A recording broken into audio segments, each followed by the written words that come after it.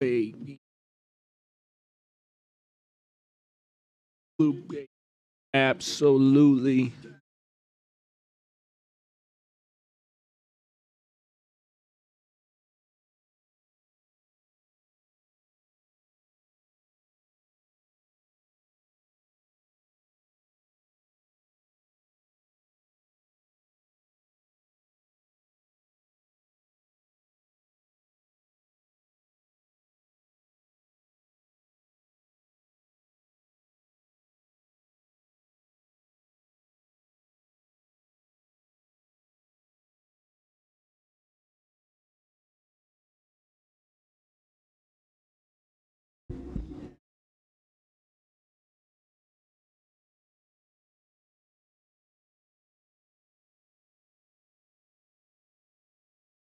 Black quarterback. Black quarterback.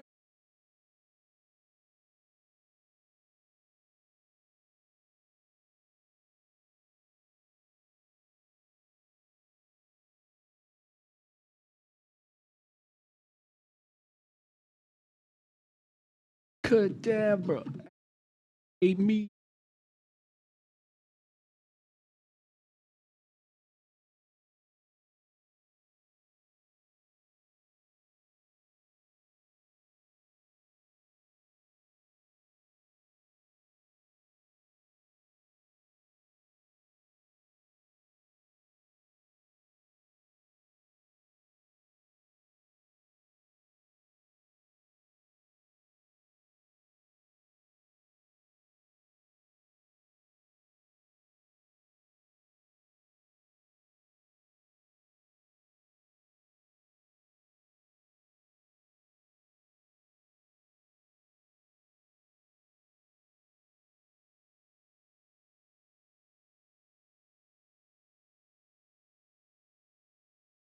Dude, I know people love their early stuff, but this is my favorite. This is my favorite album of Death Grips for sure.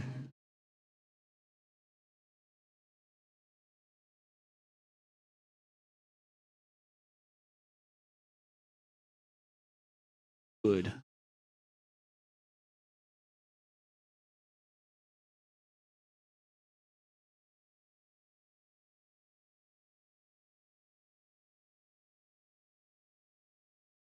People need to get picked up.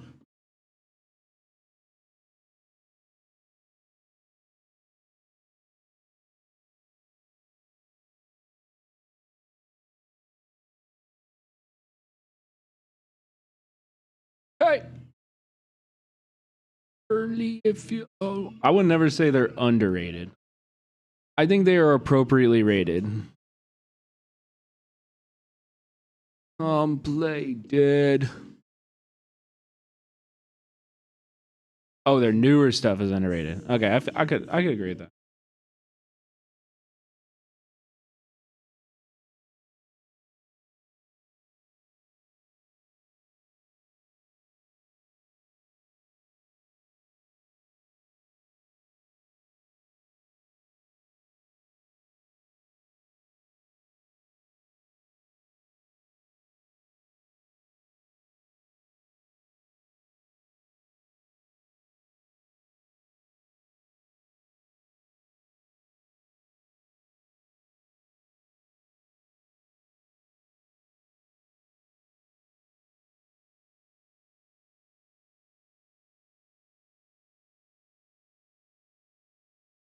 People would.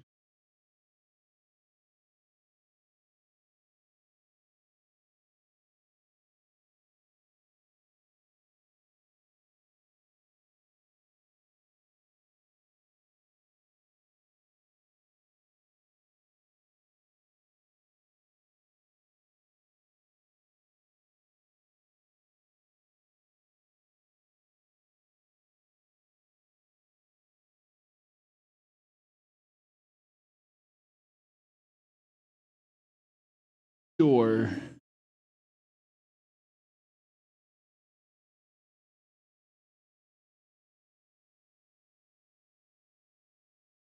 What's going on, chat?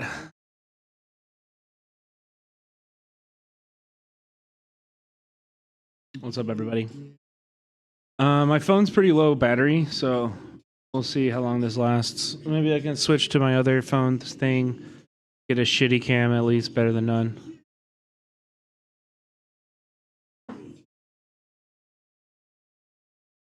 Come play dead. Dude, I saw Death Grips live one time, and there's a guy who's wearing a shirt.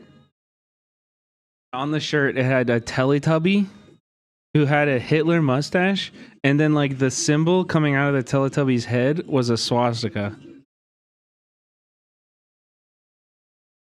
And every time he got anywhere close to the circle, I targeted the fuck out of that guy.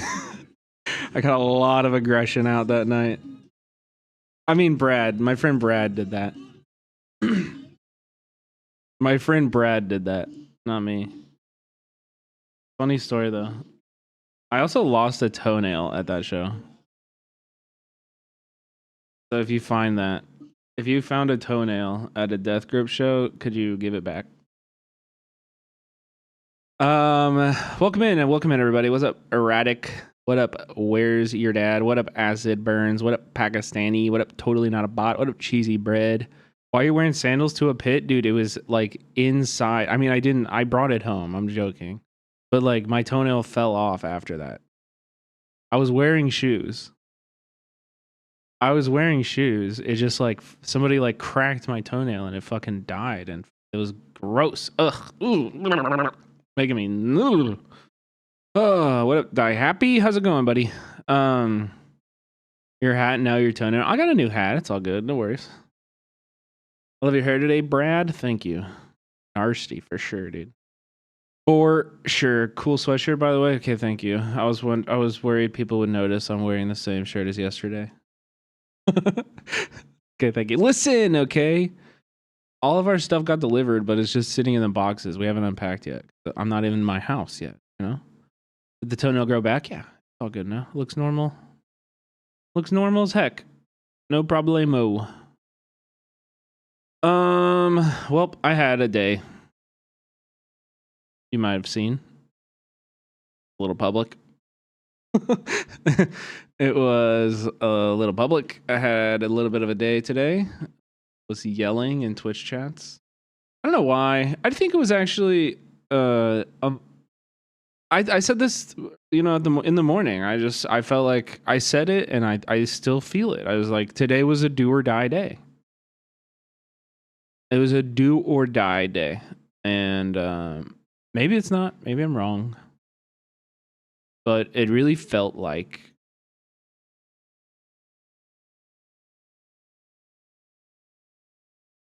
if it was going to happen, it would have happened today. And it didn't happen. And so we got to adjust. It doesn't mean we're cooked. It doesn't mean, honestly, nothing. We're in the exact same situation we were yesterday. I just think we have better knowledge today. We're in a better place because now, hopefully, we can fully understand. Any tiny little ember of hope I had for there to be leftist leadership in this country that would lead us into a better tomorrow, it got stamped out and pissed on. But that's okay, because that's not where all of my hope is at. My hope is in us. My hope is in, you know, we just got to move on. I feel the same way. And I'm angry as fuck about it. I'm angry as fuck. And I know a lot of people aren't there yet. I hope we get people in the chat that want to defend what happened today. I really hope we do. And for the record, I'll say this many times tonight, so strap in. And we got other stuff we're going to cover too. We're not just going to talk about AOC and Hassan and Bernie. But we will talk about it. Oh yeah, for anybody who's just like, what the fuck is he talking about? Why is he being so cryptic? I'm not trying to be. I was just assuming we were all under the same knowledge, which is bad streamer of me to do. So here, let me give the backstory. So basically, Hasanabi, a streamer on this platform, you may have heard of him. He was in Las Vegas today, and did a interview with AOC and Bernie on his stream, and then watched the AOC and Bernie rally live in Las Vegas. And I think for us, I think for a lot of people, it just felt like we were, gonna get some good answer. I feel like, I was out genuinely kind of impressed on behalf of Bernie and AOC, because they're like, they're giving explicitly leftist, anti-capitalist press the chance to ask them questions. Like, they know the kinds of questions that Hassan is going to ask. They know it's not the typical stuff that they do get asked. I thought that was like a good sign, maybe. And then earlier in the day, a New York Times article came out. I don't know if you guys, let me see, did I bookmark it? There's a New York Times article that came out that was about Bernie, and Bernie saying, stuff about how we should run independent.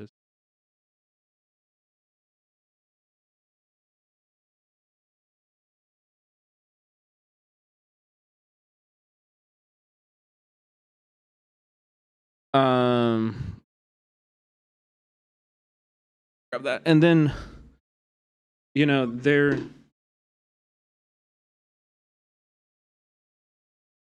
good. Smells good. Forget you saw that.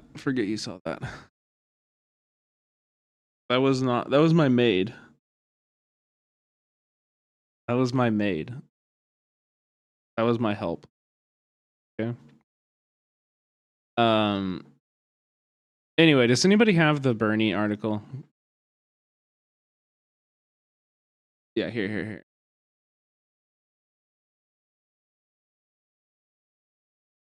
So this came out. This also might be. Oh no! Look at that. It's perfect. Bernie Sanders has an idea for the left. Don't run as Democrats. So this article came out today, and I was like, oh wow, okay, whoa. That's very interesting. Anyway, we should not get into this yet. We should wait. Until the Hasanabi heads come in fully. Let's put a pin in this. We'll come back to it. It's going to be a much longer conversation. I really want to talk about it, but let's just put a pin on it for now. I don't want to blow my load too early. But anyway, let's watch some of the other stuff I got planned for us. Do you think the short interviews were strategic? We'll never know. I mean, the truth is they didn't give it a priority. I mean, that's the truth. They just didn't really give a fuck. If they wanted to come early, they would have. Like that's obvious. Anyway, let's check out what's going on in Serbia. We got Belgrade mass protests happening in Serbia. I don't really know shit about it, so I did want to learn a little bit tonight. Let's all dive in. Pardon my ignorance. Hopefully we can learn it together. More than 100,000 people in the Serbian capital, Belgrade, have turned out for what's expected to be the country's biggest ever anti-government protest. Okay, genuine question. Do you think starting a new party would take a fuck ton of time that we can't afford right now? What do you mean we can't? What does that mean? We can't afford not to take the time. We can't afford not to do this. We need everybody, all hands on deck. We do not need, what we can't afford? What we can't afford is a fucking two politicians who are supposed to be the leadership of the left going on stage and saying the exact same fucking speeches that we've heard for the last 9 years, coming from the same people and funneling the righteous rage that people are feeling right now into the Democratic Party. That's what we can't fucking afford. Yeah, that's what we can't afford, if we're being honest. Of course it's going to take a long time and it's going to be hard, but we should have started it we should have started it 5 years ago, 10 years ago. There's no time like now. It's better now than never, dude. If I don't know, dude, this shit's driving me insane. It's driving me insane. Everybody is acting like we're not fucking in the moment, and the moment is past, bro. The moment's past, is gone. Now is better than never, and we're just floundering. Like, there is no solution other than, like, yeah, building a working class party, building working class power, having a revolution. And if you don't want to fucking do it through the approved paths of getting elected, we got to figure out what else we do. Or I don't know, fucking run as independent. Support good candidates in your local races. Do it. But I think without us being able to, like, unite under one flag, we are way less fucking powerful. We are way less powerful. And I think we do genuinely need, like, we need all of the left to actually get to the fuck together. And of course, some people are not going to come. Of course. You know, like, damn, for sure, there's going to be a lot of people on the left. The discourse is going to be had, you know? Like, people are, if this happened, Twitter would go fucking insane, dude.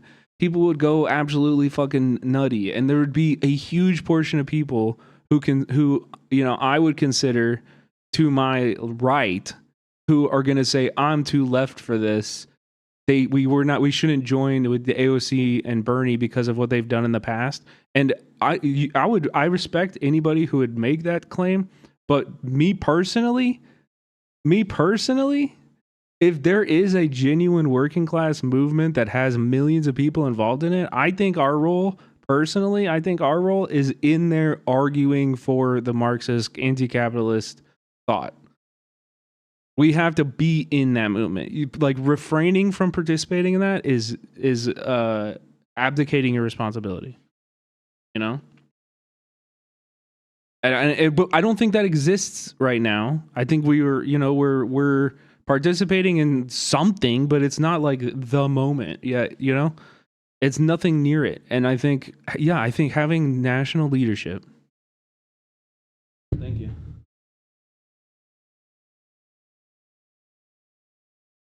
Having national leadership come forward and, like, you know, actually say the Democratic Party is dead and they are going to fight us and they're going to choose fascism over our politics every time, because it's the truth. The Democrats will facilitate fascism. They'll fucking sing God Bless America as we are marched to the camps. Okay? These people are our enemies. And the truth is, people who align with them over us are also our enemies. And that includes Bernie and AOC in this particular moment. And the second that they actually demonstrate bravery and make the bold actions that we need, I'm with them. I'm there. I'm under that flag, and I'm fighting for my perspective to be adopted by everybody else. You know what I mean? Like, I can be a Democratic centralist and adhere to a party line, even if I disagree with some parts of it. I can do that, but I'm done trying to do that with the Democratic Party. And I think everybody should be. Like, we should recognize that they are against us. They are not anywhere. They're not even close to being, like, they are against us. They are explicitly against us.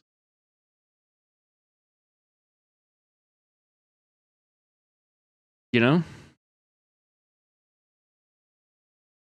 And so, yeah, no, you know what? Right now, and this isn't an anarchist take, it's the furthest from it, dude. It's the furthest from it. It's so fucking stupid. I don't know. We're going to have this conversation all night long, I fear.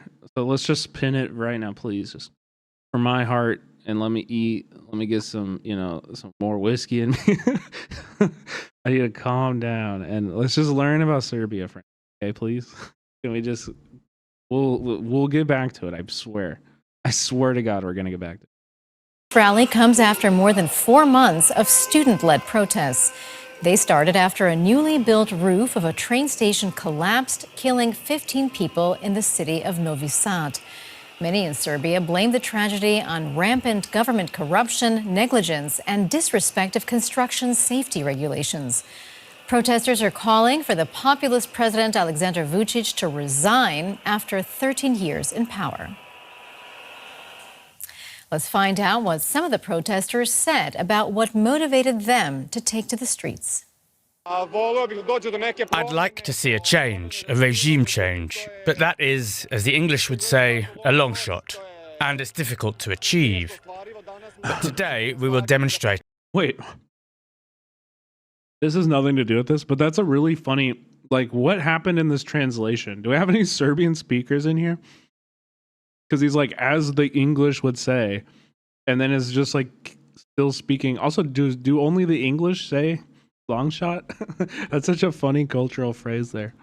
Our dissent, to show how many people will be there, to show what we're striving for a normal state, a state of law, without corruption, lying, media pressure, persecution, expulsion, unjust sentencing, and so on. We're hoping for the best. What will happen, no one knows. We've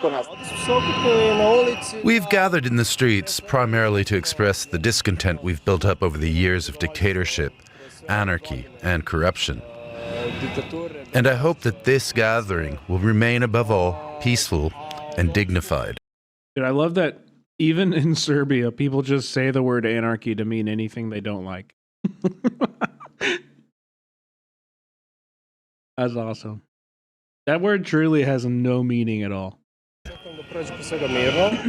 Let's bring in DW reporter Olivera Zivkovic, who is in Serbia's capital, Belgrade, and joins us with the latest. Olivera, what can you tell us about the situation at that demonstration right now? Well, Mariana, as you said, tens of thousands of people have been flooding the streets of Belgrade today. We've been seeing people since early in the morning, even if the rally started later in the afternoon. So really all people from all over Serbia, young and old, entire families came to Belgrade today to protest against the government corruption. And it really feels like everyone is here. We're seeing tractors, farmers with tractors, bikers, family, professors, artists, everyone is here, and they have been protesting peacefully so far. Also, that's such beautiful coverage. Like, I love that. Just being like, everyone is here. I'm seeing people from all walks of life, farmers, artists. Like, I love that. That's great. Minor incidents this morning. A couple of people have been arrested, but there really have not been any major incidents so far. So people are it's a very celebratory atmosphere. People are cheering and hugging and singing. And as I said, there are no major incidents so far. Well, even as you describe it as a celebratory atmosphere, we do know that these demonstrations have been growing. They've been student-led these past 4 months. And now, as you've told us, whole families are taking part. And there's growing pressure on President Vučić. How is he reacting to all of this? President's rhetoric has been very inflammatory in the past couple of weeks. He has been warning of violent clashes between basically his supporters and students and other people who are supporting students here in Belgrade. He has warned that all of those who try to enter government buildings, especially the National Parliament, which is right here in front of us, will be arrested. Students have distanced themselves from any violent incidents. They have not called for violent entering of government buildings and have said that anyone who tries to do so is not a part of the student and the citizen movement. Now, police has also blocked a major bridge here in Belgrade in an effort to deter protesters from coming in front of the National Parliament. And also the public transportation has been canceled today. Students and citizens who are protesting have said that it's an act of sabotage by the government in an attempt to deter people, as many people as they can, from coming here to the protest. But so far, it seems like those efforts have been largely unsuccessful. People are really, the people that we've been speaking here today definitely said that they want to see President Vučić to step down. They want major systemic changes in the country. And first and foremost, they want justice and accountability for those people who have lost their lives in the tragedy in Novi Sad. That was DW's Olivera Zivkovic from Serbia. Oh, yeah. Because this just started. This started because of like a... it was like a fire at like a... was it like a nightclub or...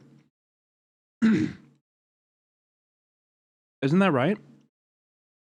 Capital Belgrade. Olivera, thank you for your reporting. We really appreciate it. DW correspondent Idro Safiri is in Serbia's capital, Belgrade, following developments on the ground there. Idro, good to see you. So what have you been seeing at this? Aura? Dude, this guy is Dostoevsky coded as fuck. Yeah, that's a really good call. Demonstration. Well, officially, the protest has came to an end. At least the students who called for it, they declared that now it's the end after 7 o'clock in the evening, after they have organized 15 minutes of silence to mourn and pay respect to those who died. 15 minutes? The canopy in the railway in Novi Sad 5 months ago. No, it was a railway station. Yeah, that collapsed. But still, people are not leaving at their homes from the streets, and they are not going away.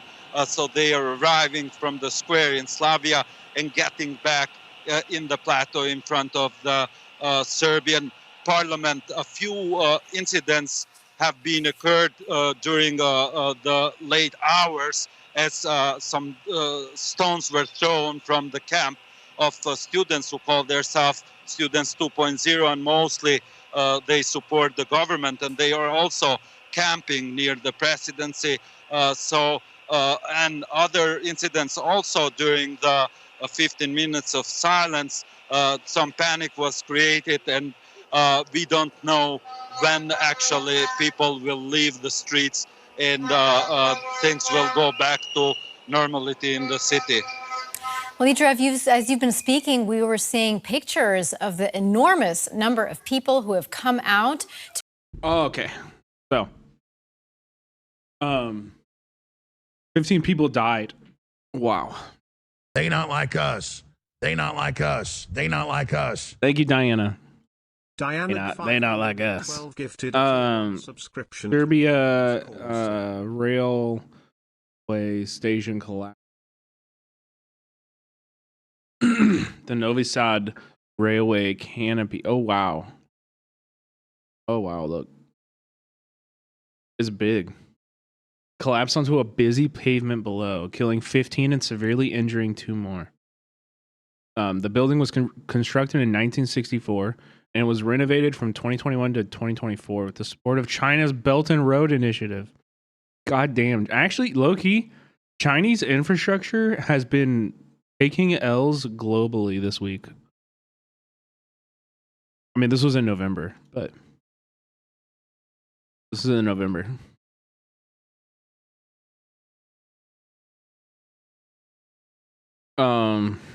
Interesting.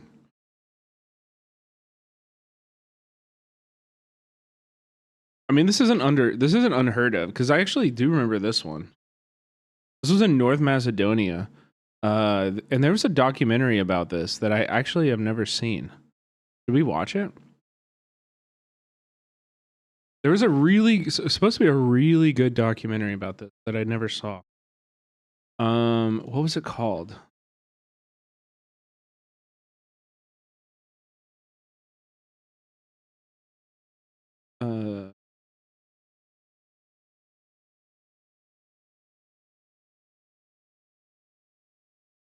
Does anybody know the fire or the documentary I'm talking about?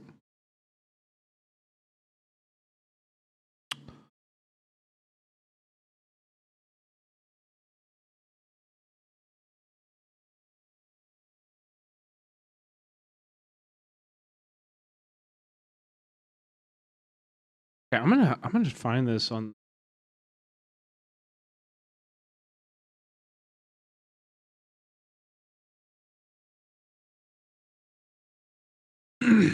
This was a few days ago. Oh shit, dude. No, there was. I remember.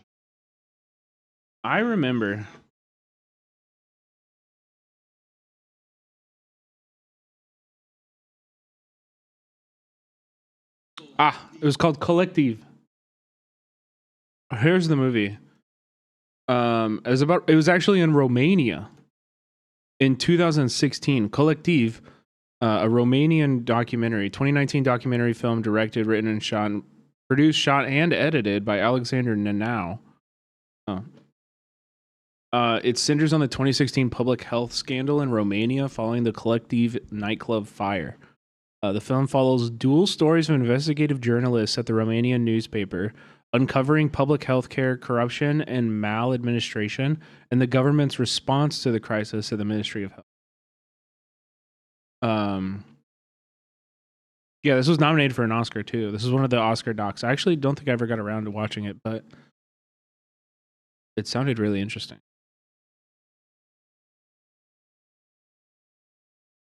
Maybe we'll check it out. In all the spots in the capital of Serbia during this all hours. But of course, the protesters and the media say if police. It is wild how like prevalent it is that there are these like massive people like dying because of infrastructure failure. You know, says that it has to be much more people. So President Alexander Vučić did not react. As you can see here, people also come when they see media and cameras to show their anger with the institutions in Serbia.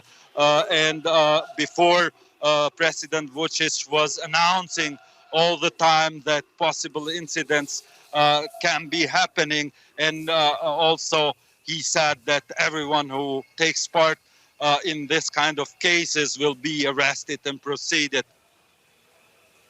That was DW's Idro Safiri in Serbia's capital, Belgrade. Idro, thanks so much for your reporting. Thank you. Okay, let's also check out. I wanted to check in again with Democracy Now! They had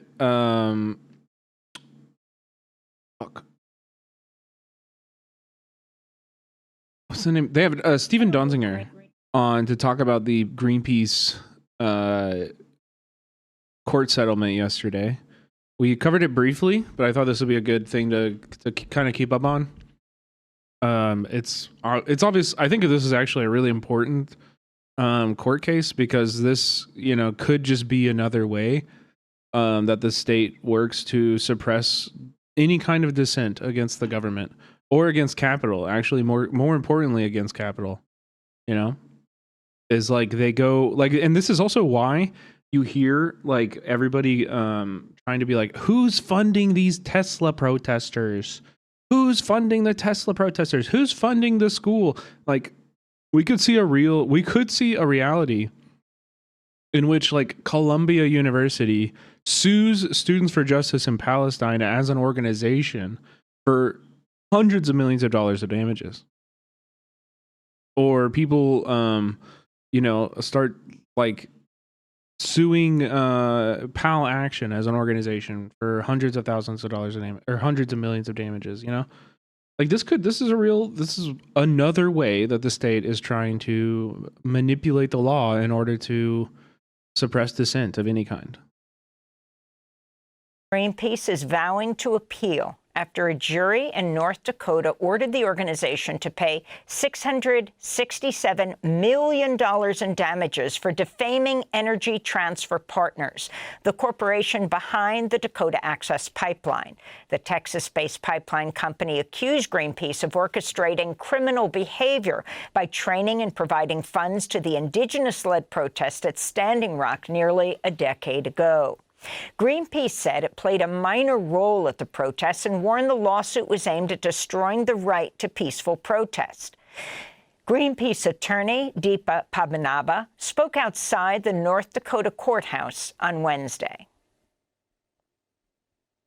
What we saw these last 3 weeks was Energy Transfer's blatant disregard for the voices of the Standing Rock Sioux tribe.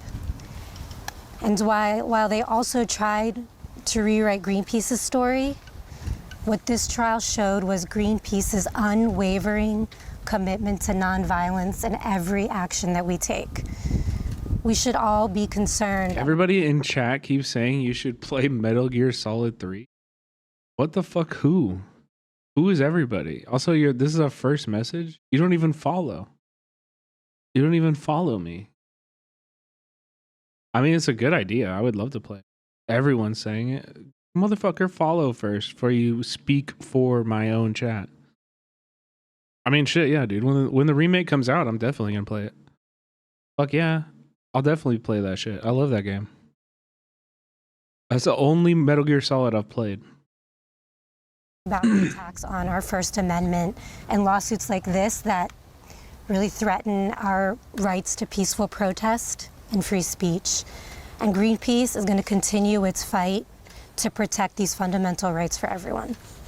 The Indigenous water protector Candy Mossett-White, who took part in the Standing Rock protests, also spoke outside the courthouse in Mandan. My name is Candy Mossett-White. Dude, I love that. That's such a cool way to use Twitch. To just, there is a function you could probably go watch somebody play Metal Gear Solid 3. But instead he's like, no. I'm going to go into random streams and get that streamer to play the game I want. I like that. It's actually cool. I've never seen that before. Don't go to the Metal Gear Solid 3 category. Be the Metal Gear Solid 3 category. I fuck with that. I'm born and raised in North Dakota. I'm originally from Newtown. I live in Bismarck. I'm Mandan, Hidatsa, Rikara, all along the lands down south. That is our historic lands that were destroyed. And this company got money for defamation, for Greenpeace or for other people's allegedly saying that they destroyed sacred sites. They did. I was there. They got the letter from the Tribal Historic Preservation Officer on Friday, September 2nd. And on September 3rd, their company moved all of their bulldozers up 2 weeks ahead of schedule and razed the entire area. There was burial grounds out there. And they're calling that defamation. It's true. That's what happened. I just don't understand how they can get away with it other than North Dakota is a huge fossil fuel state. I know that. I'm from here, I was born and raised here. Energy Transfer Partners attorney Trey Cox praised the jury's decision and accused Greenpeace of running a propaganda machine. Greenpeace paid. Is that illegal? And trained individuals to unlawfully disrupt the construction of the Dakota Access Pipeline. Greenpeace maliciously misrepresented. Dude, he's like, Greenpeace paid protesters. Now, us, on the other hand, everybody you see here, we're doing it out of the goodness of our hearts. We're doing it because we really believe in Energy Transfer's mission.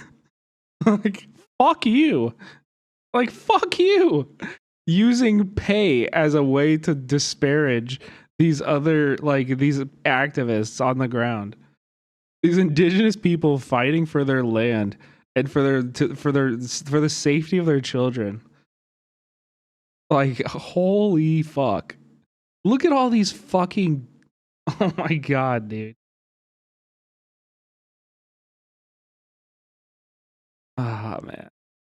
Represented events. Look at them. I just can't, bro. All of them. Look at them. Just evil incarnate. Like, within this community in an unrelenting attempt to stop, by any means possible, the construction of a pipeline that had already obtained all of the necessary legal approvals.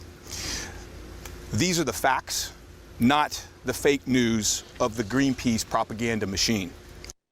We're joined right now by Steve Donziger, who was part of the independent trial monitoring team that's been observing the Greenpeace trial in Dakota.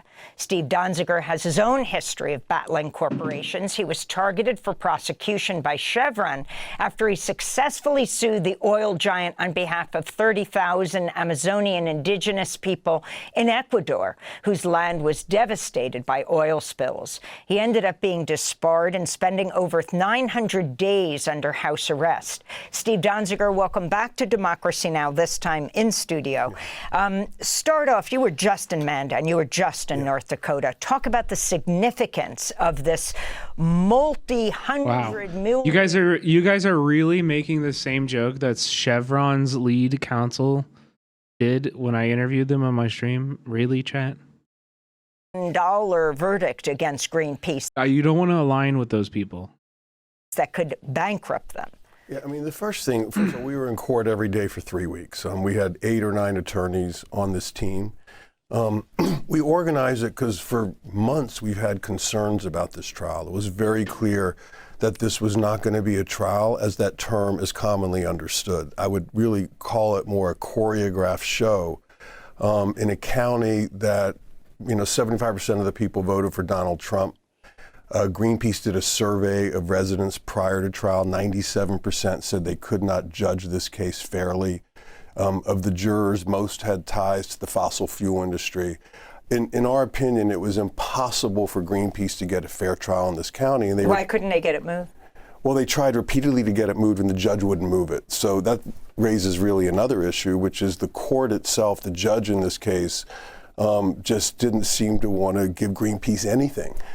He repeatedly ruled against Greenpeace. The proceedings at the request of the company were held pretty much in secret.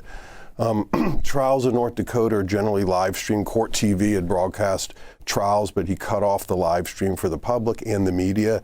It was very hard to get. The only way you could cover the trial was to actually be physically in court in this very isolated courthouse. So there was an effort, I think, really to shroud the trial in secrecy. Thousands of documents were sealed. So, I don't think Greenpeace, just watching this as someone who's actually been through this, I don't think they stood a chance. What's interesting is, in sort of the larger issue, as Deepa pointed out, is this really is an attack on the First Amendment. I mean, Greenpeace really, in essence, was a stand-in, in my opinion, for the Standing Rock Sioux, for the climate movement, for the right to protest. And I think this company, and it's really been driven largely by CEO Kelsey Warren, who is a huge Trump supporter. I mean, what it does is it stands to threaten the concept of an activist NGO, right? Like if an NGO were to get involved in any kind of public advocacy that would result in protest, if you're a justice NGO that mobilizes people, if you work with immigrants and you're trying to mobilize protests or signing your name onto a protest, whatever happens at that protest, you could be held financially responsible for. And any damages or, defamation that is made at the protest or as a result of the protest, you would be held responsible for.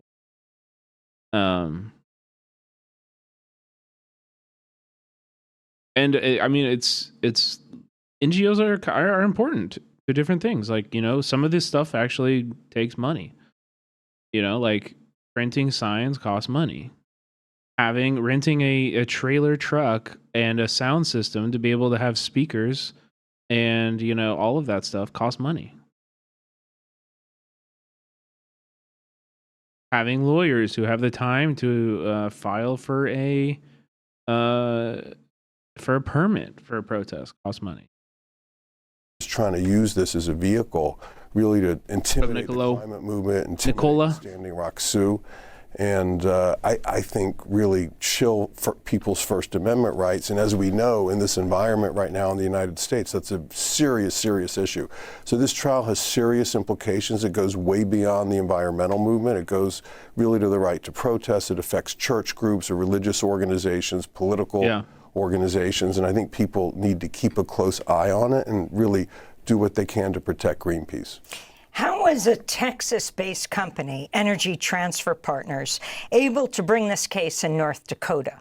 Well, the reason they brought it in North Dakota is because the protest took place in North Dakota. So this pipeline runs from North Dakota down to Illinois. It's about 1,200 miles. And there were protests all along the way, but the most intense protest took place just south of Morton County, or in Morton County, where the trial was held. And they brought it there for the obvious reason to me that they felt like it was the most hospitable venue they could find. And, again, it really was not a trial as is commonly understood. They felt like they could get people on that jury who were completely sympathetic to the fossil fuel industry, and that's exactly what happened. So explain what a SLAPP lawsuit is, and as you talk about this being much more significant than this particular case. So a SLAPP lawsuit, and that's what I believe this is a lawsuit that's brought by a corporation or the government to silence people, someone who is speaking out, someone who's taking on the abuse of the corporation. And it's really designed not to resolve a legitimate legal claim. It's designed to really harass and impose extremely burdensome litigation on someone who cannot afford it, so they shut up and stop talking. And I think this is a classic slap lawsuit. I mean, the difference is Greenpeace has resources to defend it, and I thought their lawyers did a very, very good job under almost impossible circumstances. But it really is not a legitimate They not like us. Yo, Mao Zedong. Thank you for the gifted sub. Appreciate that. Lawsuit. It's a lawsuit that violates the First Amendment to the Constitution because it's designed to silence people's legitimate constitutionally protected right to speak out. And that's what happened to me too with Chevron. And what's interesting for me personally, Amy, is that the same law firm that Chevron deployed against me that led to almost 3 years of detention in a criminal contempt of court case where I never got a jury because of my work on behalf of the Ecuadorian communities, that same law firm, Gibson, Dunn and Crutcher, was hired by Energy Transfer to go after Greenpeace with the same legal theories. And as we sat and it's the same law firm?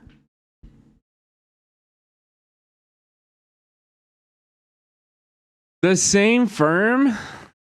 I bet that I cannot, dude. I swear to God, I need to get a bleeper real fast. I need to figure out some way.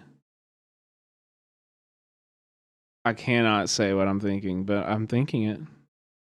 You can't stop me from thinking. In court, I mean, it just felt like the false narrative all over again. I mean, no, not same firm on both sides. It's the same firm that Chevron hired to go after Stephen Donziger for his, for his activism and like his representing Ecuadorians who were like a result of like decades of illegal dumping that Chevron did in their rainforest. For reporting on that and trying to bring justice to the Ecuadorians from Chevron, Stephen Donziger has been under house arrest and he's been debarred.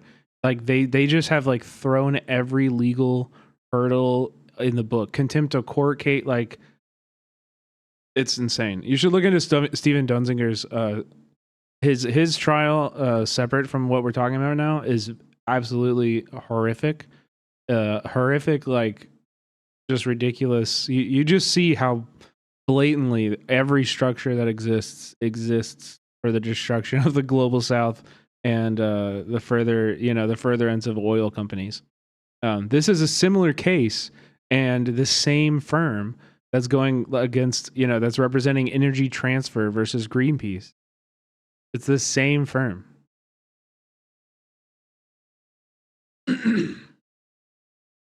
I'm just saying. Basically up. I can't say. I want to say, but I'm just saying. Down was up, and the judge sort of made evidentiary decisions that let the company really put in a false narrative that, for example, the protesters were violent when everybody who was down there knows it was the law enforcement agencies and the private security companies. What up, Imran? Today makes it 22 years since the United States invaded Iraq. By Energy Transfer that were really committing violence against the protesters. So there was a lot of false narrative in the courtroom, and the jury being, I think, predisposed to believe the company, they bought it. Could this shutter Greenpeace? I don't think so. I think this is an important point. We need to take a deep breath here. Greenpeace has a right to appeal. I think the due process violations in this trial were so serious. I think Greenpeace's chances on appeal. Well, what the fuck is Kyle Kalinske talking about? Will Trump declare martial law on 420? What? Why 420? Are very, very good. I do not think this is going to shutter Greenpeace. What I would say is to people out there who care about these issues, the climate movement, indigenous rights, and the right to protest, rally behind. Just because it's Hitler's birthday? What? Just to celebrate the day? very important that the courts in North Dakota understand this is being watched all over the world and that it has implications for our entire country. I think Greenpeace is going to win the appeal, and my hope is they'll come out much stronger because of this experience. Even though it's painful right now, in the long run, they will come out stronger because of the experience and get even more support. Well, Steve Donziger, I want to thank you for being with us, human rights and environmental defender who monitored the Greenpeace trial in North Dakota. Blasian, I saw this. When you see it, type 1 when you see it, chat. What's wrong with this picture? Type 1 when you see it.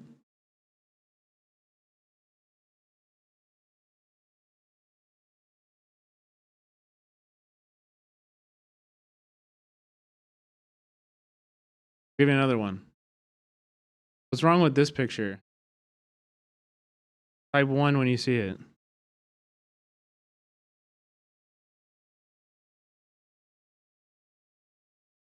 What's wrong with this picture?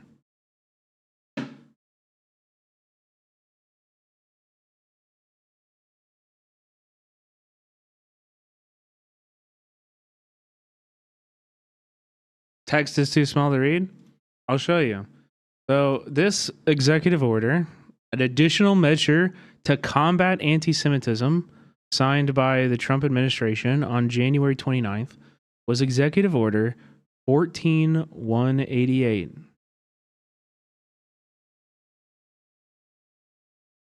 This LAPD badge description graphic put out by the city of Los Angeles, they just happened to use 14188. The same number. Right here, you can read them right here. Now let's look, what does 1488 mean, right? Surely that has to be a coincidence, right? 1488 as a common white supremacist code. 14 stands for the 14 words slogan coined by David Lane, who is serving a 190-year sentence for his part in the assassination of a Jewish talk show host. We must secure the existence of our people in the future for white children, other 14 words. 88 means Hail Hitler, as H is the 8th letter of the alphabet. So, we look back here. Do you think this was an accident? Think this was a coincidence? No, the one that just exists to separate the two things. Now, these executive orders are actually done sequentially.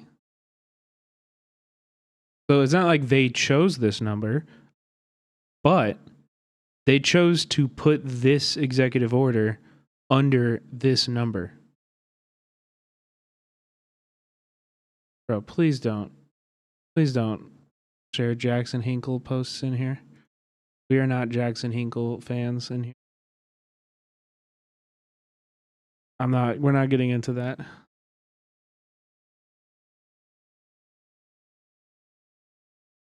Yeah, this is the world we're in.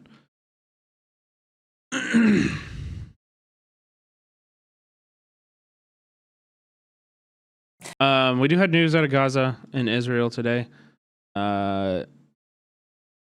Israel was air sirens across the country. In Israel, flights disrupted. Oh my God.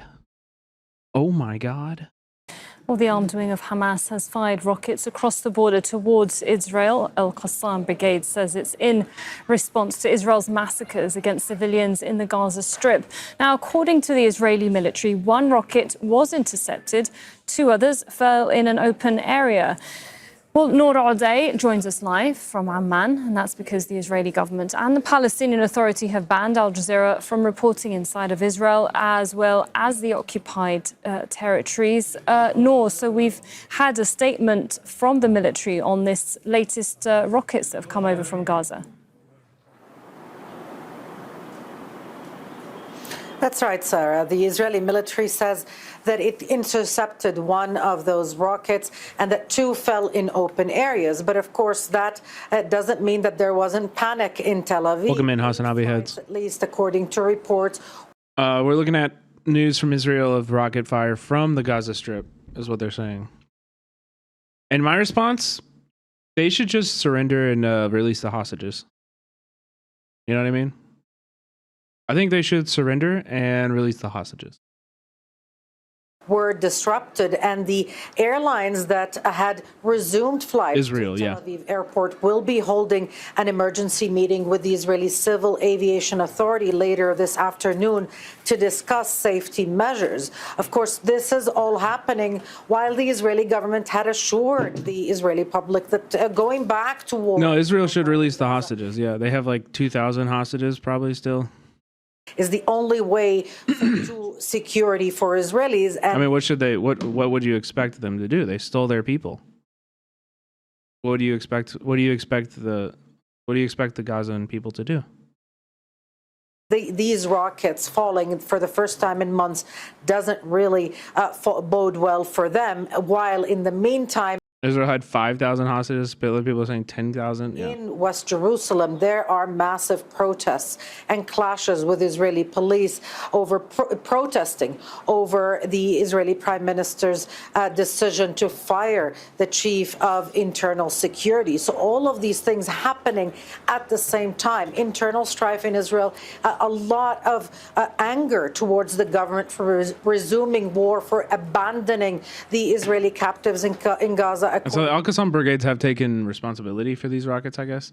Bombard the city of Tel Aviv with a barrage of rockets in response to the Zionist massacres of children against civilians and of children, women.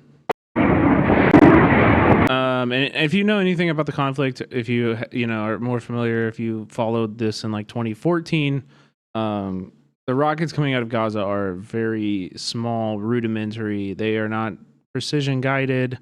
They just kind of like launch them over.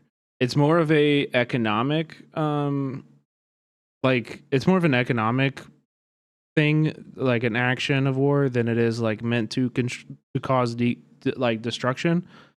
It's more like war of attrition, right? Because they like send these over, and it costs them like very little to make these rockets and fire them, but it costs a fuckload for the U.S. and Israel to shoot them out of the sky with Iron Dome shit. So that's like generally what they do. I think these are, I don't know.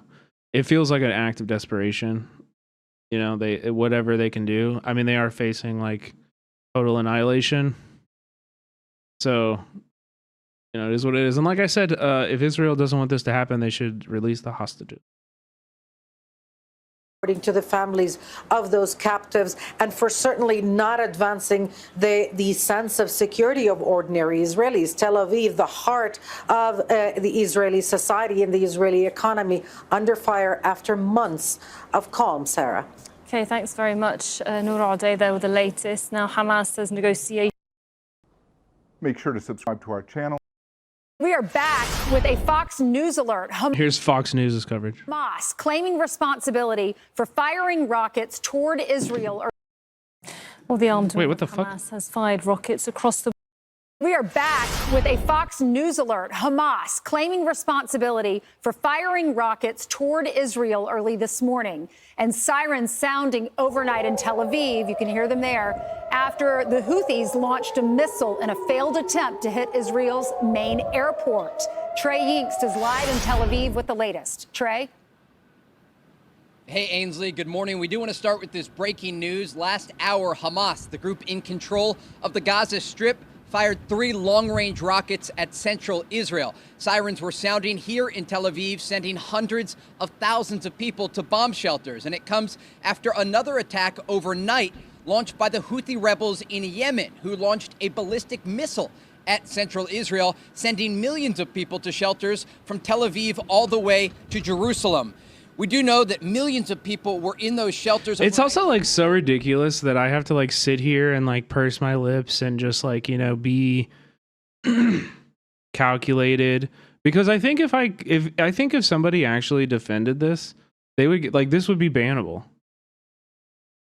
I think if you did this, despite the fact that we have like, a dozen creators on this platform who have defended the genocide in Gaza from the beginning, who have sat there and defended hospitals and schools and like every fucking building inside of Gaza, you know, like that they can do that, but I think I have to sit here and be fucking quiet and shut my mouth. And it's not even just Twitch, dude. It's not even just Twitch. It's like the people are getting fucking deported for even the appearance of supporting a terrorist group. Who's to say, I don't want fucking somebody to be like, oh, well, this me streaming. My streaming counts as a material support or some shit. Like, so we shut the fuck up. We just watch this and we think. 4 a.m. as the Israeli military said the incoming missile was successfully intercepted. The Houthi attacks come as Israel continues to hammer the Gaza Strip with airstrikes. Dozens of people were killed overnight as hospitals struggled to keep up with the flow of incoming casualties. Yeah, of course, Space Monkey. Oh, people, have mercy on us. Have mercy on us. Where are all the countries abroad? Where are all the countries abroad to intervene? Where are they? I'm surprised they're even showing this. All my family is gone. My niece on Fox News. Enough. They're all gone. Wednesday, Israel announced ground forces were re-entering Gaza to recapture parts of the strategic Netzarim corridor, in addition to certain areas in central and southern Gaza. Demonstrations here in Israel continue against the government as thousands call for a return to Thick, you are correct. You should be masking up at protests. You should be. And for people who don't, like, more power to you. I think you should fight for your ability to protest with your face out. I mean, listen, look at me. I'm like, I broadcast my fucking face and the words that I'm saying and the things that I advocate on the internet. Like, I'm the stupidest motherfucker in the world to be living through a fascist moment right now. Like, this is the worst position you could find yourself in. Look at my screen name, dude. Like, I'm fucked. But we're past that for me. If you're not past that, you should definitely protect your identity. Protect your identity. And also, yeah, COVID is very much still a mass disabling event. It's good to wear a mask anyway. You gotta be like Ugopnik, it's way past that. Listen, it's way past that. They'll be pulling up my Facebook page from 2014. Okay? It's you guys are, you know what I mean? We're talking 10, 12 years ago. Yeah, the long logs, right? Like, yeah. Fire to protect the remaining hostages in Hamas. And don't worry about me. I'm going to be fine. Don't worry about me. Yeah, I'm still white at the end of the day. I'm still white at the end of the day.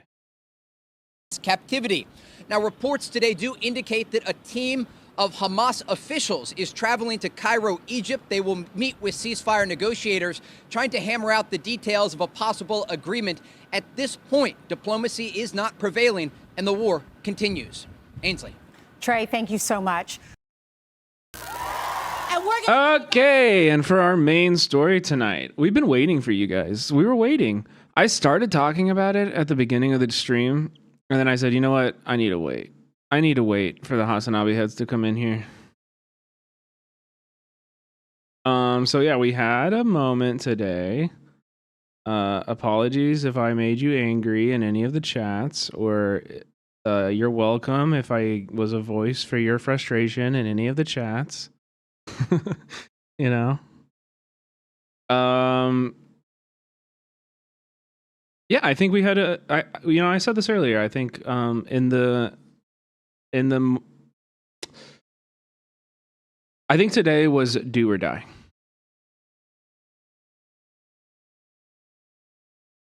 I think today was a do or die moment. I think today Acid Burns, thank you for the 10 gifted subs. Today was a day for who? For the leadership of the left. It was a shit or get off the pot moment. You're 100% right. You are 100% right. You are 100% right. I think today was do or die. Disrespectful Hairline, thank you for the gifted sub too. We had a moment today, and I was hopeful. At the beginning of the day, I was actually a little bit hopeful. And I always tell you I wasn't doing as I say. I always tell you not to look for hope from Democratic, politicians, to not look upwards for hope at all. But as I've said on this stream many times before, I do think we are in a moment, especially with regards to the Democratic Party and any kind of like electoral national, leftist movement, where we need leadership. We need people like AOC and Bernie. We specifically need these two people to make a clean break and really, really set a playing field that establishes the Democratic Party as a capitalist party that is not in the interest of the working people.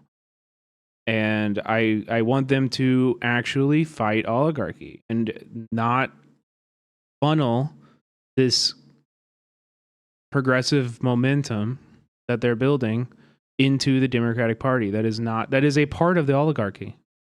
If you want to call it the oligarchy, I actually have beef with them even saying oligarchy, because it's not. I mean, it is, but it's like, it's just capitalism. Call it what it is. This is not like we're saying oligarchy so that we don't say capitalism. These are capital. This is just capitalism. Okay? And so, like, fine. Let's say oligarchy if you think it pulls better, whatever. This is not my biggest gripe, whatever. But I think it just kind of communicates a deeper thing, right? And so this morning, we had what you guys told me last night that Hassan was going to be interviewing AOC and Bernie on stream. I said last night, wow, that's really interesting. This is a great moment. I hope he asks about a clean break. I hope I hope we get answers and we can get more insight into where they are and what their thinking is about the Democratic Party. Why the fuck do these people continue trying to work within a party that actively works against them? That is not they aren't tolerating Bernie and AOC. They are actively hindering them. You understand me? This is not a critique of Hassan. I honestly thought Hassan did a great job in the interview. I have almost no critiques of Hassan's role in this. I thought he did a good job. He asked great questions. He was only given fucking like 2. And the questions he did ask were heavy hitters. And they, it was their answers that pissed me the fuck off. Okay?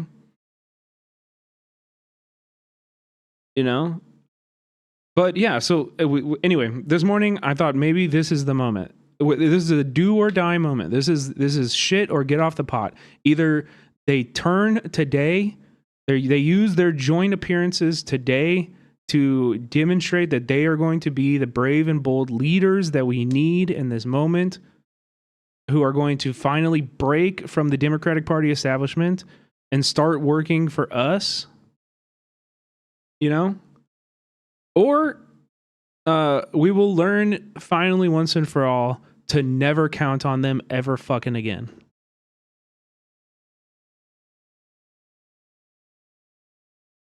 Because where I'm at, we are not in the time for cowardice. Fascism is here now. People are getting disappeared. And if AOC is too cowardly to understand the moment that we're in, like, I don't know what to tell you. Like, they were trying to fucking murder you on January 6th. If you don't stand up for Mahmoud now, who the fuck, like, it's just like, yeah, okay, AOC, yeah, just bide your time. Let's be really nice, like, let's just play it safe. I'm sure that there's going to be a lot of people to defend you when the black bag comes for you. I'm sure that when they black bag you, all of the liberals and the moderates that you're playing to right now are going to get out into the streets and defend you. I'm sure about it. Yeah. Good luck with that plan. Good luck with that plan.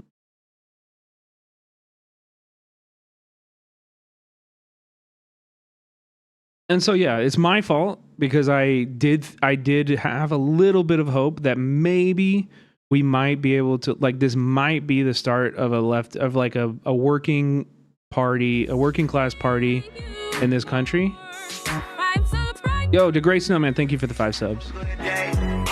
I thought maybe them going and being on Hassan's stream was a sign that they're open to more leftist critiques of their actions, that they are ready to answer hard questions about the future of our movement. You know, I felt like everything was kind of like pointing towards it, right? We also got this we got this article in the New York Times today. Bernie Sanders has an idea for the left: don't run as Democrats. You know, it felt like I saw this in the morning. I said, whoa, maybe today's the day. Maybe today's the day that we finally start building the future, you know? Maybe. And of course, I was disappointed, as you will be every time if you ever put your fucking hope in these people.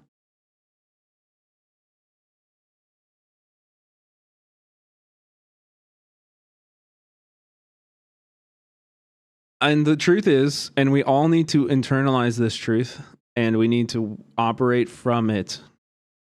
We need to figure out what it means and how we move forward. The truth is that these people are never going to come to save us.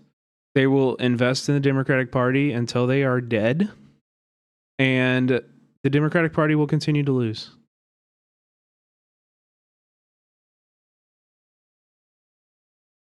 And that there's no way out through electoral politics. Nobody's coming to save you. It's not going to get better. For electoral politics, until this break happens, there is no hope in the electoralism. And this is not me being doomer. This is just a sober reality that you need to understand. The Democrats are dead. The Democrats are dead as a party on the national scale. And if we don't build what replaces them now, we are going to be stuck with fascism for the foreseeable future.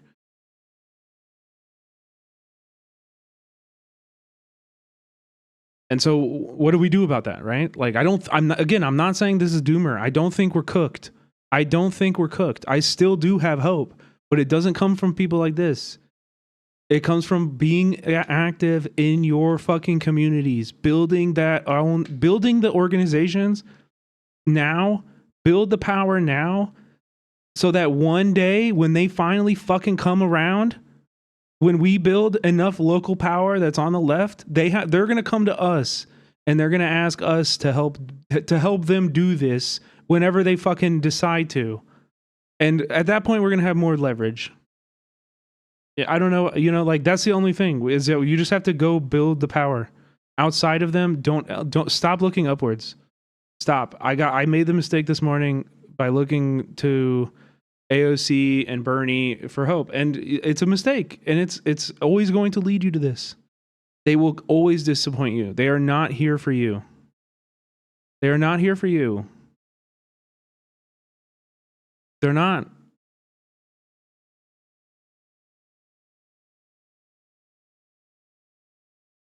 I've heard about politics. Like, I don't understand why this random rally was make or break, because he's been doing it consistently.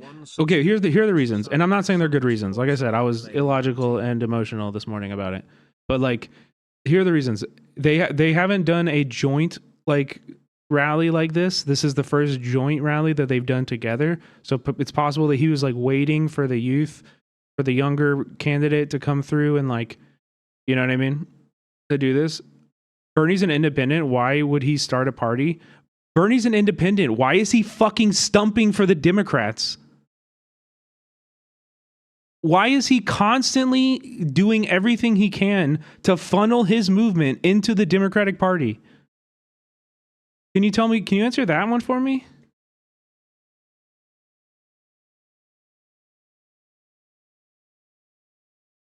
Like, yeah, it's a big platform. They invited Hassan out. Like, I don't know. I just feel like there's a lot of things. And also this New York Times article too. Like, the New York Times article was like, oh, okay, maybe like, you know, maybe there is some truth to this. Maybe it's happening, you know? I mean, if you actually read this article, it's kind of a whole nothing burger. Because again, he is not in this article saying we should build a new party. He is saying we should run as independents, which is like it's ridiculous. That's not a political strategy. Telling people to run as independents is basically saying good luck. Like, I know the Democratic Party sucks. Good luck with that. I'm going to stay over here and benefit from that, and good luck to that for you. Yeah, like, what the fuck is that answer? That is not anything, dude. That's not leadership. That's not leadership.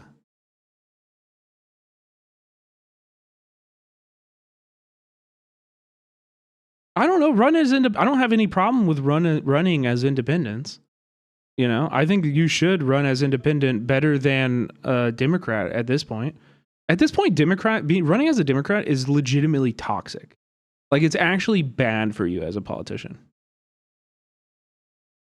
You know, like, there is no benefit. There used to be, especially in cities, and maybe it still exists in places like LA and New York. You know, it might still be good in places like that, but everywhere else, like, if you run as a Democrat, people are going to vote against you just because of the D. And this is what these people don't understand, is that when you give people hope and you are a leader in a political space and people invest their emotional hope in you and you let them down, those people don't just like move on. It fosters resentment. Like, it breaks people's hearts. You know, you understand me? Like, I know that I've seen it happen 100 times. Like, they work hard to get you elected with this idea that you've put in their head of what that will achieve. And then when you get into office, you turn on them and you capitulate to power. Like, that doesn't just make people like sad. Like, it like, it makes them angry. It makes them resent you. It removes them from the struggle and then turns them against you. You know, like, that's why this whole thing is just, it's so frustrating to me. Because we have heard these fucking speeches for the last 8 years from Bernie and AOC. It's the same speech. And why is it the same speech? It's because you haven't accomplished fuck all. It's because you haven't made any movement on anything that you're trying to accomplish. And why do you not reflect on your strategies? You've been working at this to try to change the Democratic Party from within for how long? And when are we allowed to analyze this strategy? When are we allowed to look back and take account for the results? Never?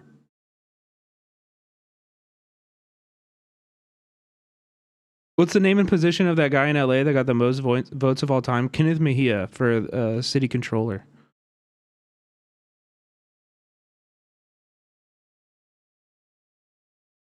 I'm just saying, like, I think maybe in 2016 and 2017, when DSA was starting to do this initiative and, like, you know, work on electoralism in this way, I think maybe then we were in a different moment and that was a good idea. We are not in that moment anymore. We are not in that moment anymore.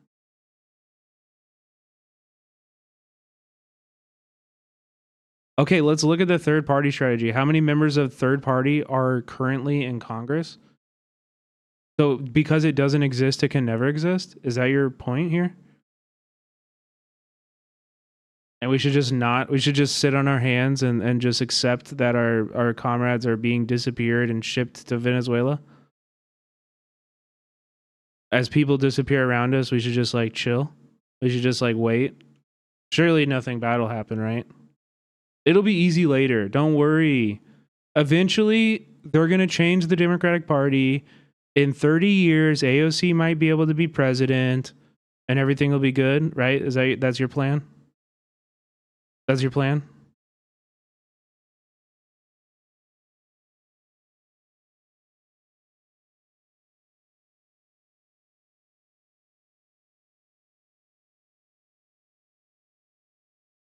You think we should just chill? I think we need a Tea Party style movement within the DNC. We need to hijack the pre-existing structures. No. We need to abandon the DNC and label them as the enemy that they are. You cannot build within a capitalist party. You cannot build anti-capitalism within a capitalist party. Also, like, this is so ridiculous because the Tea Party movement, it's actually like a misunderstanding. I'm seeing this a lot, but it's actually like a misunderstanding of what the Tea Party movement was. Because you have to understand, like, there's a fundamental difference between the Republican Party and their extremists and the Democratic Party and, like, the left. Because all Republicans are actually KKK members in the dark, right? Like, they have to moderate their real opinions and their real extremism to appeal to the working class people. They are disgusting and racist and pieces of shit in reality. The Democrats are also that. You know what I mean? Like, they fucking hate us. We have seen over and over again over the last 10 years of how long you want to go back? The Democratic Party and liberals will choose fascism over anything that even smells of socialism. Over and over again. You cannot do that within the Democratic Party. And if you really think that's an acceptable solution, I beg you to read a book. I understand maybe you just started paying attention to politics in 2020 or something like that, but, like, read a book. I was there for it, dude. I door knocked for Bernie in 2015 and 2016. I did it again in 2020. Like, they will fuck you over every time. They are not here for you. This is not a party that you can just change. It's not. You have to build your own. And now is the time. Now, more than ever in any of our lives, the Democratic Party is dead. It's dead. And they're not showing any desire to change. They are sitting there and they're saying, we are going to stay exactly the same, and next time is just gonna work. Or even worse, they're like Gavin Newsom and they're saying, no, the answer is that I need to bring all of these neo-Nazis on my podcast. And if I just become more neo-Nazi, then people will vote for me. That's what the Democrats are working on right now.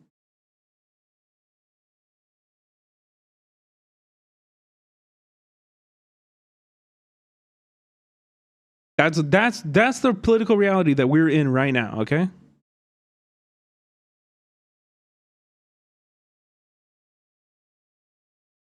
They don't have a plan. They don't have a plan. They have no path forward. They don't even want a path forward. You have to understand that. They ran on being harder on immigration.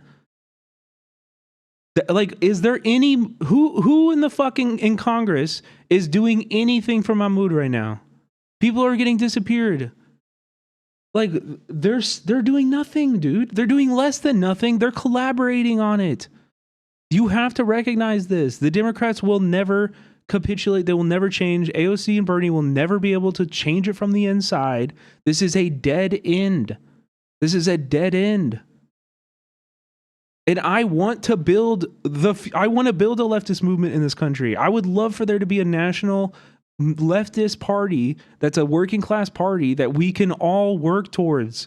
You know how great it would be if I didn't have to come on here and when I tell you guys to go organize, be like, well, yeah, here's like how you find a local organization. You know how great that would be to, like, just be able to be like, this is where we're all going. And we can all come on here every night and talk about the different aspects of this party and how we should advocate in our local group. Do you know how good that would be? How great that would be? How much better positioned you individually would be to build something bigger than us? We have no leadership, man. We have nothing. We have no leadership right now.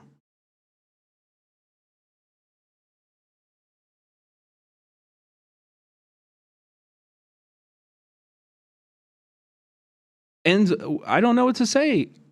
Stop looking to them for it. You know, there are leaders in our movement, but they're not them. And I don't know who it is. I don't know who is big enough. Because that's the thing, is that like they just have the platform, they have the microphones, they have the attention of the American people in a way that nobody else does. Chris Smalls doesn't got that motion. I would love for him to, you know, I wish he did. Honestly, right now it sounds like you guys are delusional. No, I am talking to 500 people here, and it's like a very good night for my viewership.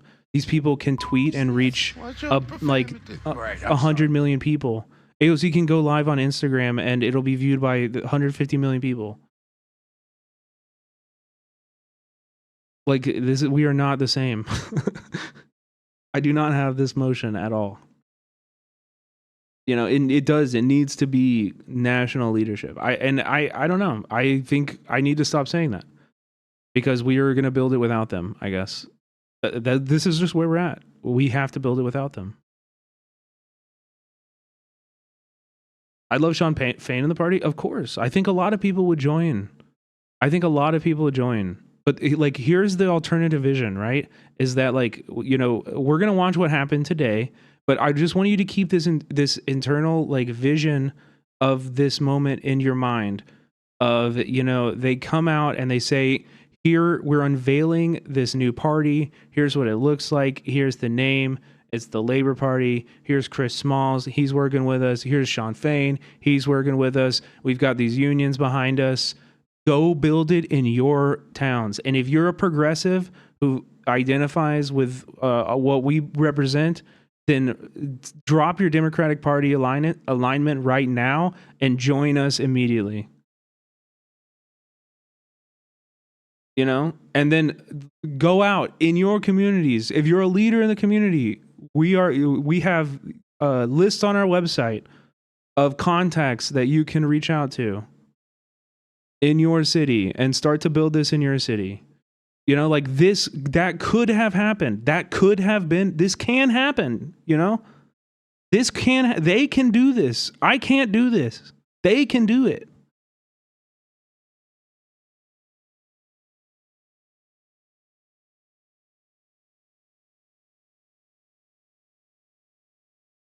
And instead, we don't have any leadership. We have no leadership on the national level. And so we have to do it ourselves. And that's okay. We will do it ourselves. You know, I'm not telling you that we're cooked. We're not doomed. We will win. Fascists are bound to fucking lose. All you fascists are going to lose, you know, like we will win. But it's just gonna, you know, it's fucking heartbreaking. It's political heartbreak that we're feeling because our leadership's abandoning us when we need them the most. When we need them the most, when we need brave, bold leadership, we are getting cowardly bullshit that funnels righteous rage back into the Democratic Party.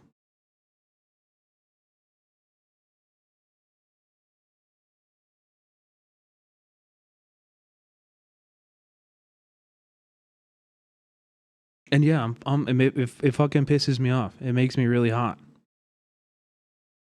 And so I was really hot all day today. And I think too many people are like, I don't know if it's just like, I don't know. I don't know what it is. I don't know if people are just like numb on the copium or if they are new to this or what, but like it fucking sucked to see everybody in Hassan's chat being like so inspired by this shit. You know? Like this today, in my opinion, I felt this was a moment of defeat This is like a massive setback and an example of why we absolutely cannot count on these people for anything. And then people were like, what do you expect? There were 41K viewers in Assange chat, but it wasn't even just the viewers, dude. I had mods tagging me being like, if you're upset about today, then just log off. It's like, what the fuck do you think happened today? Like, what do you think happened today? It wasn't just mods at all. It wasn't. Or I mean, it wasn't just like random chatters at all. I don't know. It was just anyway, I'm gonna be right back. I need to make another drink.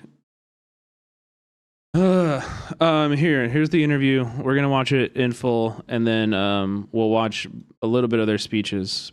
Because I honestly didn't even really listen to their fucking speeches because I was too busy typing in all caps, if I'm being honest.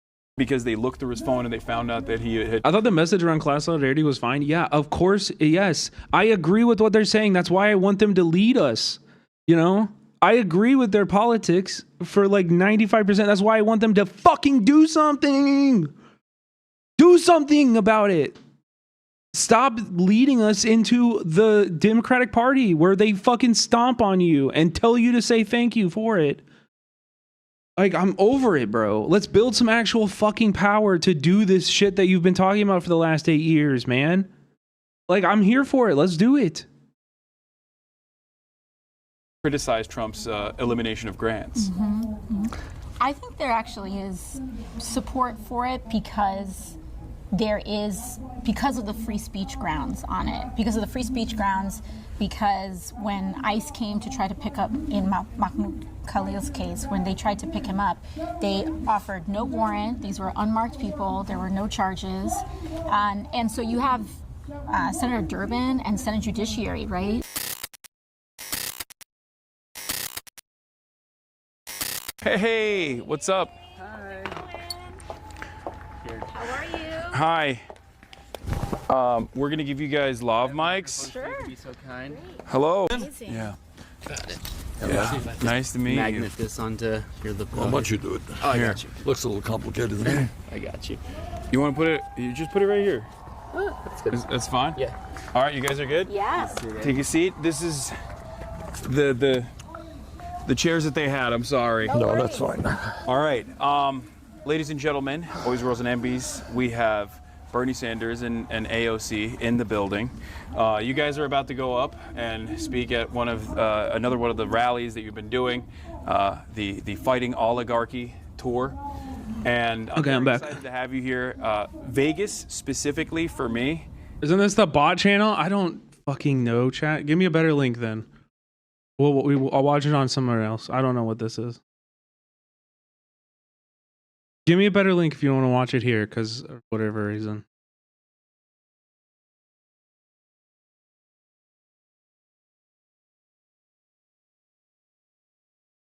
Ladies and gentlemen, boys, girls, and MBs, we have I found it. Bernie Sanders and AOC in the building. You guys are about to go up and speak at another one of the rallies that you've been doing, the Fighting Oligarchy tour. And I'm very excited to have you here. Vegas specifically for me has a lot of importance because I always say it's like the last time that I felt really hopeful about the future of this country because dude, the gift that he gives AOC, I worry to explain it because if people find out, outdoor knocking for you along with the it might get bad. I am in the primaries, and we did pretty well, huh? Yeah, and everyone kept saying, "Oh, the culinary union is not going to vote," but the rank and file very clearly was swinging in your direction. Well, I'll show you later. In spite of the media attacks, you obviously pulled through, and then COVID, and then all hell broke loose. Obviously, I'll explain it when he gives it to them. You don't have a lot of time, so and I'm sure that we'll get to talk a little bit more in the future as well. But I went to Japan recently, and I got both of you guys gifts. I actually have another gift for you, but unfortunately, I don't have your gift, the actual gift here. Hold on. This one's for you. This is a Palestinian movement in Japan. Thank you. Solidarity with Palestine. Yeah, the Palestinian solidarity, the Japanese Palestinian solidarity movement has hijacked planes. I don't know if Hassan knows this. But yeah, let me just, I mean, and also if you're a Fox News reporter in here, please fucking leave right now.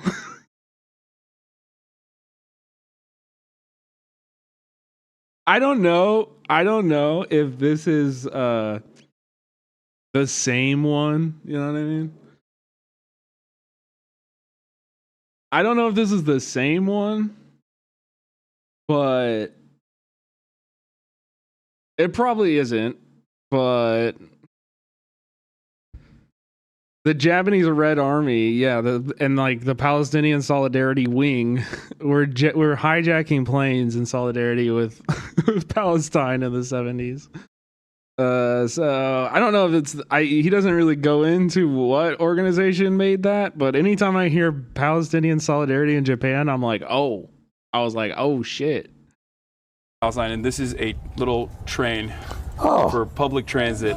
I have a Japanese Communist Party pin for you as well, but unfortunately, I went over Bernie playing with a little train. and I checked out their headquarters. But what are you guys trying to accomplish with these rallies? Let's get started. I mean, I think that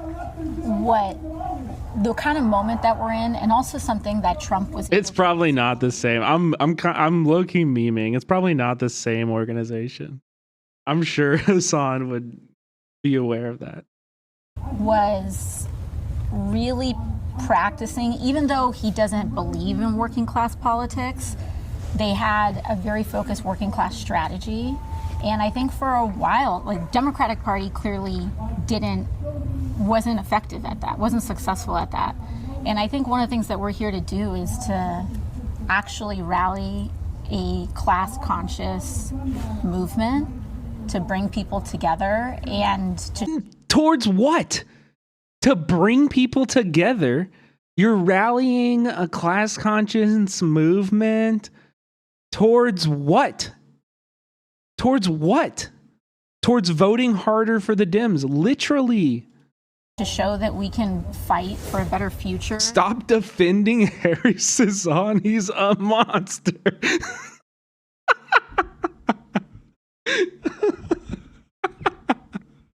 Oh my God. Not in marginalizing and attacking people, marginalized people, but that's so good. In rejecting the differences that we have to come together in common cause and to organize folks.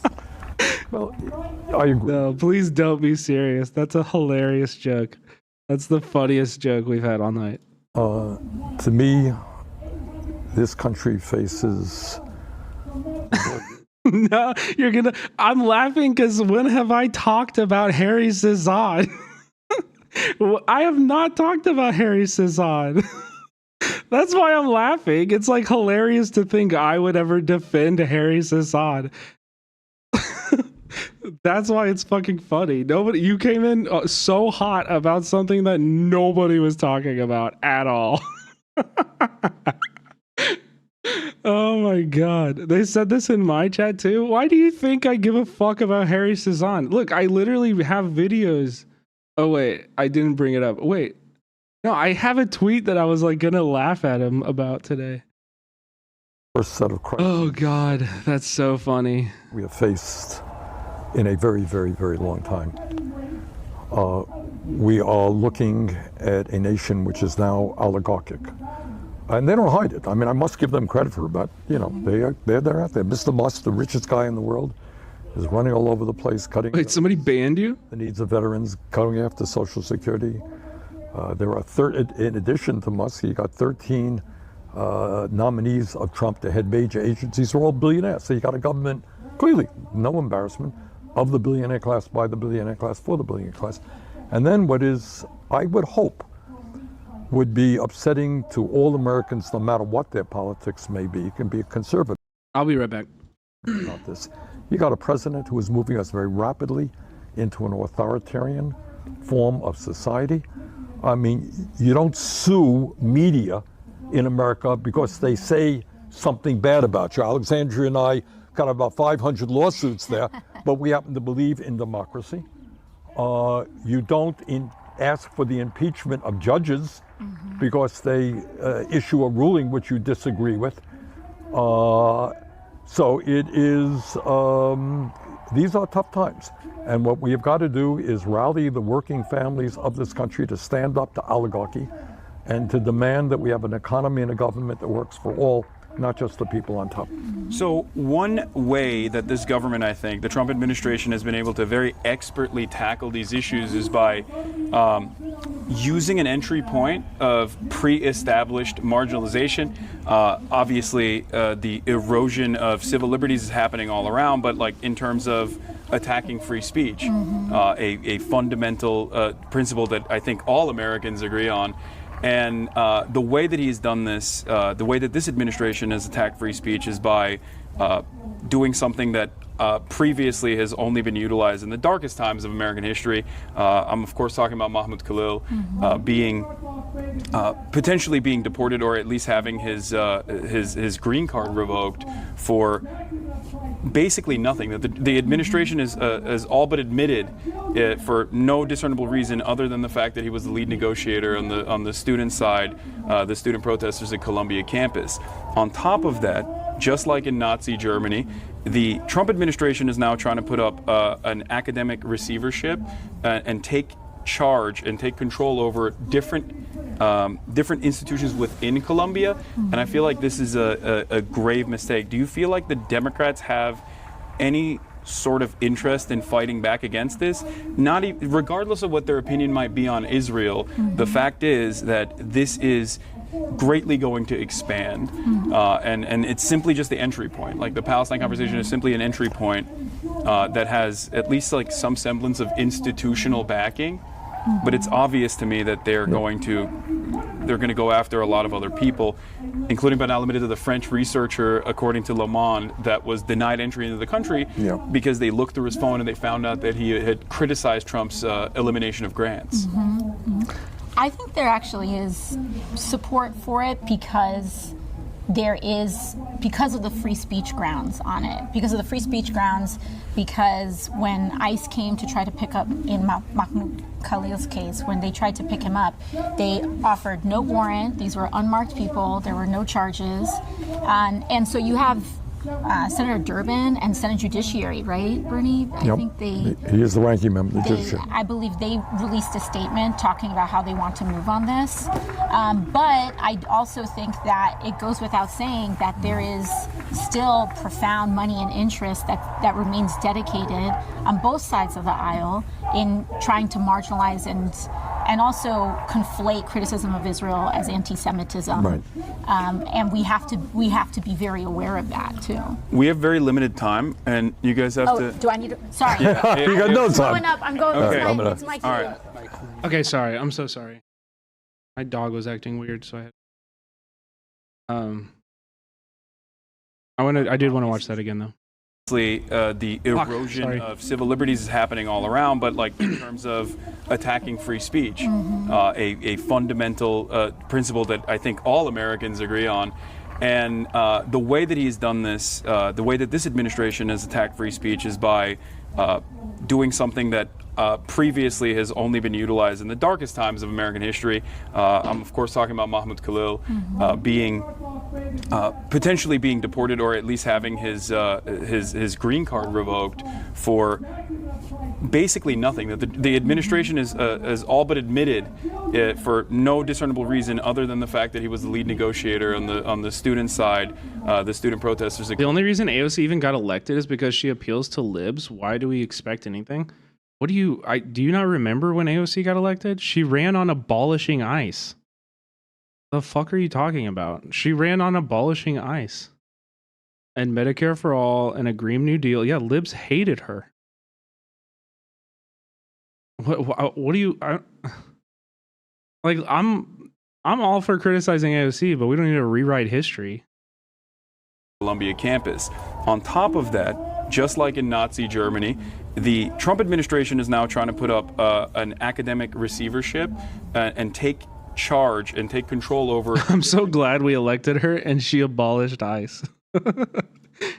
Different institutions within Colombia, and I feel like this is a grave mistake. Do you feel like the Democrats have any sort of interest in fighting back against this? Regardless of what their opinion might be on Israel, the fact is that this is greatly going to expand, and it's simply just the entry point. Like the Palestine conversation is simply an entry point. No, Chubby, this is wrong too, man. This is wrong. You're wrong. You don't need to fucking hold American people's we need to stop infantilizing the American working class also. People know exactly what they're going through. You're not some special gifted brained, person for recognizing this and being in leftist spaces. People can figure this out. They understand exactly what they're going through. And if they're given the right story and they're giving a platform to organize under that actually fights for them, they will fucking be there for it. Most Americans are oblivious though, Brett. No, they're not, dude. No, they're not. They understand what they are going through better than you do. No. Listen, they understand what they are going through better than you do. The story that they have been told that explains why is the problem. There is nobody telling the story on the left that points the finger at class struggle. There is nobody doing that. And so they don't think that because they haven't been told that story. Instead, the story that they're told is that it's immigrants and trans people playing sports and, woke teachers and, all of the other scapegoats that fascists always use. Fascists are always going to use these things. The answer to this is not saying, they are ruining your lives like Kamala did. It's saying, no, there is a group of people that is ruining your life and is the reason why your life is gradually getting worse and worse every single year. And it's the capitalist class. Those are the questions Bernie and AOC literally raised at their rallies today. I know, but where do we go from there? This is why we care about what they have to say. You think I'm here watching interviews with fucking Tim Walz or Kamala? I don't give a fuck what anybody else says. I care about what they say because they do speak this language well. They are leaders on our side. I understand that. They're on our side. And they're good at it. But they're not channeling this anger and this momentum that they're building into anything. Then what would you have wished for them to say, ideally? That they should say that the Democratic Party are fucking owned by the same capitalist class that the Republicans are. And that's why they go so far out of their way to fuck these two at every opportunity that they can. And we should break from them and build a new party that actually represents working class people and not with the fucking racist, xenophobic, fascist ideologies that they're being lied to explain it away. With the real truth, the real story. That's what they should say. And by not saying that, they're just funneling all of this anger and all of these people who are listening to what they're saying, they're funneling them back into the DNC for them to be let down and for them to be betrayed, to be politically heartbroken and turn against not only leftist politics, but against the Democrats and turn into Republicans. They start thinking, well, I heard a good story from the AOC and Bernie camp, but they didn't really do anything for me. They never fought for me, and the Democratic Party just continues to make my life worse. So, I mean, fuck, dude. Maybe it is the immigrants. Maybe it is the trans people. That's what it amounts to. I agree with their policy. I would like I said, if they lifted a flag and said the left needs to unite under this flag, and we will figure out all of the other detail bullshit as we go, I'm there. I'll be participating in it. And I think everyone in chat here would too. Maybe not everyone, but I think most people in chat would too. And them not doing that is not like this. It's cowardly. It's cowardly.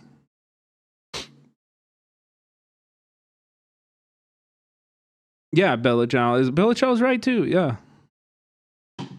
And we're not in a time of coward. Like we're not at the time of cowardice. I got no time for cowards right now. I need bold, brave action from my leader. I need bold, brave, decisive action right now from our leadership. And this was not that. This was equivocally not that.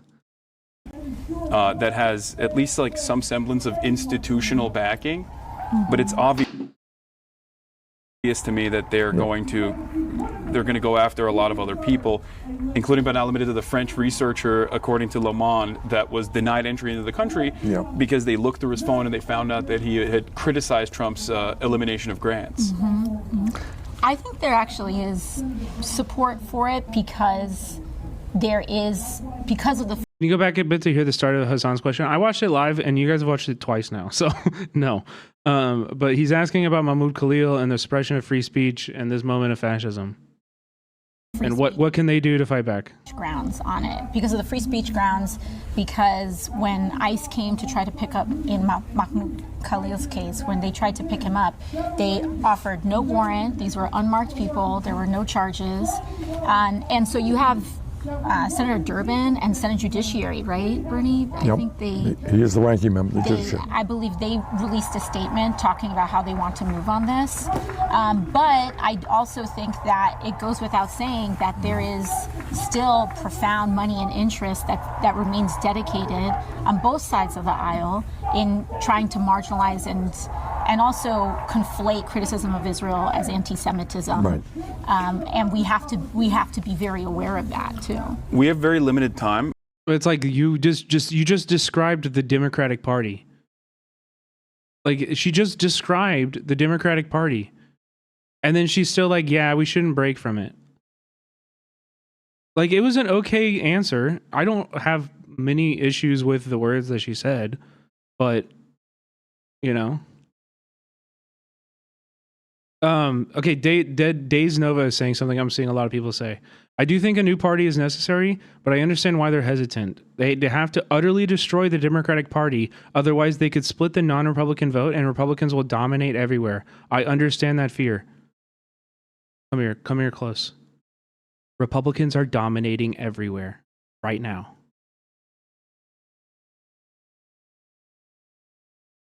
They're dominating everywhere right now. The Democrats have not demonstrated that they're willing to change. They haven't demonstrated that there's any new strategy. In fact, they've demonstrated that they're going to collaborate with the fascists.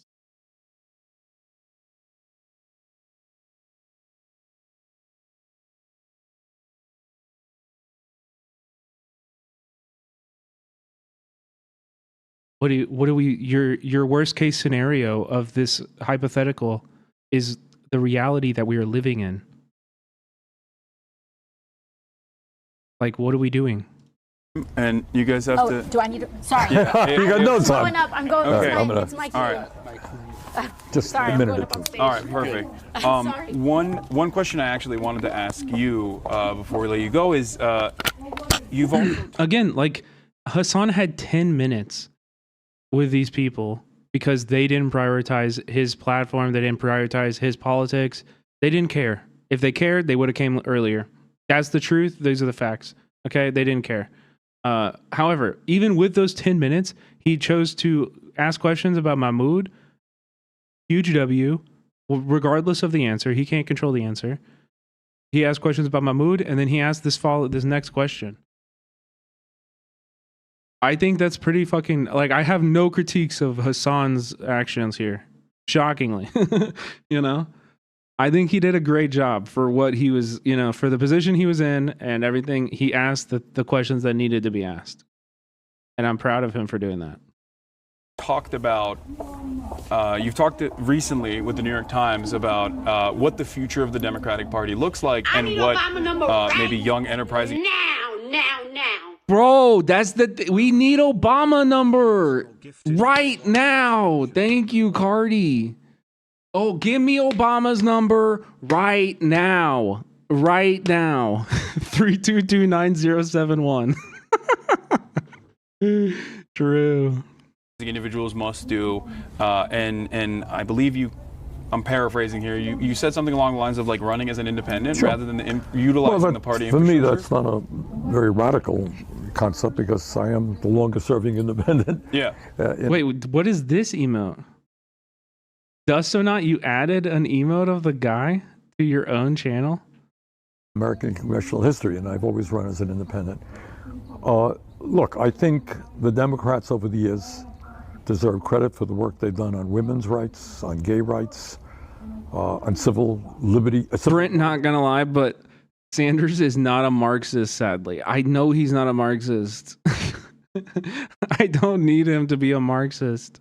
I still think he would get us like, yeah, I'm okay if the party that we build right now to win and defeat fascism in this exact moment is not the fucking vanguard. Okay, I will work with a less than vanguard party as long as it's not actively fucking doing a genocide.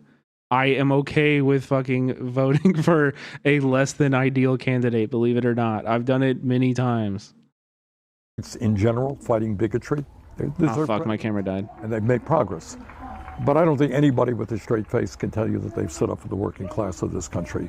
And I think that's why so many working class people have drifted into the Republican Party, not because they believe in tax breaks for billionaires or they don't believe that climate change is real.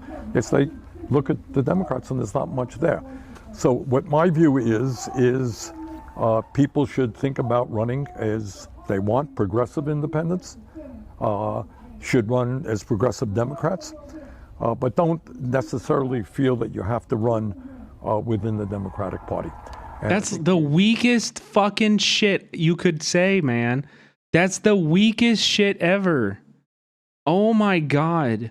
Don't necessarily feel like you have to run as a Democrat. Like, this is coward shit. This is coward shit. You may recall in Nebraska, a fellow named Dan Osborne ran a really, really powerful campaign as an independent, running as a very proud trade unionist, running on economic issues, and he did extremely well, much better than anyone had anticipated. So that was my point, and I think it makes sense. Do you feel like there's any sort of momentum to break through the duopoly in this structure as someone who has run as an independent? It is. A long career? It's a long discussion. If you're asking me, do I think we could start a third party tomorrow? I don't, for a lot of reasons, having to do with restrictions in various states making it almost impossible. But I think what you're seeing is massive discontent with both the Republican Party and the Democratic Party. More and more people are looking for, I think, independent alternatives. Yeah. Oh, you? Yeah. Okay. All right. Well, all right. Listen, great to see you. It's just terrible.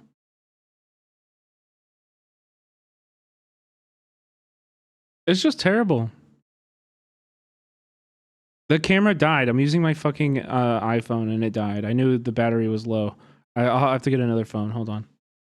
I'll get it. I just wanted to stay for that answer, but just terrible. I mean, just really, really terrible. It's disappointing. We have no leadership. About politics, bruh. Luna, thank you for the gifted sub. We have no leadership. 112 gifted a tier 1 subscription to V. We have no leadership. _2.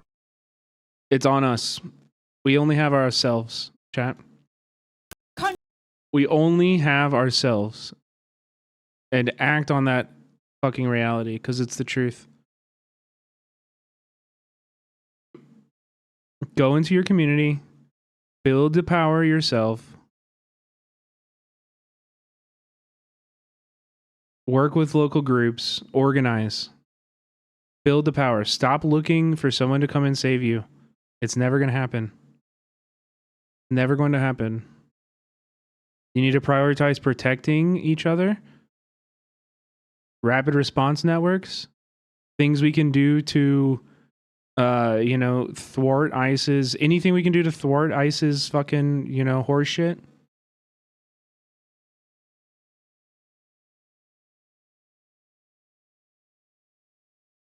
And you just need, you gotta build it. You gotta find it. You don't need to build it from scratch either. Like, there are organizations that are nearby you that do good work, and you just need to get involved with them and meet people and make comrades and build the power.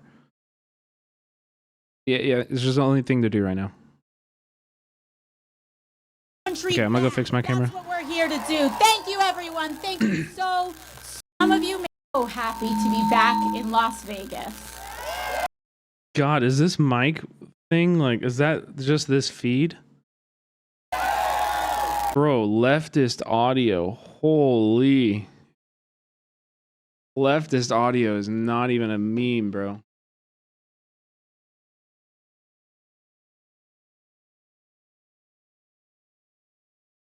Holy shit. Wait, this is the same MSNBC link. Here, let me see. Live from Vegas. This is the Bernie stream. But it's hella blown out. Dude, does nobody know how to use a camera in Vegas? I'm just wondering.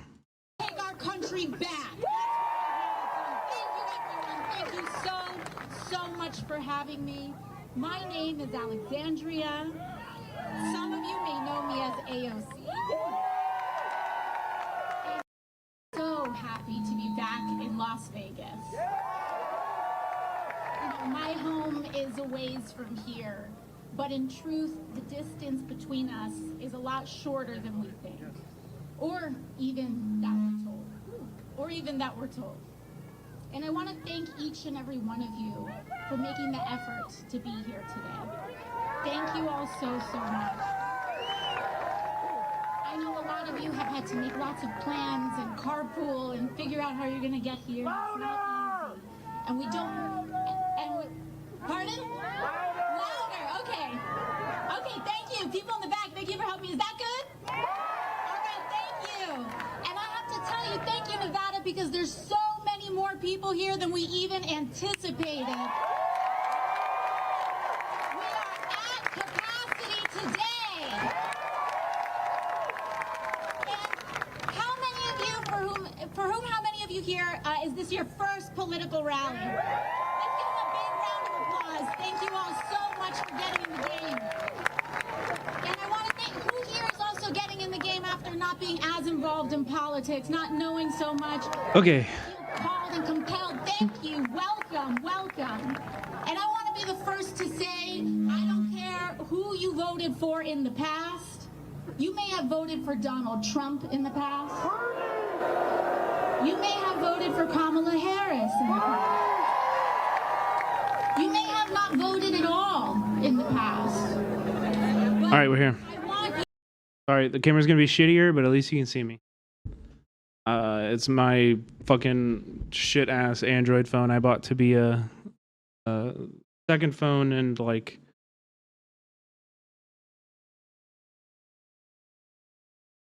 mostly just like a mobile hotspot, basically.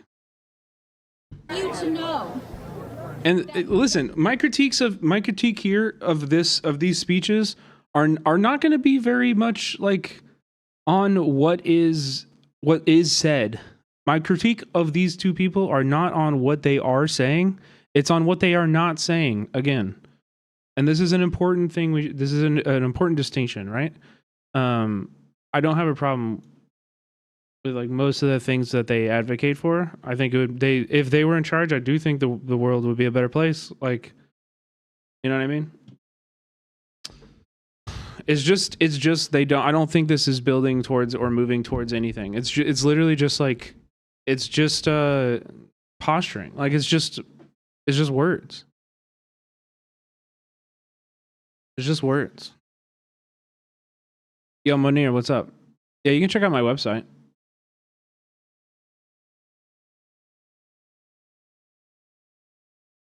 Here you go. But you are here, regardless of all of that. You are here today. And I want to thank you for that. Dude, this guy filming with that. Wait, this is March. No. Here together. This is March. Right here. This is the stream. In the frustration and the heartache that comes from watching those in power act actively tear. Their goal is very short-sighted, turning swing states blue. That's it. Everything else is scene dressing. This energy needs to be funneled into direct action, labor organizing, and a new party. Yeah, of course. Yeah, 100%. And you know what? Honestly, like I think where we're at right now is like this is a critical thing. And so if you do believe, you know, that we do need that leadership in order to start that party, I kind of think we do too. I think it would be like a huge jump start to the movement. Like, you know, we would get a shitload more people immediately volunteering and like, you know, moving on this. You should be interrupting these speeches. You should be interrupting these speeches. You should be going there and you should be bringing your friends and you guys should all spread out at the speech. And as soon as they start talking, you should be saying, break from the DNC, build a new party, make up a chant that's catchier than that. But those are the main points. And then as soon as that person gets removed, your friend starts.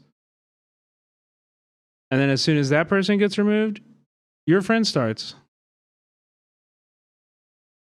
If they don't have the bravery to do it, we will make it so that they, you know what I mean? If they don't have the bravery, then we have to, and we have to force them. I love that strategy. This is what we should be doing at every town hall ever. And these people are not immune from it either. Like, I'm sorry. If you're going to stand here towards what? Towards what? They need to answer this question. What are you doing this for? Towards what? What are we building towards?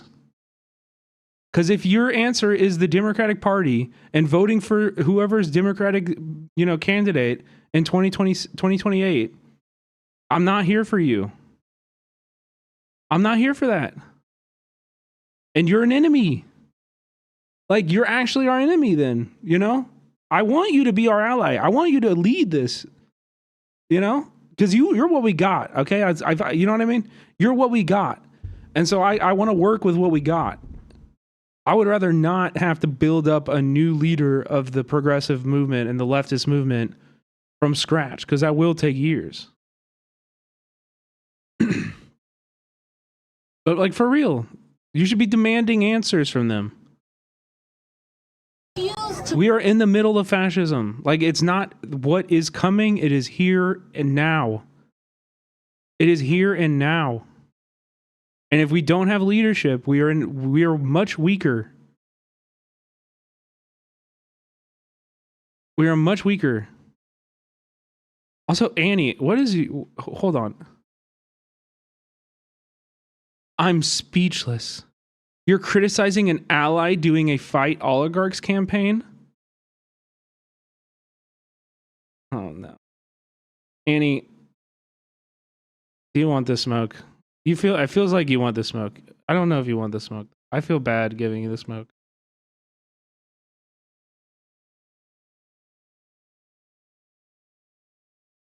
You've been here for a long time too. You've been here for the last 25 minutes. What you've heard my argument. I don't need to repeat it for you. What is your problem? What is your problem? Bernie said the lobbyists are very powerful and that he's trying to tread carefully. If they declare war on them before they have grassroots support, what? Before they have grassroots support? What are you waiting for? These are the two most popular politicians in the whole country. What are you talking? They have what do you mean waiting for grassroots support? Right. What? Yeah, declaring war on them. Did you fall? Is this an amnesia situation? The war they've been at war.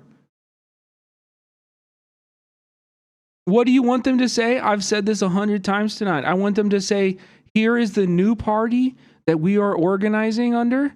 We are leaving the Democratic Party. It is not the path to defeat the fascism. They have demonstrated over and over again. They're not willing to learn. They're not willing to reflect on their failures. They're continually investing in genocide and failed policy that doesn't motivate people to vote. We have a better path forward. And we're tired of waiting for the Democrats to get on our page. So if you believe and you feel this way too, newsflash, it's going to be like 100 million people that also feel this way. Newsflash, everybody fucking hates the Democrats. Everybody fucking hates the Democrats. If you feel this way too, here's a list of organizations and organizers that have joined on to our party. And you can reach out to them tomorrow, and we will put you in touch with candidates that you can door knock for that'll be running under our party name. If you're a candidate that wants to run under our party name, reach out to us. Build it now. We can build that now. How about this? If we don't build it now, we won't be able to build it again for the next 20 years. I don't think you're really grappling with the reality of the situation politically that we're in. If we do not unite now as the left, we are going to get picked off one by one until there's none of us left. And I'm not saying that's inevitable, but it's a very real reality that we could be living in.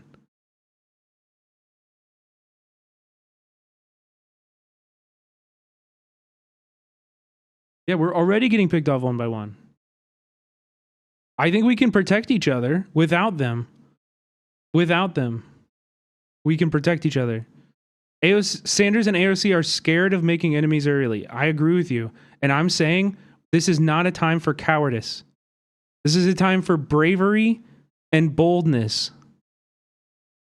If our leadership is cowardly in the face of fascism, we have already lost. You understand?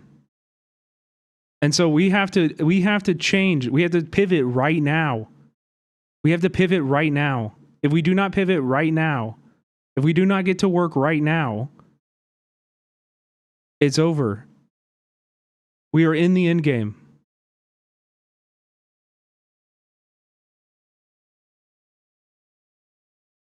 It's now or never. It's do or die. Shit or get off the pot.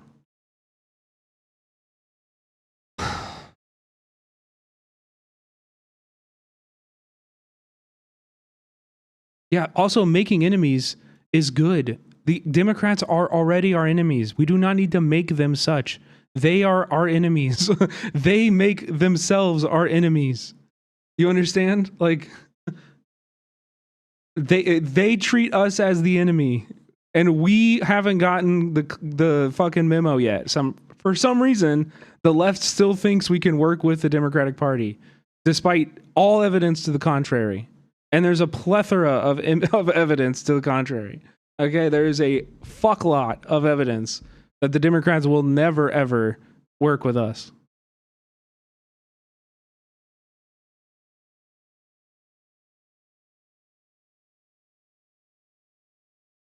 I see people saying, like, what do you think about DSA? Or some people saying join a DSA caucus. Every single bit of criticism I'm levying against AOC and Bernie here can be levied against the DSA too. The DSA also continues to work within the Democrats and operate on an electoral strategy that you can change the Democrats from within. They also need to break and join a working class party. They need to recognize that the Democrats are the enemies. Yes, DSA needs to change in this exact same way I'm talking about. Big time. Big time. Fight for everyday working Americans like us. And we are here together because an extreme concentration of power and corruption is taking over this country. The difference is DSA can be taken over now. Good luck, brother. If you want to fight that fight, go ahead, bro. If you want to fight that fight, more power to you. I salute you. Good luck. I did that for about a year and a half, and then I wanted to fucking eat a bad thing. Like never before. But we are also here today because we know that a better world is possible. But to get there, we need to be honest about where we are. Because we are... I think PSL is promising. I say we watch on the ground protest footage almost every single night, and you always see PSL people out there, which gains my respect. There's some criticisms I have of LA's group and how they organize protests. I mean, namely that they like work with cops and like you know, they just like get permits and like tell the cops where they're going to be moving and shit like that. I don't think they should be doing that at all. But yeah, organize a PSL. They haven't won an election though.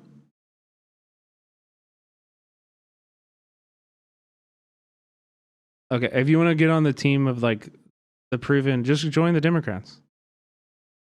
Just join the, if you're concerned with like strictly just like winning elections, you know, join the Democrats or join DSA. You know, DSA is good at winning. They're just, you know, they have no way of holding anybody accountable once they get them in office, so they never get anything done. DSA wins, but that's their end goal. Their end goal is win the election. It's not defund the police. It's not build public housing. It's win an election. And so you know, you can't be surprised when they win the election and then they look around and they're like, wait, what now? What are we doing? How do we wait? Then now that guy's elected, how do I get him to do what we want? You know? An oligarchy in America. Like what we should be judging our strategies efficacy on is policy goals and policy wins, not election wins. Election wins are a big moment, but if the election win doesn't turn into any policy wins, it's half finished, right? You know, like it doesn't really matter at all. I'm hoping Zohran Mamdani wins in New York City. I am too. But again, I want to refocus your hopes for that. What do you want from Zohran Mamdani's win? What is the policy win that you want? And focus on that. And if Zohran is the way that you want to do that, then do that. But the entire time you're working for him, it should be very clear that this is, you know what I mean? That I'm fighting for this policy win. I'm fighting for this thing to be improved in my city, in my town. You know? These people will betray you. And if you worship these like politicians, you're never going to be able to stand against them and pressure them to do the things you voted for them for. You know? I've seen it happen in LA 100 times, dude. LA has won 4 or 5 seats on the city council now. Can't get shit done with it. Their councilors are completely unaccountable. One of them is like an open Zionist. They all vote for police budgets. They all do sweeps of homeless people in their districts or in their, you know, their districts. Apparently LADSA is awful from what I've heard. Yeah, I would agree. You know, but in New York DSA has the same shit. Man, I volunteered for Nithya back in 2020. She completely betrayed us all. Everyone did. Like literally everyone in the cities left voted, like volunteered for Nithya. Everyone on the left rallied around Nithya back in 2020, and the DSA they still endorse her. Like, to be frank, LA DSA doesn't represent every DSA chapter. I know. I'm not saying it does. I'm not saying it does. Your DSA's chapter might be super awesome and based.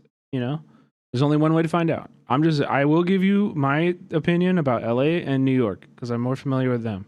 And I have criticisms of DSA's national electoral policy and their lack of accountability and their lack of like clear policy goals that they're actively fighting for, even if it means protesting against or pressuring the people that they supported previously.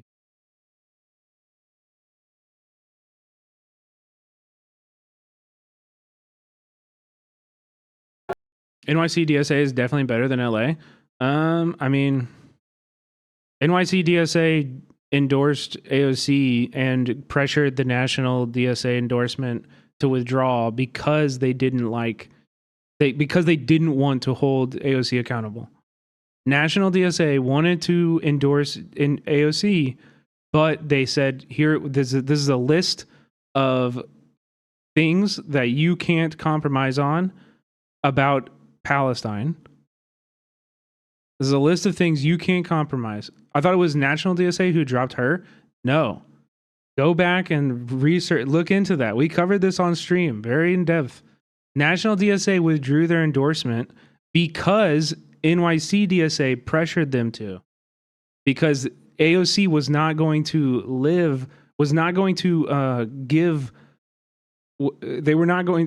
not going to abide by the very tame requirements that they wanted to hold her to around Zionism. This is the facts of this case. Yeah, we did make a video about it. I can't remember. It was, which video was it? Was it the should we protest Bernie and AOC? This one? My issue with DSA? Yeah, I think it's this one. Should the left protest AOC and Jabal Bowman? And that is when those with the most economic, political, and technological power destroy the public good. Yikes, comrade. Enrich themselves while millions of Americans pay the price. And we are at a point where the wealthiest people in the world, like Elon Musk, and all the Republicans enabling him, are turning to loot what is left of Medicaid, Medicare, and Social Security to bankroll even deeper tax cuts and sweetheart contracts for themselves, their fellow billionaires, and their corporations. And our political system right now is ill-prepared for this abuse of power. In fact, our political system enables it, starting with the role of money in politics.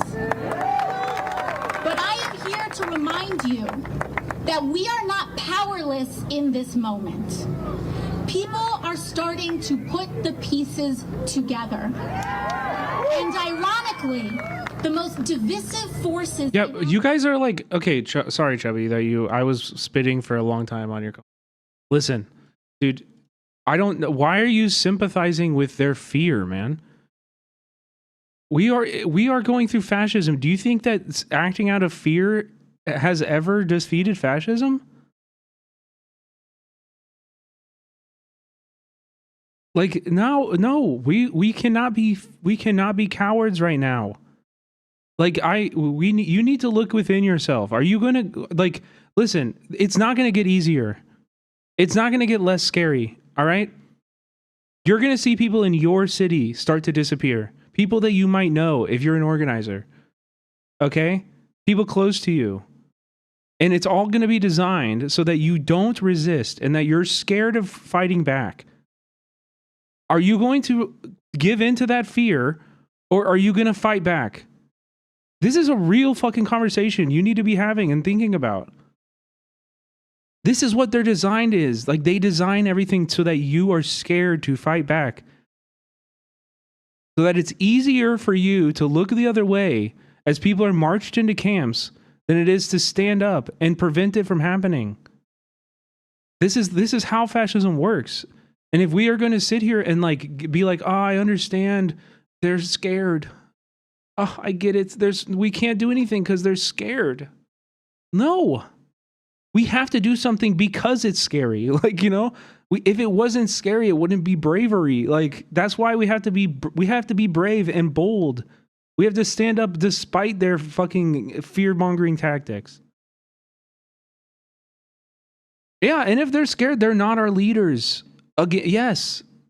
If they're scared of losing, they're not our leaders.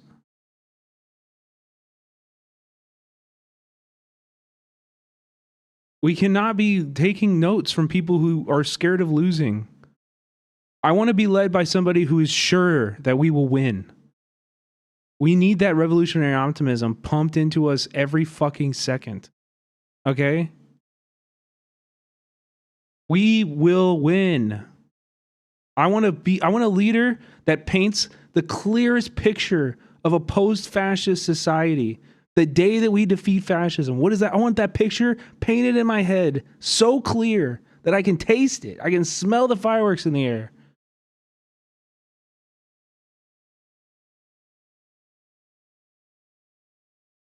We have to have that. We have to know what we're fighting for and where we're going towards. And that's where leadership comes in these moments. It's not about acting out of fear and pushing people back into the status quo. This is a failure. This is a dead path. I'm telling you, this is dead. This is dead politics. This will lead us nowhere. It'll lead us nowhere. And actually, it won't lead us nowhere. It's led us here. So look around you. Do you want more of this or not? Do we keep going down this road, or are we gonna fucking grab the wheel and are we gonna fucking jolt it and to the left and take a new path? You know, that's what we're at. That's where we're at. Our country are actually starting to bring more of us together. And that is important because the billionaire and the elite class derives their power from dividing working people apart along lines of left or right, race and gender, creed and culture. They will throw every label and judgment and cultural debate. Yeah, I agree. These are great questions, Jupiter. Distracted and from realizing that the only division that is truly hurting our country the most is the endless greed by those at the very, very top at the cost of everyone else. Yeah, like again, this rhetoric is going to speak to people and it's going to work. But if it doesn't go anywhere, if it's not moving towards something useful, then it's absolutely meaningless. Rhetoric is only so useful. You have to understand. It's always been up to us, the working class of America. Our power comes from remaining focused, together, and building a movement where there is a place for everyone. For all the big talk that Republicans and the Trump administration like to flap about working people, if you actually listen carefully, every once in a while they let the mask slip about what they actually think about us.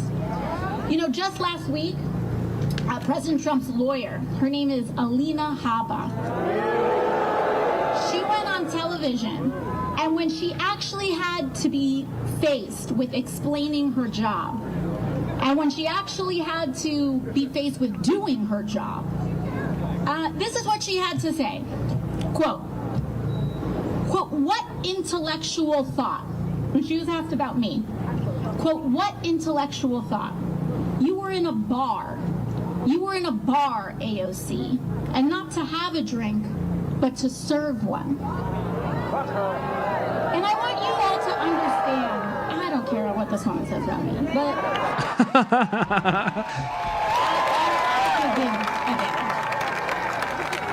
But I want you to understand that she isn't just talking about me here.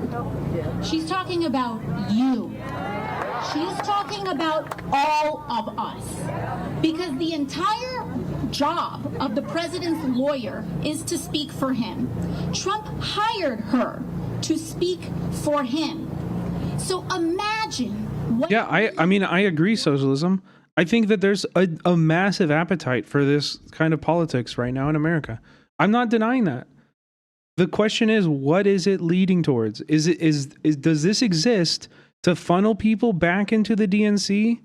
To funnel people back into the system that got us where we are now? And what does that mean for these people who are for the first time grappling with a leftist politics? If that's where they think, that's where the leftist politics leads them. Where does that, let's think about where that leads these people 5 years from now. You know? It's not a good picture that they're, these people will be they'll be politically heartbroken by the path that they're bringing them down.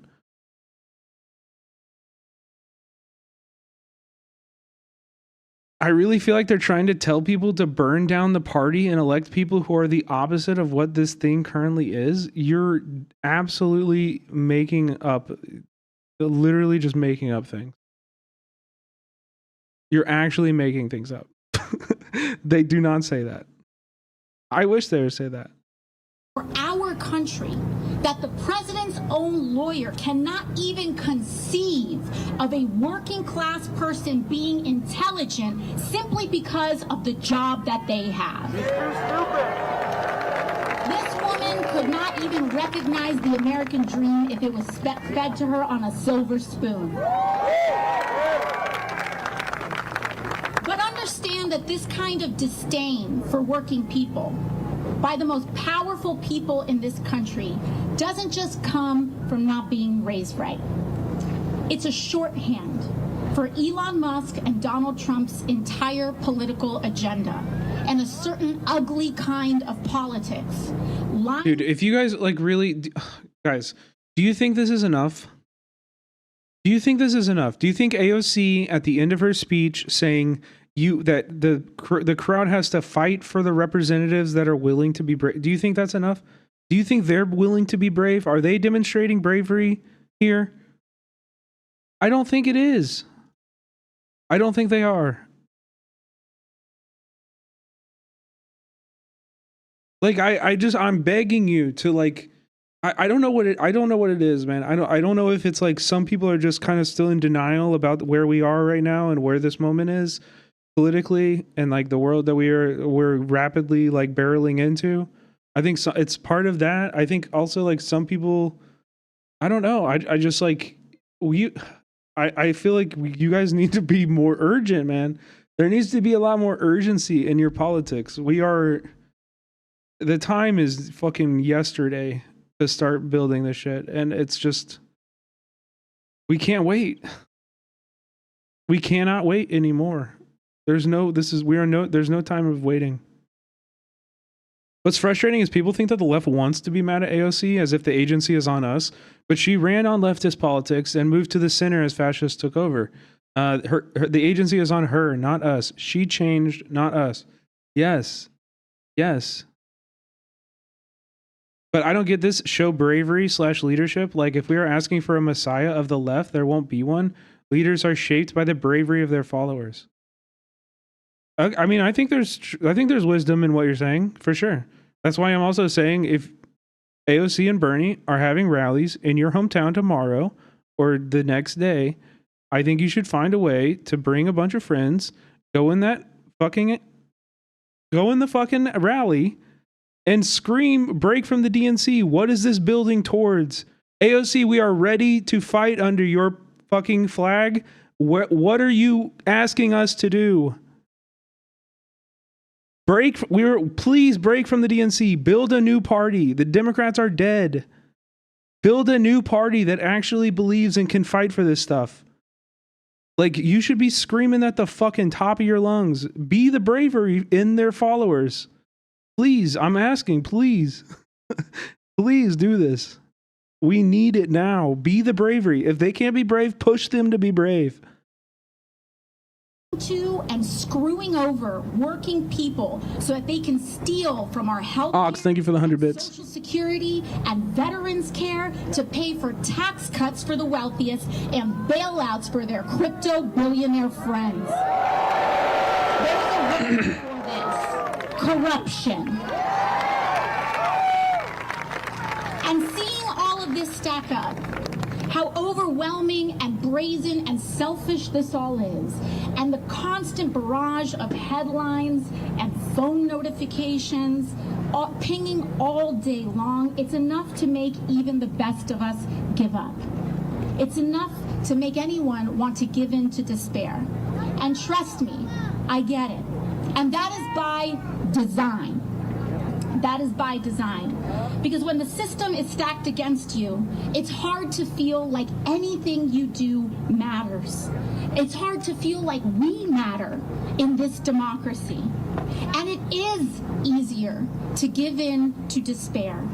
And I can tell you, for a while there, when I was working as a waitress, years never being able to get ahead, I felt that way too. I tried to stop caring. I tried to just keep my head down. I don't trust them to fight now. Accept that this I don't, but like if there was, I'm wish casting too. I'm imagining a path forward, the easiest path forward for the left to building real power. And the easiest path to building that power is for them to hoist a flag and for everybody to organize under it and build the party that replaces the Democrats. You know, like that's the easiest path forward. We are not going to have the easiest path forward. We have to build it ourselves. You know, it's obvious. You're right. We can't count on these people at all. Yeah, it's obvious. How things are. But that is no way to live. It's no way to live. And what I do know is that the working class does not have to live like this. In fact, we cannot live like this. And Donald Trump sees the immense pressure that working people are under. But his answer is to create an America where every man is for themselves. Now that he's in power, we can see it clear as day. He's handed the keys to Elon Musk and is selling this country for parts to the richest people on the planet for a but we aren't in denial, Chubby. I understand what you're saying, but we aren't in denial, and it's going to be harder and harder for normal everyday people to be in denial every day. It's going to get harder. So is there going to be a resistance, a path that they can go towards? Are we going to provide them with a story that they can rally under? Or are we just going to like sit on our hands and wait for something to happen? Like we can't be waiting. In exchange, they will bankroll his campaigns and those of his allies. They scratch his back, he scratches theirs, and the rest of us are left behind. And the clever thing is that the clever thing that these guys sell is making people like you and me think that we're just one step away from being in that club too. Grind set mindset, right? Except their spoils are not earned. They are not working for these billions. They are stealing these billions. Just look at what Elon Musk and Donald Trump are doing. Damn, that the camera shook.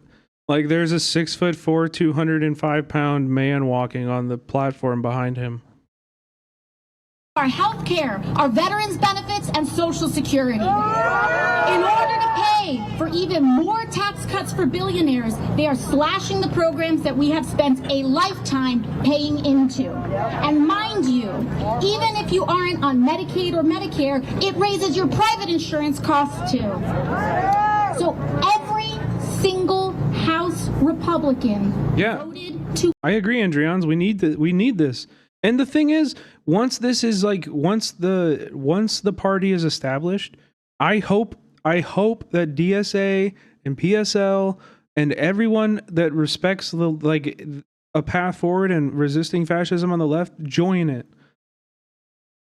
And we should all go and have the fucking cringe ass debate for hours and hours and advocate for the way we think it should go forward. And we should, this is how it works. This is how politics works. We should develop democratic essentialism very fucking quick. But as of now, we don't have that. We don't have any kind of party. We don't have any kind of anything that we can, that represents working class people. We don't. To cut Medicaid. And the ISO collapsed years ago. Yeah, I was a ISO. I was never a full member, but I went to all of their meetings and was like a little ISO kiddie when I was in Chicago. And yeah. Now they're all scared. They're saying, we didn't say that. We didn't do that. Also, let me tell you something. If I tell you If I ask you, let me see. Do we have a kid around here? Okay, can I ask your son a question? Very simple question. What is 10 minus 4? I didn't say 6. I didn't say 6. That's what Republicans are doing with this budget.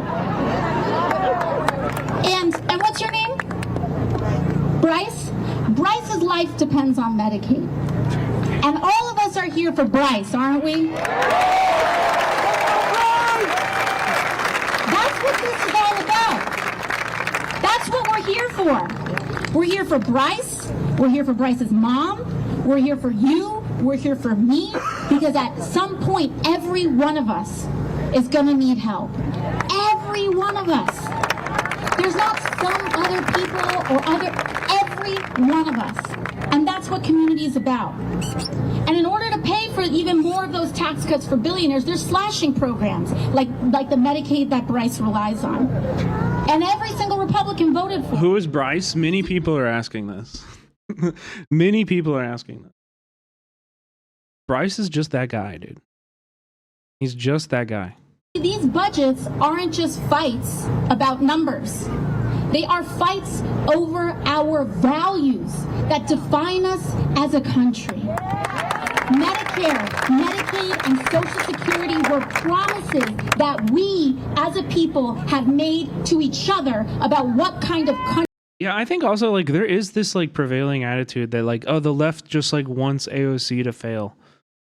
And like it couldn't be further from the truth. As somebody who regularly criticizes AOC and finds myself on that side of arguments all the time where people are like, the left just never gives AOC a chance. Like, you know, like I know I want her to be the leader that we deserve. I really do. I really want AOC to be the leader that we deserve to have. It's not like I wish she was, you know? But she's not, and until she is, I don't know how we're supposed to behave towards her. We're just supposed to like, you know, we're just supposed to eat the shit. Like Rashida and Ilhan are. I mean, they're not calling for a third party either.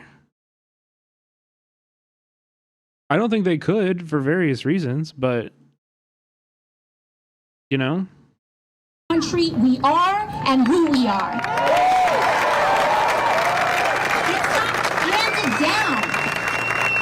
Yeah, this is a great question. I just want to know what the red line is for Democrats and Libs.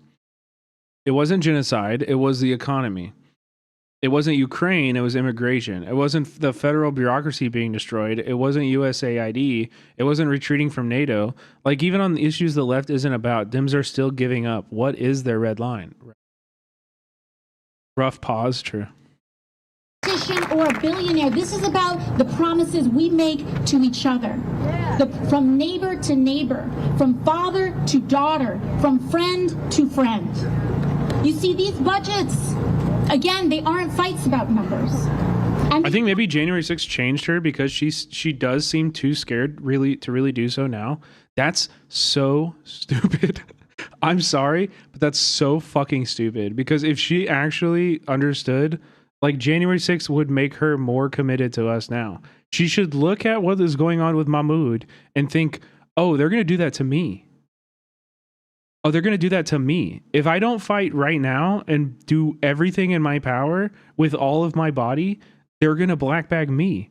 And all of the other activists who would fight to stop it will go first. Yeah, like what? Yeah. Like, that's the thing, dude. They are going to black bag Bernie and AOC. These people will be put in prison. And we're going to get put in prison before that.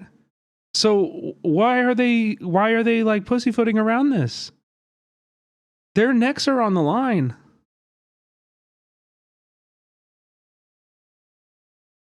I don't like, it's your self-preservation at this point.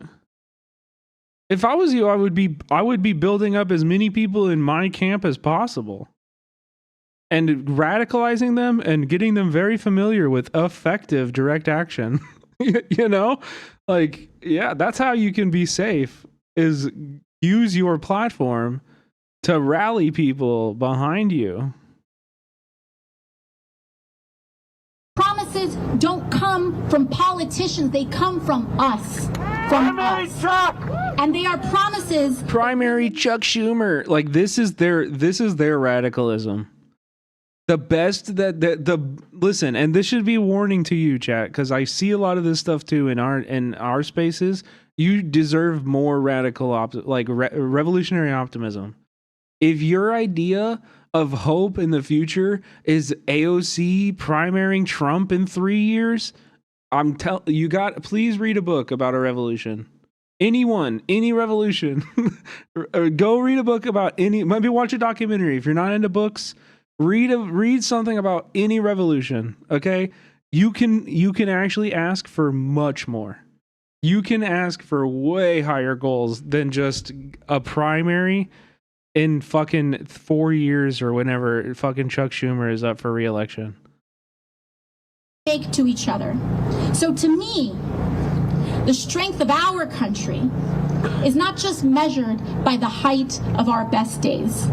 It's also about who's there for us on our worst day. And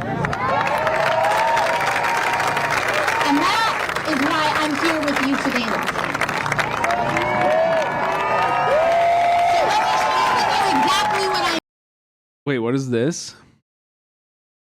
At a packed town hall, Democratic Rep. Jim McGovern proposed a general strike to combat the Trump administration's assault on the federal government. Okay. I'll listen. Think about out-of-the-box ideas like a general strike. Big cheer from the crowd, too.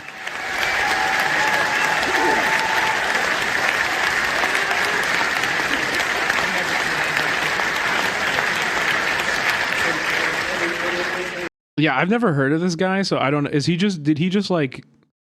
like, wait, what did I say? Is he really about this shit, or did he just like get lucky? Wait, huh? Wait, why are they clapping? It's easier said than done because it requires buy-in by everybody. Right? It requires planning. But in Europe, there was a tradition of that. Right? You saw that in Poland.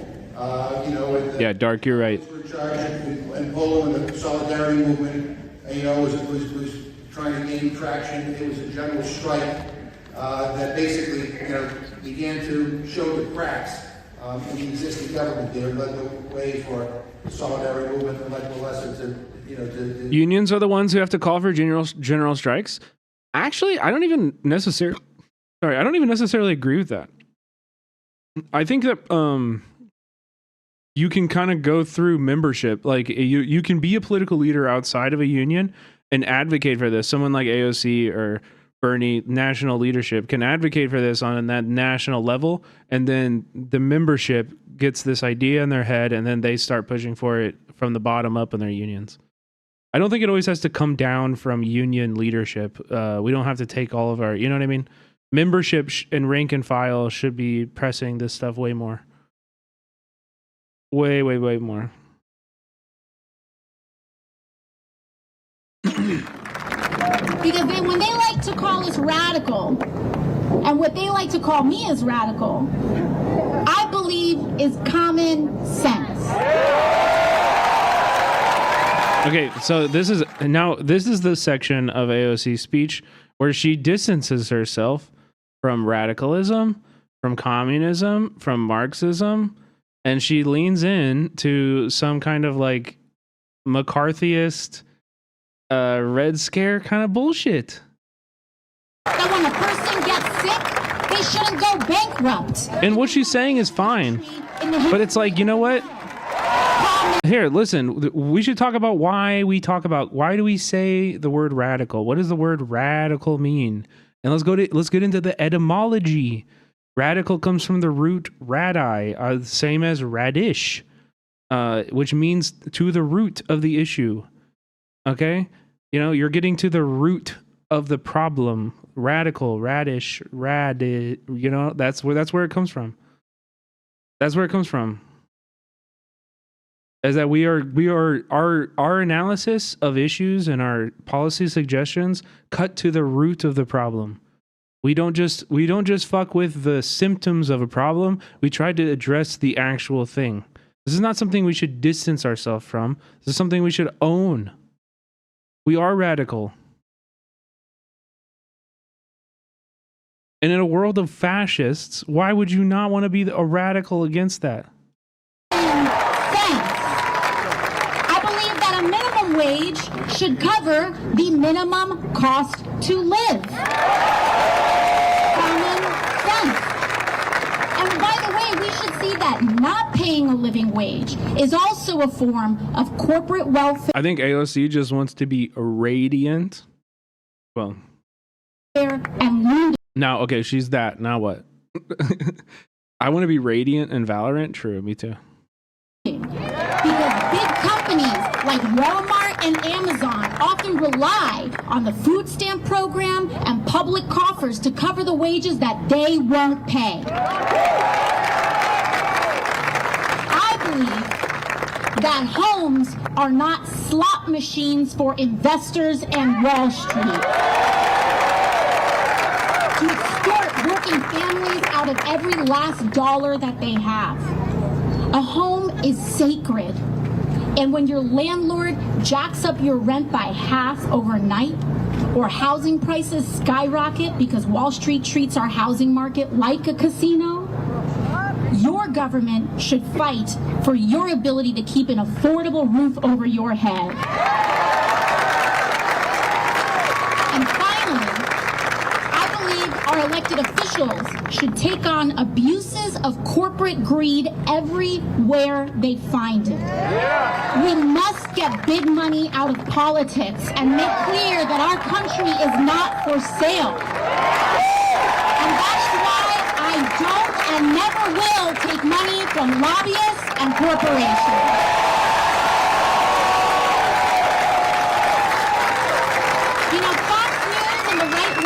Have you believe that these American values are something out of the Communist Manifesto? That we believe these... They are! They literally are, you dumbass. You don't have to fucking lie and misrepresent the fucking Communist Manifesto. This is what this is what communists fight for. Own it. Yep, we're communists. Yeah. These things because we went to college and read them in a book somewhere. But let me tell you, Fox News, I don't believe these things. I don't believe in healthcare, labor, and human dignity because I'm a Marxist. I believe it because I was a wait. By the way, chat, an ad is starting in 24 seconds. If you want to avoid the ad breaks, you can subscribe for $5.99 or for free with the Twitch Prime. This is my full-time job now. I have abandoned my successful career as a cinematographer and moved to Kansas City so that I can do this work that's so important and that I enjoy so much. I really, really love to do and to hang out with all of you and figure out all of this fucking horseshit as we go through it. The best way for me to keep doing that is to subscribe. So this is my one plug. The ad is starting now. Okay, I'll go back. Things. I don't believe in healthcare, labor, and human dignity because I'm a Marxist. I believe it because I was a waitress. Because I scrubbed toilets with my mom to go to school. Because I worked double shifts to keep the lights on. And because on my worst day, I know what it feels like to feel left behind. And I know that we don't have to live like this anymore in Las Vegas.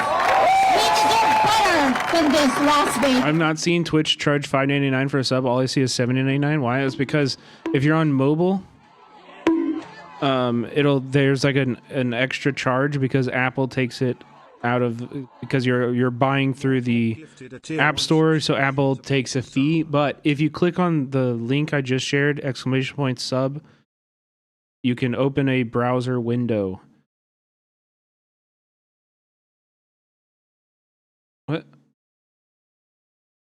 What the fuck? Did you see that? Why is my fucking... Am I still here? Am I good? Hello? Can you hear me? Yeah, I'm good. Okay, I guess Chatterino just died. But anyway, you can subscribe through your browser. Nobody can hear me who is relevant to hear this because you're all in an ad right now. Fucking W. And despite the chaos that surrounds us at the moment, I want you to know that we are closer to that world than we think. This isn't just about Republicans. We need a Democratic Party that fights harder for us too. No, we don't. We need a new party. Like this is the problem. I heard this sentence. We're done. We're done. It's over. You're not the leader of any movement I ever want to be a part of. If this is what you believe, we're done. I'm not looking to you for anything anymore. We'll figure our shit out on the ground. You do that. Go ahead. Go ahead. It's fine.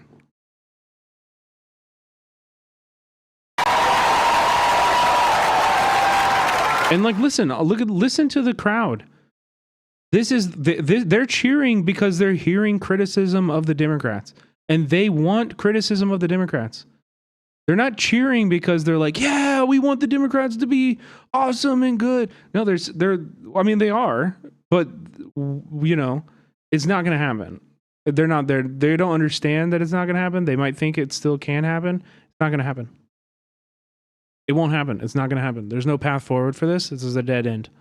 This is an absolutely dead end. But this is the appetite that we could be building around. They are dissatisfied with the Democratic Party too. That's what I want you to notice here. In this cheer from the crowd, this is dissatisfaction with the Democratic Party. But what that means is that we, as a community, must choose and vote for Democrats and elected officials who know how to stand for the working class. Las Vegas, I want to thank you for working. I'm an actual Marxist. I can report this isn't true. Mike Lee, who is this guy? Who the fuck is this guy? If you were raised in the US, you've been subjected to a relentless bombardment of Marxist propaganda throughout your entire life, at least since you started kindergarten. How old were you when you first realized that? Meh, my kindergarten teacher told me to share, and that's Marxist. Meh. Working hard to make that happen. You all put in the work out here. Your representative, Stephen Horsford, is a That's a senator? That's hilarious. culinary union member. You did that. And it shows, because last week, when other Democrats caved, your representatives, Stephen Horsford and Senator Jackie Rosen, stood strong against the pressure in D.C. and voted against the Republican spending bill that cuts billions from programs for the working class. Upbeat Genius, thank you for the sub. Upbeat Genius just subscribed. Our veterans exposed to burn pits. Representative Susie Lee and every Nevada House Democrat voted no too. So I want to thank you. Your state is pulling its weight out here. But we need more like them with the courage to brawl for the working class. So we must defend them, but we can't stop there. I want you, thank you. I want you to... What did that person say? So we must defend them, but we can't stop there. I want you, thank you. I want you... Wait, she said we need a third party. Can't stop there. I want you, thank you. I want you to look at... And then people just laugh. Wait, I couldn't hear the end of it, but she said we need a third party, something. Yeah, this is what we need to do. Do you see? There's appetite. There's appetite. Like we are brave. On the ground, we are brave. Up there, they are cowardly. You see what I mean? And you are in the way. Ooh, I kind of did hear that. Okay, one more time. Every It's hard because she's talking over her and stuff. Maybe slow it down. Yeah, maybe. I want you. Thank you. We need a third party and you're standing in the way. I kind of heard it.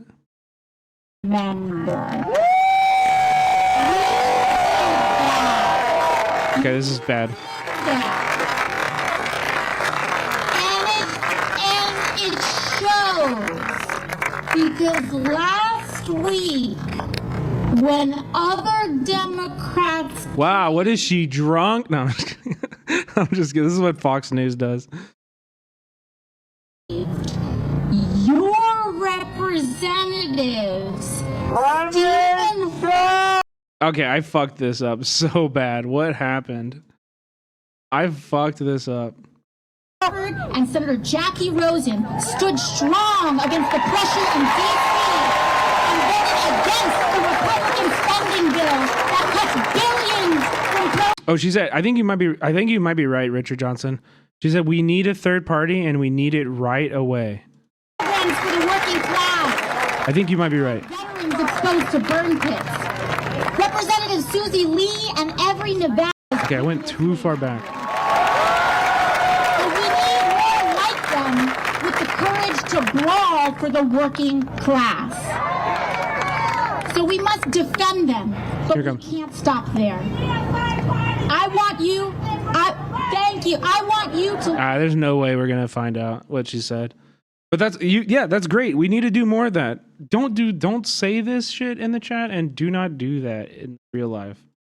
Please don't say that. Look at every level of office around and support brawlers who fight, because those are the ones who can actually win against Republicans. Let's be real about that. And beyond elections, our task is also to build community. I'm talking about block associations, volunteer groups, causes around you. That is the connective tissue, because community is the most powerful. It's clear on Hassan stream. Is this the? So we must defend them, but we can't stop there. I want you. Thank you. I want. No, you can't fucking hear. I do hear third party though. Powerful building block we have to defeat authoritarianism and root out the corruption in the White House. So I'll end where I began. We might all come from different places, but we share a lot of the same experiences. So to all those who came here today unsure of I think all of those are. This is where you belong. I think all of those are likely. Democrats are in the way. We need it right away. Yeah, I think so. I think she said brainstorm. Green Needle. I want to say that you do. Green Needle. No matter Uncle Vanessa is correct. Do we have anybody's? But also, if they exist, do not tell me in chat. Do not say that you're going to go do this in chat. Do not talk about it in social media. Just go do it. Go get your friends together. Buy them, if you still got time, buy them coffee in the morning and say, this is what we're doing today. who you voted for, no matter if you know all the right words to And we'll look at it. no matter your race, I'm not streaming tomorrow, but maybe Sunday. religion, gender identity, or status, no matter even if you disagree with me on a bunch of things. But if you are willing to fight for someone you don't know, you are welcome here. That's what we really need polycules for. True. A group of 3 to 5 people who trust each other can do so much. Did she say 3229071? Wait, I think she did. Does somebody have that TikTok so we can compare? I think she did. Who has the TikTok? Thank you. Stop scrolling right. Okay, chat. I need everybody to be very careful with this information. This is very powerful magic we're dealing with. Okay, this is very powerful magic. All right, do not just go and type these. You don't know. Cops could be driving. You know, they could have their boot on the neck of some innocent person. And if you give them diarrhea, chat, I'm seeing all this. Stop. Think about the people who's under the boot. The poop is going to roll right into their faces. Come on. Chat, Chat, stop. Chats, please stop. Right now.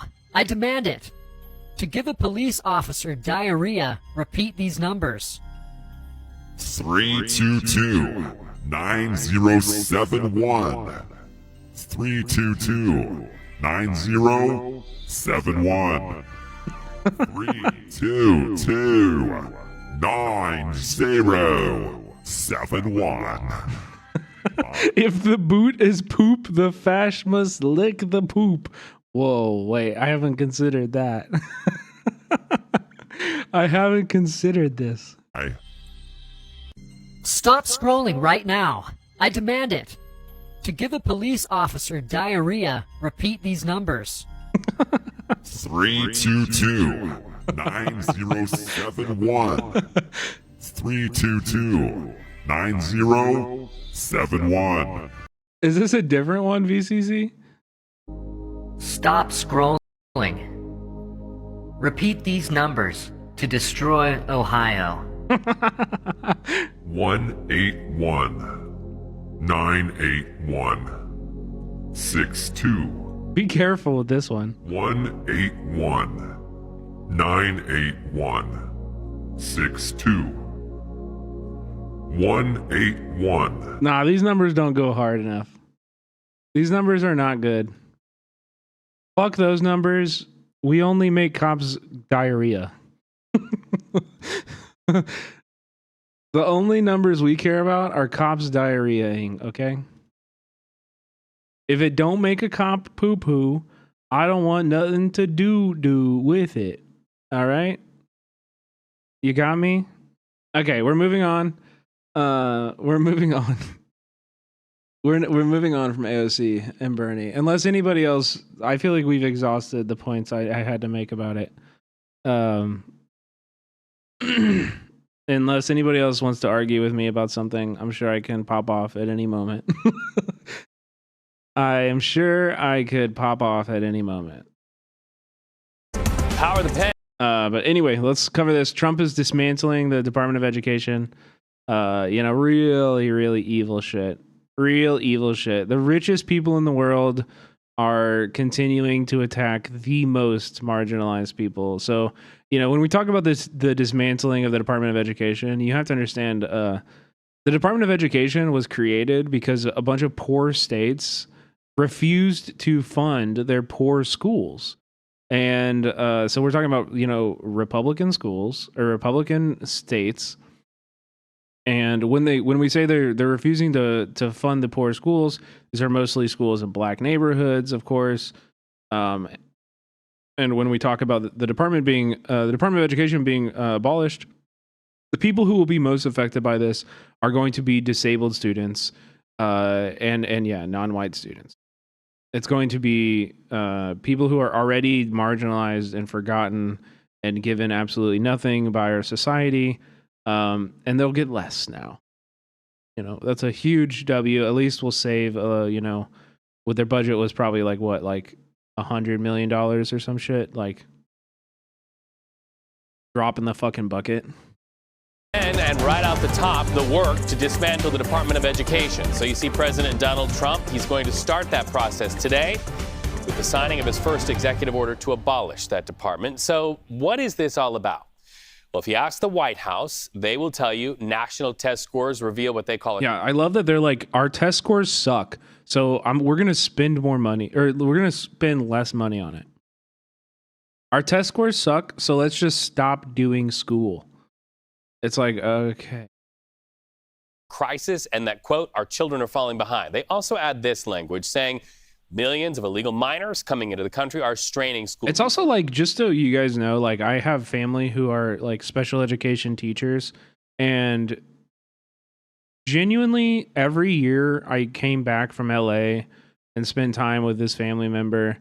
Every single year it was more of the most horrifying, like if you want a doomerism pill, holy fuck, talk to a special education teacher. Talk to any teacher in our school system right now and ask them the state of our kids right now, because for the last 10 years, it's been every year more students are coming in with like severe language disabilities, meaning they don't really know how to like talk to each other or talk to people because they're spending all their time in front of an iPad.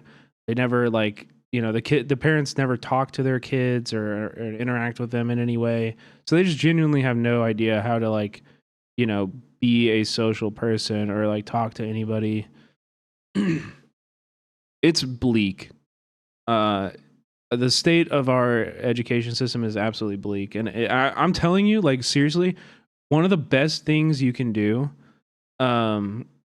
is like, if you had a teacher that really like meant a lot to you in your high school or middle school, somebody who like really looked out for you. I think most people have a teacher that they think of like this, and you still live in your hometown.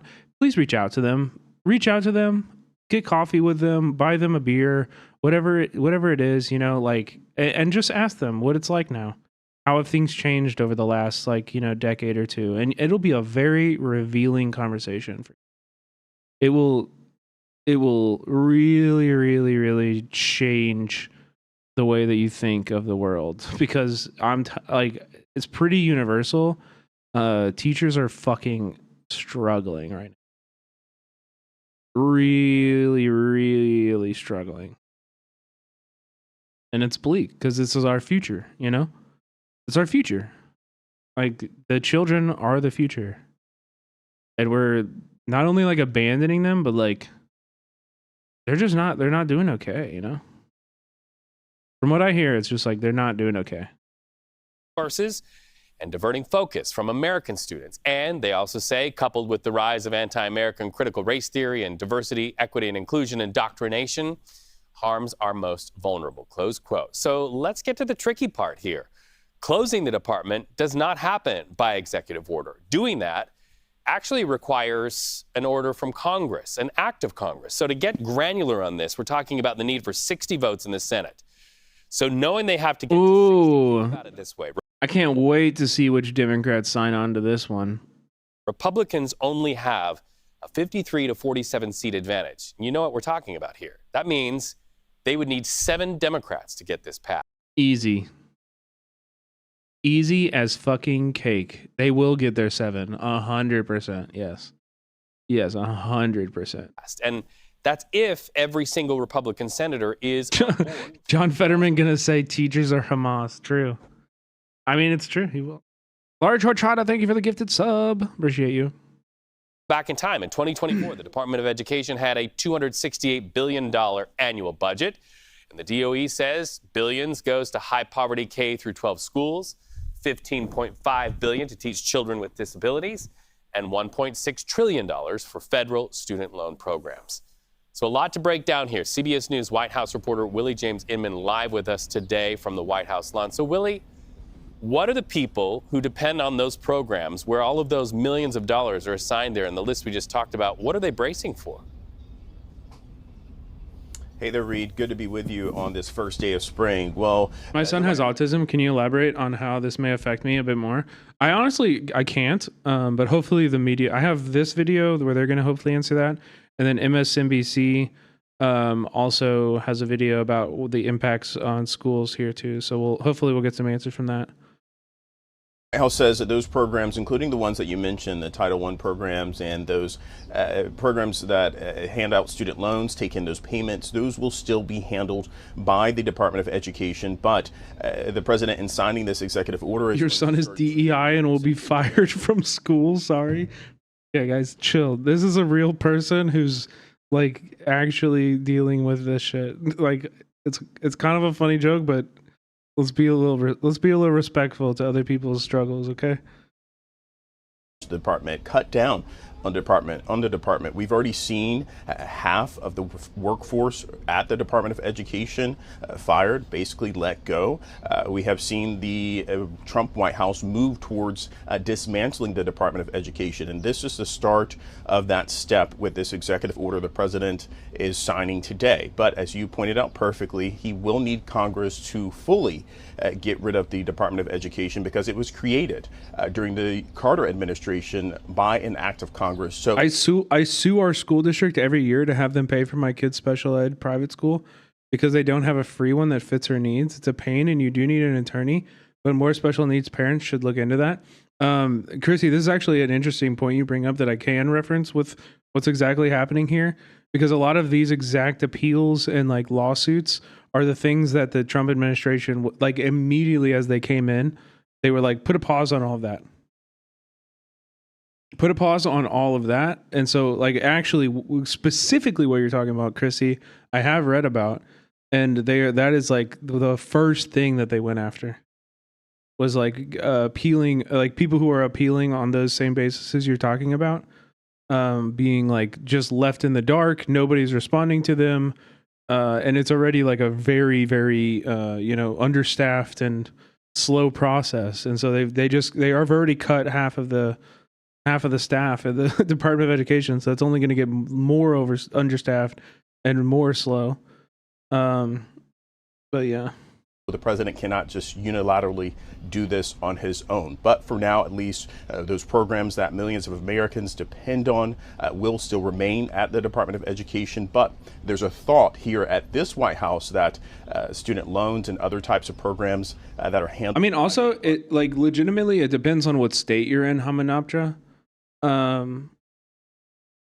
It matters because basically what this means is like the federal guidance is in the federal funding is going to be eliminated.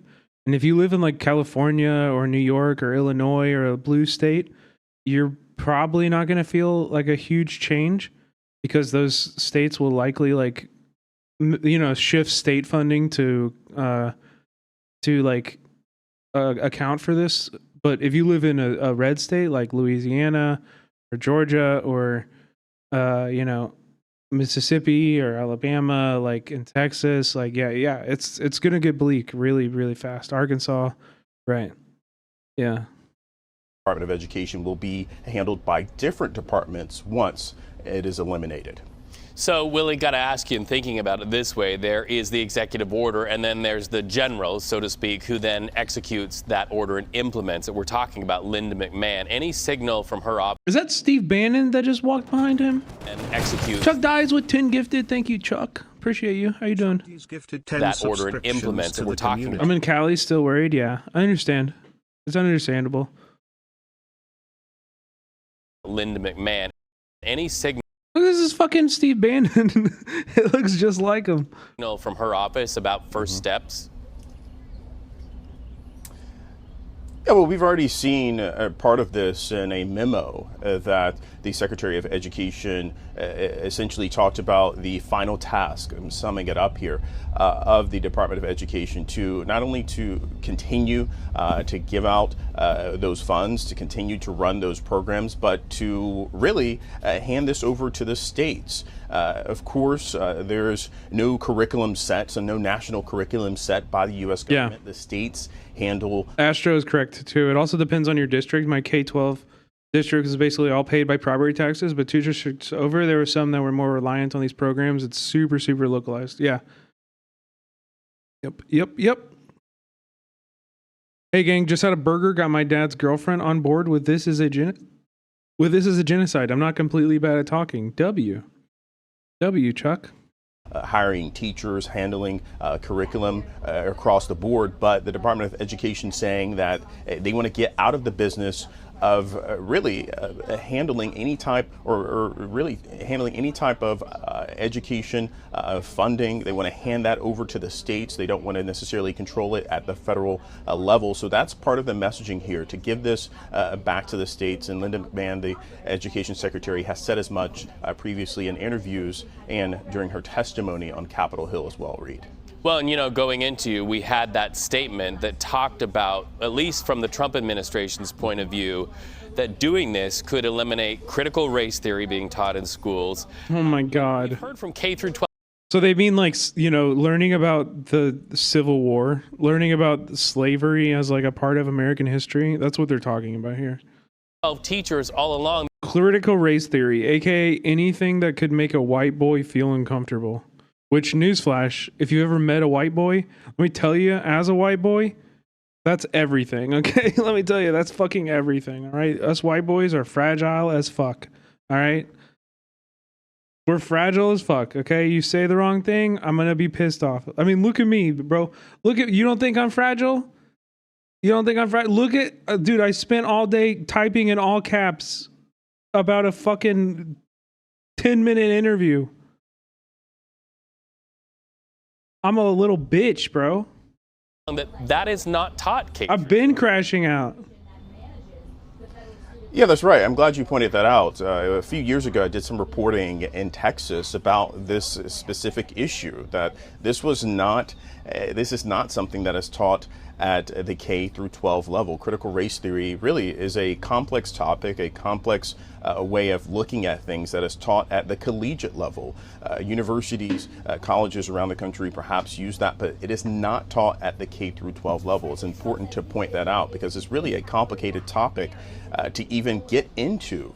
Let alone students, of course, are focused on reading, writing, and different things. They're not necessarily focused on this particular topic as well. But despite that, conservatives, Republicans, including this White House, have really targeted critical race theory. There have been some folks out there who have said that they want to get out of the business of DEI or critical race theory. So you saw that statement there from the White House Deputy Press Secretary. They're saying that it doesn't matter what you call it necessarily. I went to a non-populated area by a river and screamed today. That sounds really nice. You know, it would sound even nicer. You know, it would be even nicer if you went to a very populated area and screamed anyway.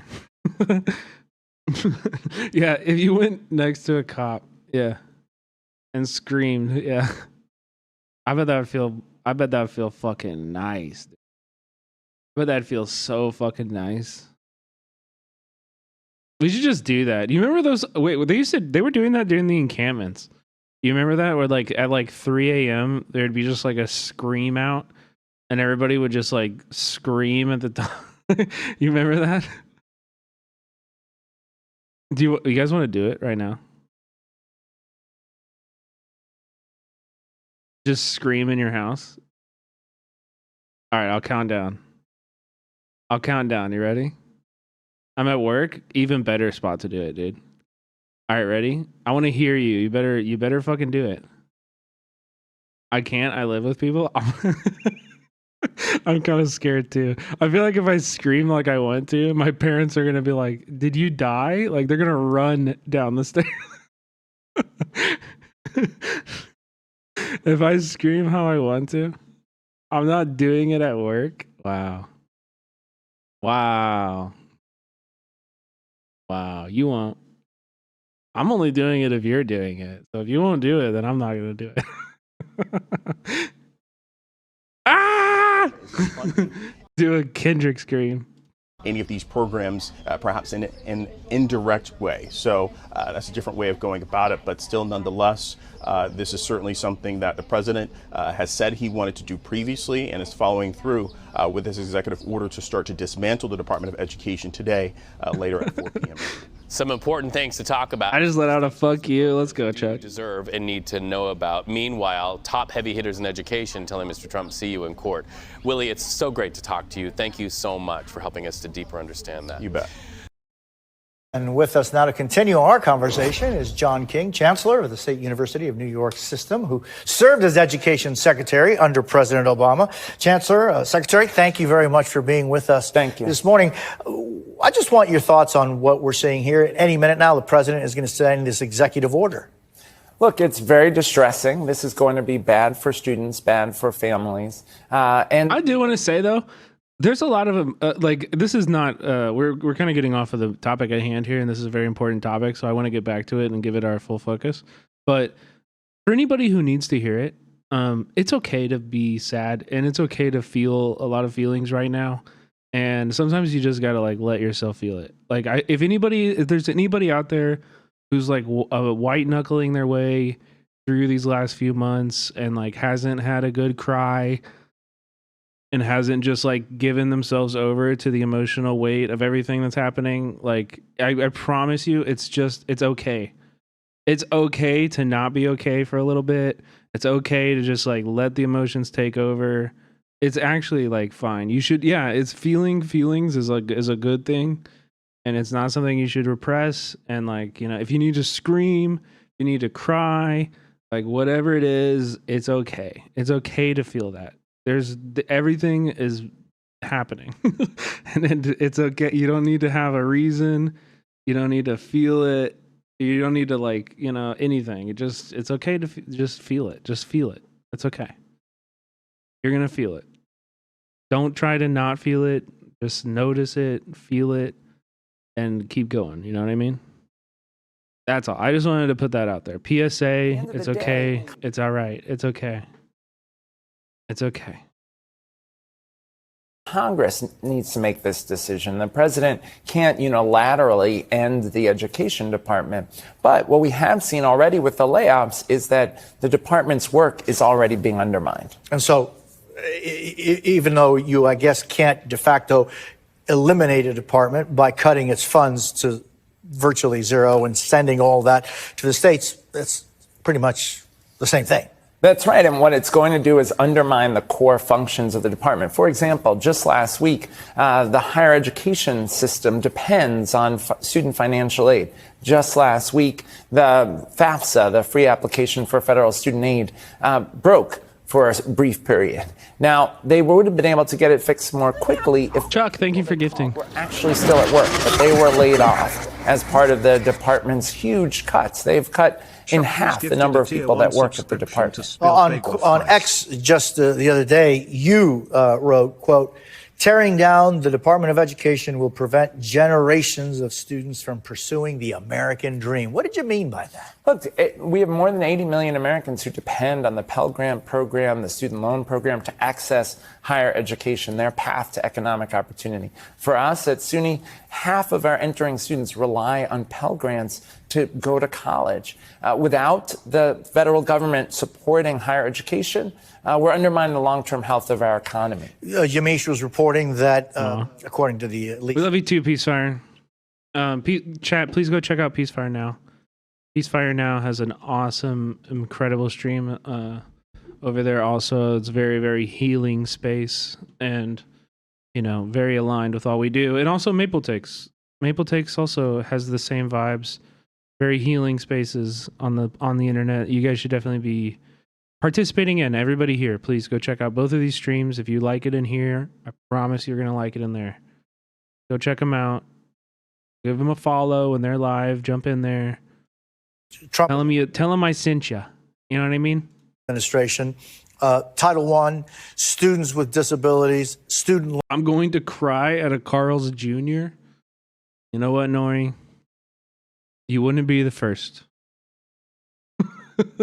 You wouldn't be the first one, all right? And you won't be the last one either. Loans would not be affected under any changes underway. If these are some of the programs that are going to remain, what are your concerns? Well, look, I think that's false. That's a false claim. Why? Because the people who do that work are already being laid off. One of the core functions of the department is civil rights enforcement. When folks have a child with a disability who isn't getting their services, the department is the place you go to file a complaint. They got more than 20,000 complaints last year, but the layoffs targeted those very offices. Who's going to respond to those complaints? So when they say they won't touch those programs, I think that's actually being quite disingenuous. You were Secretary of Education for the final years of President Obama's... That's what we were talking about earlier with the complaints. I forget who was saying it. Was it like Chilled something,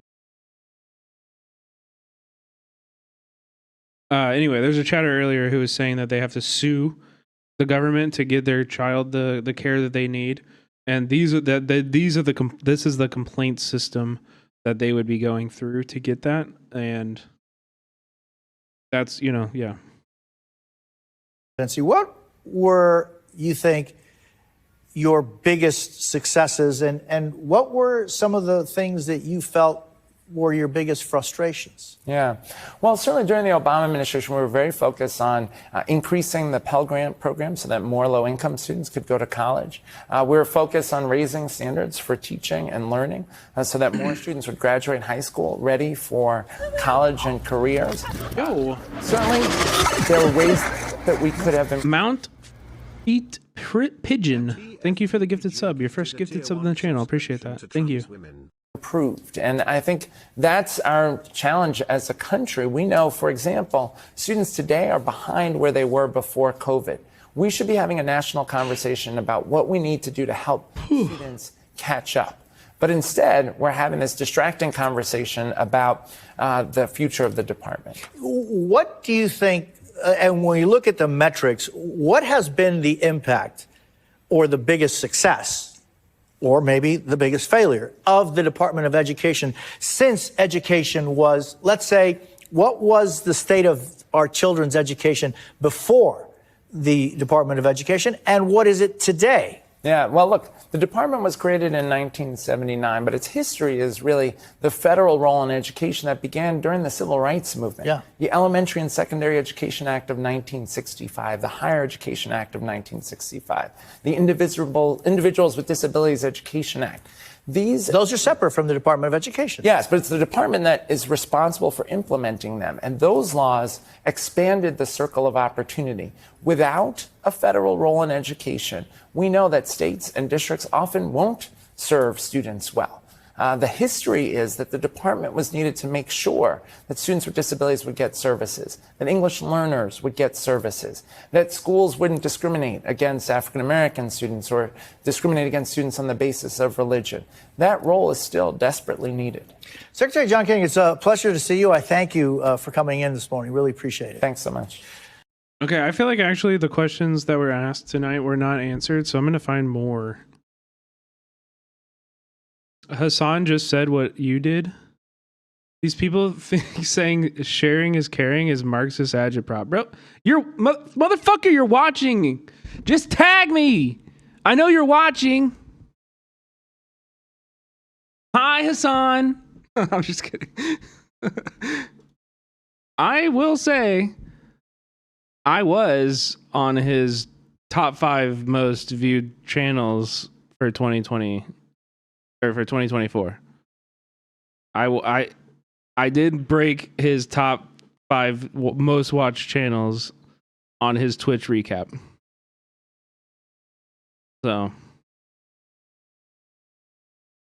all that protest, yeah, I know it was the protest coverage, but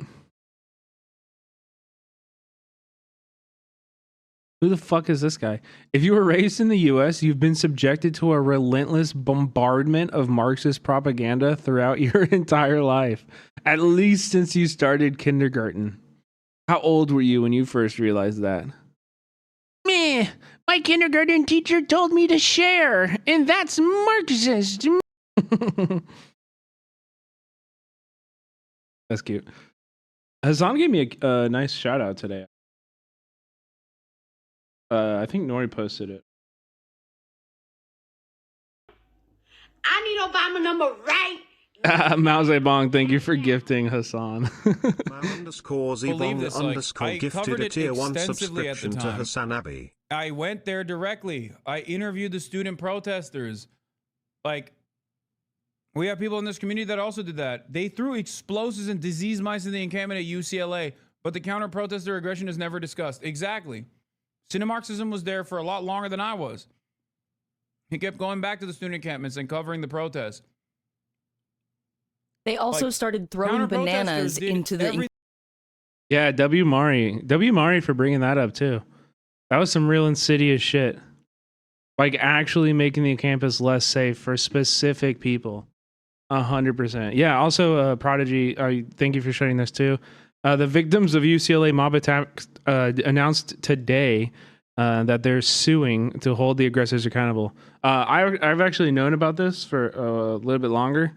I'm glad the news is out today. But I submitted all of my. I've been in touch with the lawyers of this, and submitted all my streams to them to use as evidence. For this specific lawsuit. So yeah, I handed everything over, and my UCLA streams are not online. They do not like. The VODs are not available except for like the re-uploads of what Hassan was watching. Those have all been died. Those are all have been cut from the internet, as far as I know. I haven't been able to find anything. So, Acid Burns, thank you for the 10 gifted subs. You had to be there, I guess. You know. But yeah, there's a lawsuit. Against the school and against the people who allowed this to happen and the failure to protect students on the campus and everything. I hope they win. We'll see. Bop and Wop, thank you for the gifted sub to Hassan's Poop Sock. Was that a targeted one, or is Hassan's Poop Sock in here? To Hassan's _poop sock. Okay, I want to see Department of Education disabled children. I want to specifically learn more about what this means for disabled children. Okay, here we go. This is from 3 weeks ago, so it's not going to have a bunch of new info about what's going on, but hopefully it'll work. Oh, you are here. Let's go. What's up, dude? Used to downsize and dismantle many government agencies, the Department of Education could be next on the chopping block. At stake are resources and support for more than 7 million students with disabilities who depend on the agency to ensure access to a free public education. And that's at a time when they're already struggling to receive quality schooling because of a shortage of special education teachers. Judy Woodruff reports as part of our series, Disability Reframed. But it'll go. 14-year-old Spencer Nichols loves taking care of his farm animals at home in Macon, Georgia. That's awesome. That's so cute. Wait, I love this story already. Break after a long school day where he has little autonomy. Spencer has Down syndrome. Almost the entire day, he's in a small classroom with other students with disabilities. It's kind of a rough day for me, but maybe I'll learn some days, and my mom helps me a lot. His mother, Pam Nichols, says he's denied the same chance to succeed as his non-disabled peers. She says he can't pick his own elective classes and isn't progressing like he should. And there's 6 students, and they're all taught at the same. Yeah, honestly, these moms. I'm not gonna lie, man. Parents of disabled children and like adults who work with disabled children, you are the best of us.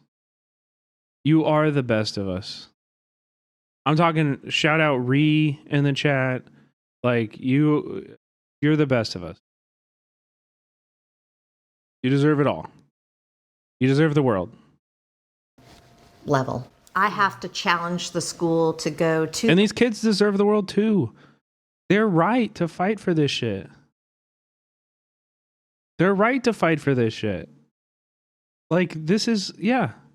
And also it's really like, it's actually really, it's also really sad because especially with like autism diagnoses, early diagnoses, which oftentimes come as a result of the school intervening and encouraging them to get diagnosis. But even if you can get diagnosed earlier than that, and like occupational therapy can really, really, really improve life outcomes for people like who have autism. Really, really, really seriously, like very, very like really, really big changes. If you get to it early and you give them the resources that they need, you know? You can therapy your way out of autism. I mean, I'm not saying it's a cure. I don't think that people with autism want a cure, but occupational therapy and giving them the tools to be able to navigate the world in a more holistic way, and like, they're not like confused, It's just like it's called occupational therapy. It's just giving them tools to be able to manage their their differences with neurotypical people. The library and use the data from the testing to say Spencer can read at a 3rd or 4th grade level. These are appropriate books. It stalls his development and it doesn't make him necessarily ready for society. I love my family. Pam says Spencer. Yeah, I think they were, Raylan, I think they were like calling out the way I was talking about it, and they're not like familiar with autism therapy in the same way. So I don't think they were saying that there's a cure. I kind of brought that up to kind of like, yeah, to recognize I understood the accusation that they were making, and that I'm not saying that there is a cure. And people with autism take great offense to that. Should be in more general education classes, but his middle school lacks the resources and staff to support students with disabilities. Unfortunately, his one class is science, that he is allowed to be in the gen ed classroom. They had a science test. I messaged the teacher, it was after school, and I said, what am I supposed to be focused on for Spencer? And she said, we will have Spencer color during the science test. I'm not clicking on that, Landon. Well, you don't understand. I want him to learn this. In 1975, President Gerald Ford signed a landmark federal law that gave students with disabilities the right to a free public education in the least restrictive environment. When Congress I got 5 clips from that day that I downloaded in case stuff got taken down. It's only like 4 minutes in total between all 5. I'm pretty sure I have downloads of everything. But they're just not available like in public. Congress passed the law, it said the federal government would cover 40% of the average per-student cost. But 50 years later, federal funding sits at just about 10%. So oh my God. The majority of the money comes from state and local sources, which has stretched thin public schools required by law to provide this education. They aren't able to actually fund appropriate one-on-one services for these kids. Some kids who absolutely need this in order to make progress in the curriculum. David Bateman is a special education researcher at the American Institutes for Research. He says more federal funding Hamanoptera knows what I'm talking about. For sure. Is important, but so is how. That's why it's so bleak, right? Because like there is a limited amount of time. Like it's the time is ticking, the clock is ticking for these kids, right? Like getting to it early makes such a huge difference, right? And so we're going to be looking at generations of children until we can fix the damage that's being done that are going to be like left behind and not given the tools that they need, which is fucking horrifyingly tragic. You know, these are the people that are going to be most hurt by this. And you should recognize, and it should fuel the fire in your gut, that the richest, most powerful people in the world are going after these kids. This is their priority, is to go after these kids and the teachers and the adults who dedicate their lives to this. You know what I mean? It's cruel to the worst degree. Chuck, thank you for the gifted sub. I don't know if I can't remember if I said that, but thank you. Leadership thinks about students with disabilities. The attitude and tenor that a building level administrator sets for their building flows through everything. If everyone treats it as these kids are part of our class, they're going to be part of what's going on, it's just an accepted thing, that sets a tone. About 20 miles south of Atlanta in Jonesboro, Georgia, 17-year-old Todd Estes says he's been in schools where he doesn't feel valued. Todd has ADHD and a learning disability, which...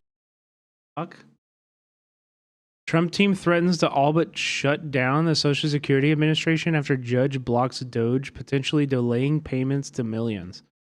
What a really good way to fucking tank your approval rating. Like, this is the easiest way to get hated by like 90% of Americans. I'm telling you, this would actually spur massive. Yeah, is he trying to start a revolution? Like, low-key, go for it, dude. I'm not an accelerationist, but holy fuck. Good God, you are going to fucking, like, this is going to turn everyone against you. And good. Which affects how he comprehends new concepts.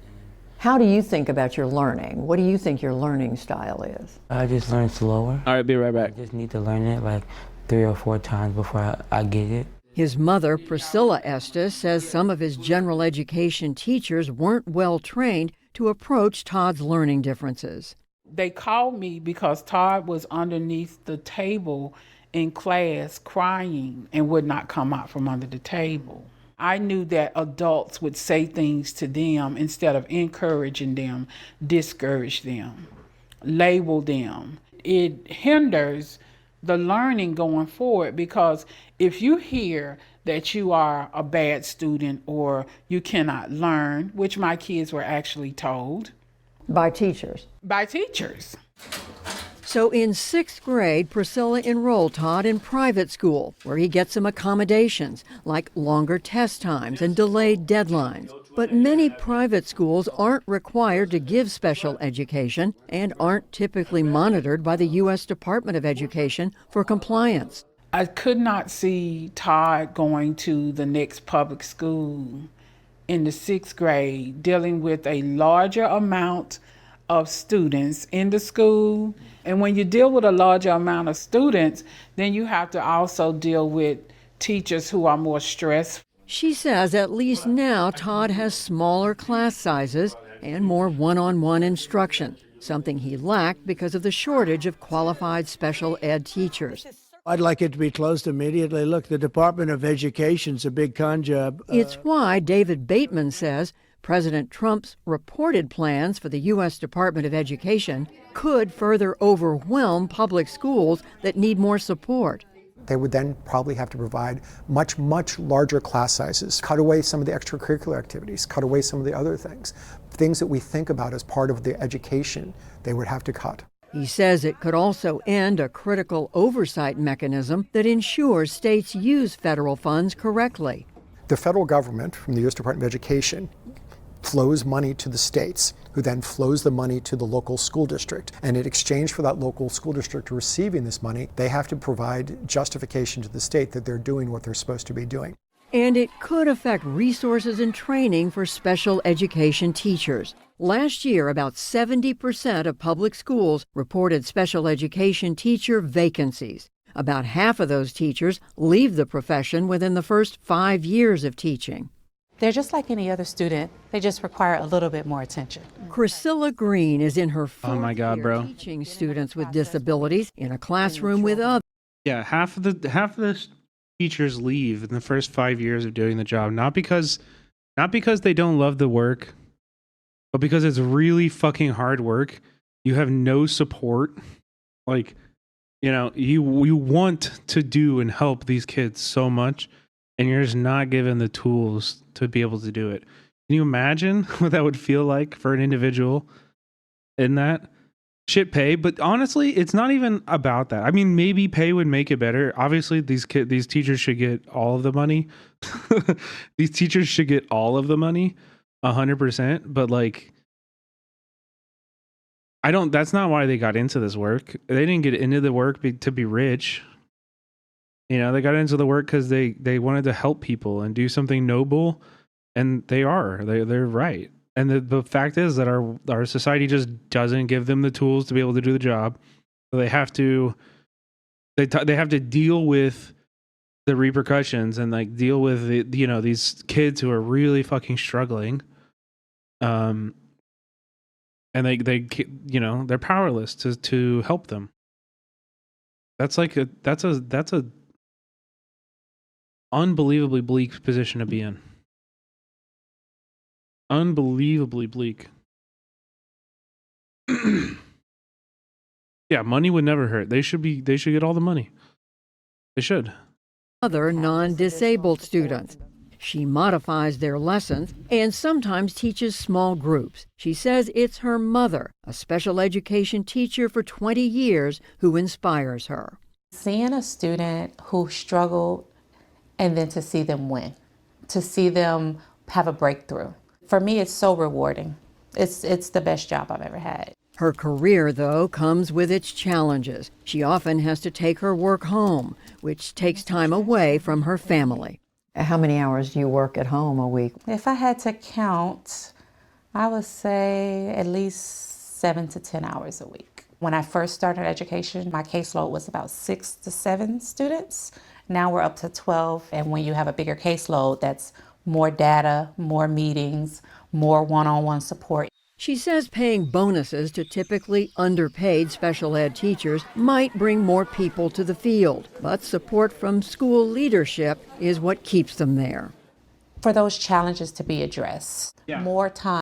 No, I mean, this really does make the difference. I know, like, the family member that I know that teaches special education, they have a principal that will always go to bat for them and do whatever they need because they know that they're really good at the job and they want to keep them there, you know?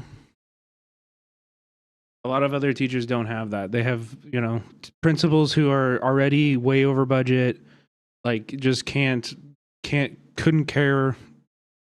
They just don't, you know, they don't prioritize disabled like students at all.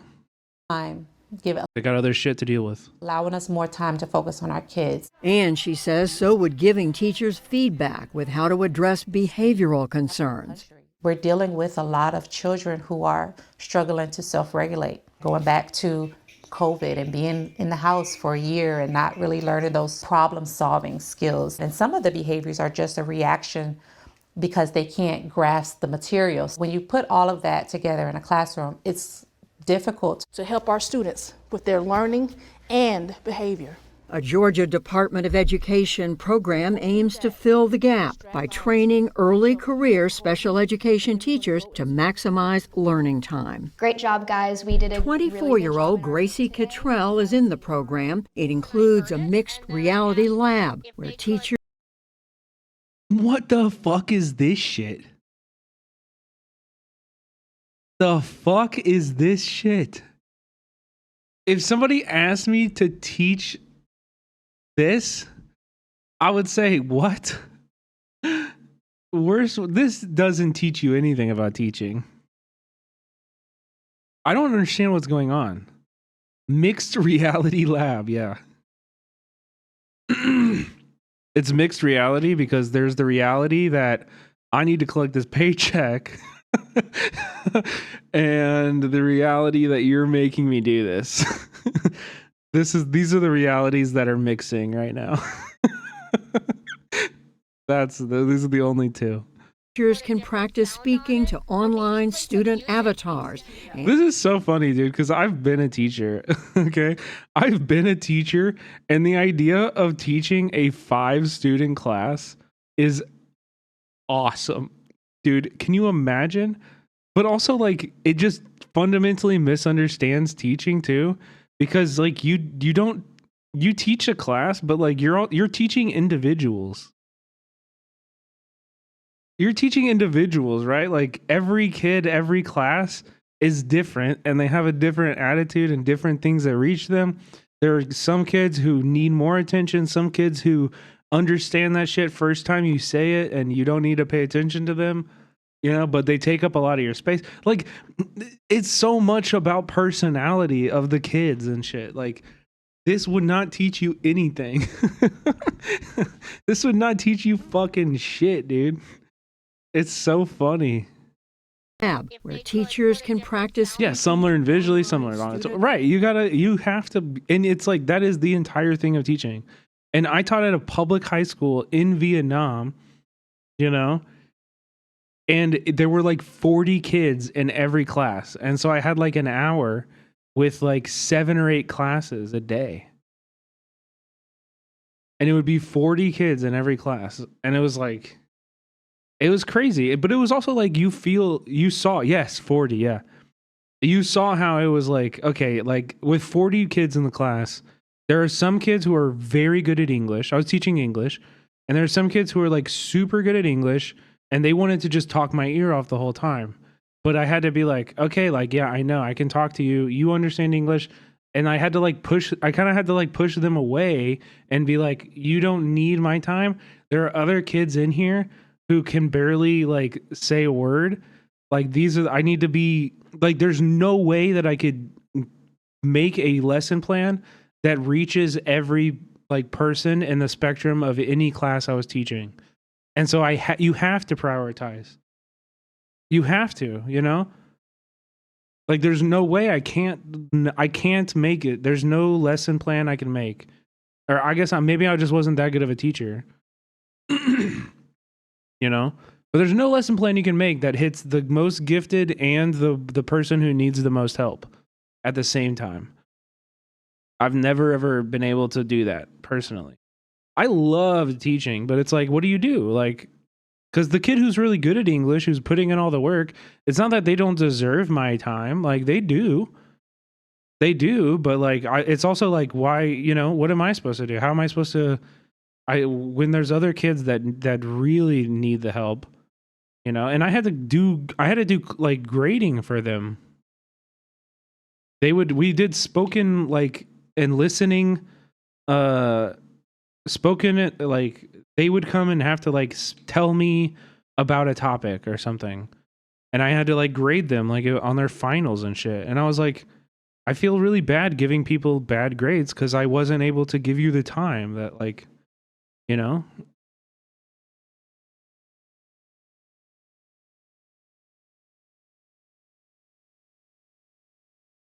You partner up the kid who is good to tutor and the one who isn't, and you supervise. It's hard though. Yeah, well, I mean, imagine I did do a lot of group work. I did like group work a lot because I could kind of spend my time more with like smaller groups. But yeah, good luck supervising 8 groups of 5, and they're not being like miniature riots in different parts of the class. There were never. Honestly, the students I had were all really, really awesome and respectful. There's only a few classes where kids were getting really wild, but in general, people were cool. Avatars and hear feedback from their peers. It also just allows us to make mistakes in a low pressure environment where, you know, if you don't really know what to say, or you say the wrong thing, no harm, no foul in that situation where you're really just practicing. Wait, you speak Vietnamese? I really tried hard, but I would never say I speak Vietnamese. My level of Vietnamese, this is what I always say, is that I once got a haircut and was able to maintain small talk in Vietnamese the entire time. And I think that guy thinks I spoke Vietnamese fluently.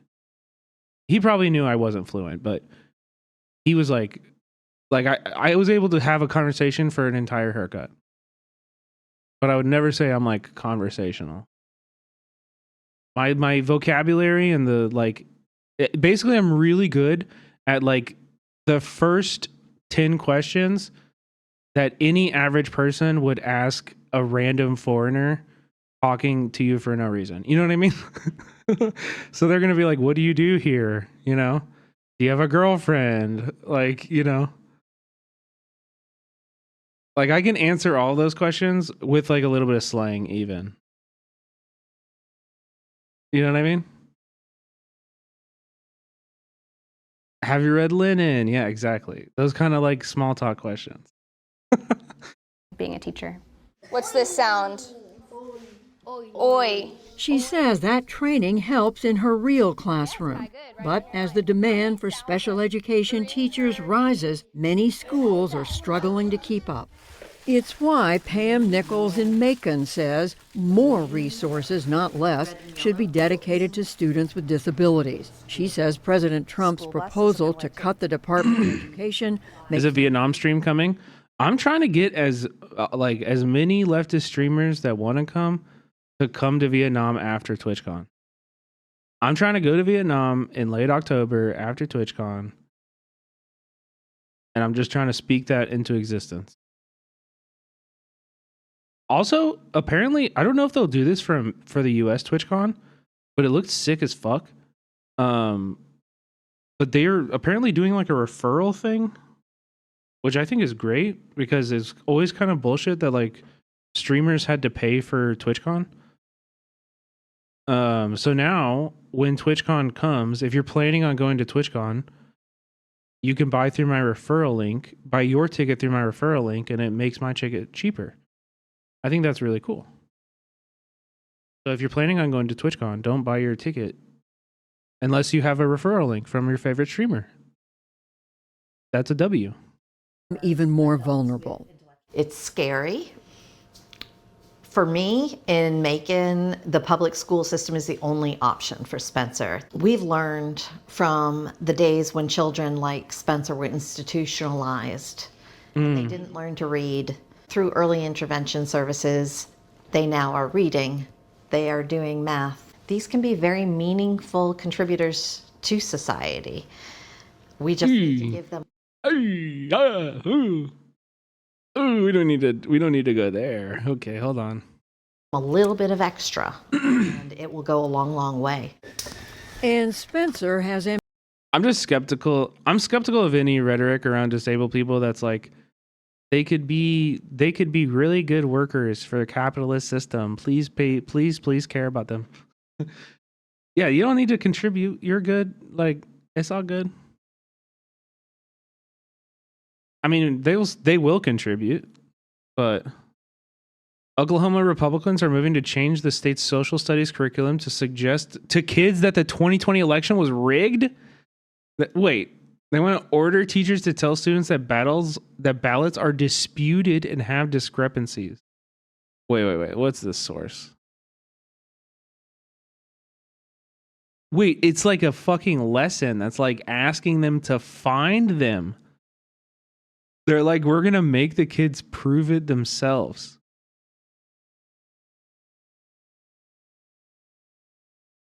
The standard includes sudden halting of ballot counting in select key cities and key battleground states. Wait, what? The halting of ballot counting? The security risks of mail-in balloting. Oh my God. Sudden batch dumps, an unforeseen record number of voters, and the unprecedented contradiction of bellwether county trends. Among the list of other things for students to consider.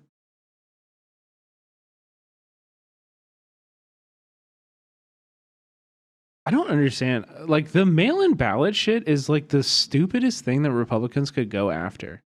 Because old people mail in ballot. Like, old people do that. Military has been doing it forever. I mailed in my vote when I lived in Vietnam. Yeah, you can vote from abroad. You know what I mean? You can vote from abroad in Vietnam. I did it. I did feel like that meme of Job from Arrested Development throwing the letter into the ocean. When I did it, that's what I felt like. But I did. In 2016. Yeah. Trump votes by mail. I don't know. It's like they want to like eliminate the access to vote by mail. And I genuinely do think that will be worse for them than for Democrats. I think in 2020, because of COVID, it may have been even. I think maybe it was even. But now it's objectively better for Republicans because older demographics who don't get out, or rural areas too, who it's a 20-minute drive to their ballot box, you know, like all of these people typically are going to vote for, you know, are going to vote through the mail, probably. That's just, I don't know. I haven't really looked into like data around this, but this is just vibes, you know? Just seems like common sense. So I don't really know why they're trying to like eliminate it. We won't be able to do mail-in soon. They're going to axe the post office. That's a good point. Good point. But it's also, yeah, like, again, like, I don't know. If you live in a city, which is probably means you're a Democratic voter, like, it's not hard for you. You can probably walk to a ballot. Every city I've lived in, there's been, like, a ballot within walking distance of me at a local church, or, you know, they're all over. A ballot box that you can, like, or somewhere you can go vote. I voted in person most of the time I live in the city because it's just, like, legit more convenient. I don't even know how to mail a letter. How do you mail a letter? Do I have to drive to the UPS thing? There's like, is there a way I can mail it through my mailbox? I don't know. I don't know. Owning a home, and one day working in the restaurant industry. Pam says she will keep fighting for him to get the quality education that will get him there. For the PBS NewsHour, I'm Judy. Yeah, right. Critical, and they usually like a cities will also usually have like 3 weeks of voting availability and stuff like that. I don't know. You put the flag up. I ain't got that kind of mailbox. I never had that kind of mailbox. I live in a city. I have one mailbox I share with like 20 people, and I have a little key to a little thing. It's like this big, and that's where my mail's at.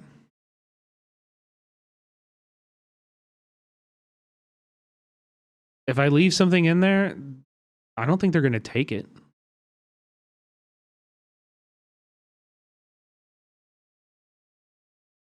I leave shit in there for months. They don't ever take it.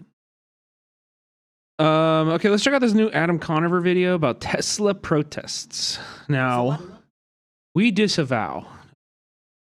Now, I would never encourage people to go after an American company. Okay? There's one thing we respect on this channel. It's property. Okay? It's property and glass, windows. Okay? A lot of people on the left spend absolutely no time talking about the families of windows. Like, can you imagine if you're a window wife and your window husband gets like broken at a protest? They would be shattered. They would just be absolutely shattered. Last week, Trump's big billionaire buddy Elon finally fell down the K-hole. You know, for a while there, it seemed like Elon was on top of the world. I mean, he's basically the president. He's firing scientists who are way smarter than he is, and he's deciding whether people live or die, since hundreds of thousands of people are literally going to be killed by Elon's cuts to disease prevention programs. But hey, Elon don't care. He's way too busy playing with his favorite chainsaw. Dude has been living the dream. But all of a sudden, Tesla stock started dropping, and protests of Tesla started popping up in Philadelphia. Yeah, and nowadays there's this like new like computer bug with Teslas where they're like catching on fire and stuff at the dealerships. It seems like you can probably solve that with an update. And I think it's, they should really do an update. Maybe they should try turning it on or off.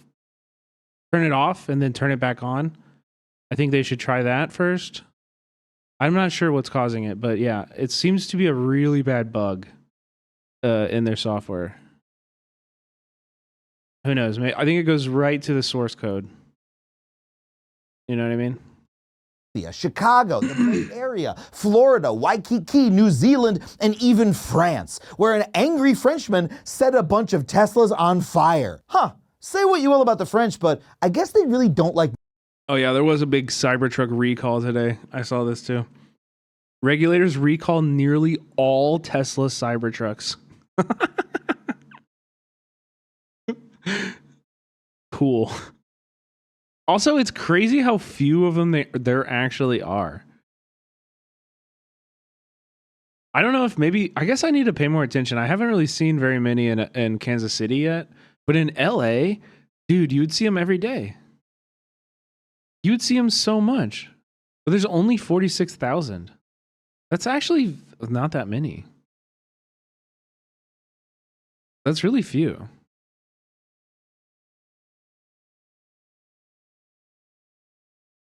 Right? I'd prefer zero. They're really ugly, stupid cars, dude. I don't know, man.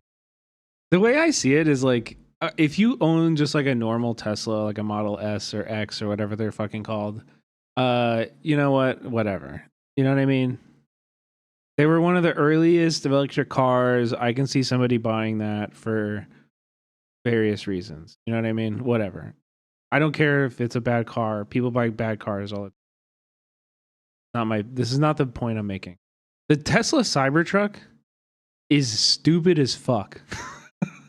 Like, this car is you are dumb if you bought this, and at best, you're really dumb and have terrible taste. At worst, you are a Nazi. And there's a big portion of them that bought them to support Elon, or because they like bought Tesla stock and they're just like fully guzzling the cum from the man's mangled dick from his failed gender confirming surgery dick. They're just guzzling the cum. Nazis for some reason. Even Sheryl Crow announced that she was getting rid of her Tesla. Yeah, Elon, all she wants to do is dump your What's with the military design cars that go in and out of fashion, like Hummers? Yeah, that is true. And there is a little bit of that in this too. I could totally see that, Starwind. Yeah, I feel you. I feel you. There is like a little bit of like, oh, and they also marketed it like that, remember? Because it was like, these are indestructible, which is like awesome. Like they're like bulletproof, and like Elon like threw the metal ball at it and broke the window and shit. Yeah. It's awesome now that they're all just like catching fire spontaneously and burning, and then catching the one next to them on fire, and then that one burns. That's so awesome.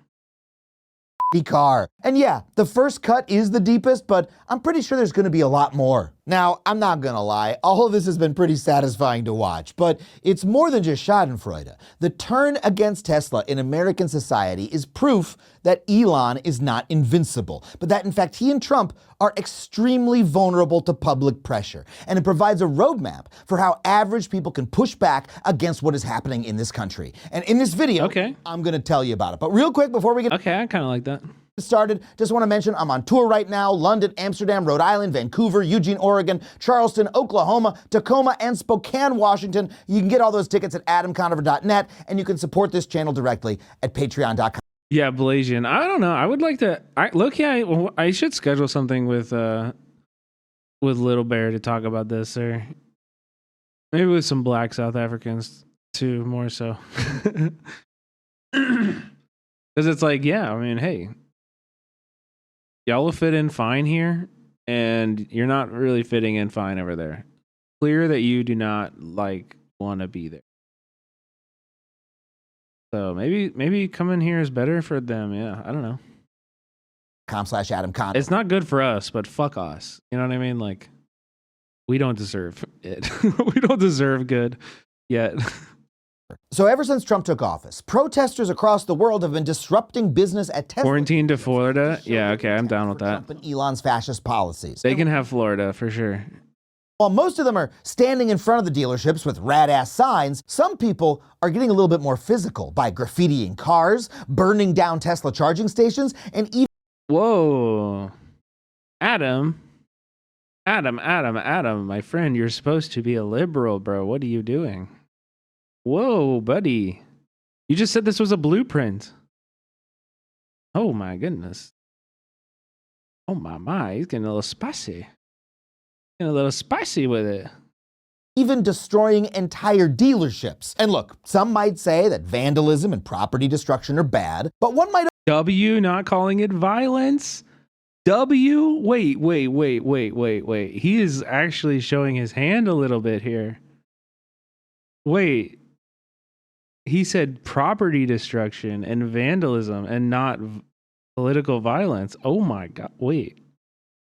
I'd also argue that unconstitutionally vandalizing an entire government that serves hundreds of millions of people is a bigger fucking deal than a little spray paint on the most taggable car I've ever seen. I mean, yeah, Bella Ciao. Cybertrucks are flat and made of stainless steel. It's the perfect canvas. How is a graffiti artist supposed to resist? And look, if you bought a Cybertruck, I honestly don't know what's wrong with you. Owning a Cybertruck is the shitpost of car buying. It means you— Dude, he's so right. That's a great way to put it.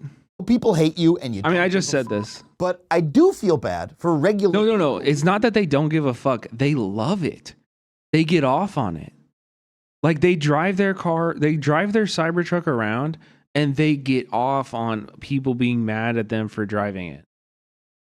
That's why I'm like, I don't, like, I know some people like flip off, like, you know, Cybertrucks when they see them and shit. And it's like, don't even give them that attention.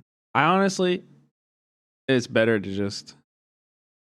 do it masked. You know what I mean? That's what I'm saying. Just make sure you're really well masked, because they do have like 9 cameras on the outside of them. You know? Just bought a Tesla a couple years ago because they Best description I've heard is Will Neff calling it a road fedora. wanted a nice car to drive. They were probably busy doing normal people stuff when Musk started going off the right-wing deep end. You know, until recently, you had to be chronically online to know that Elon became a shitbag. Remember when he called... Oh, whoa. What? Prodigy, why are you sending this? Prodigy, how 3 alleged Tesla vandals got caught? Whoa. You can't be sending this in here. Oh, wait, I can't even read it all. Do you happen to have a non-paywalled link?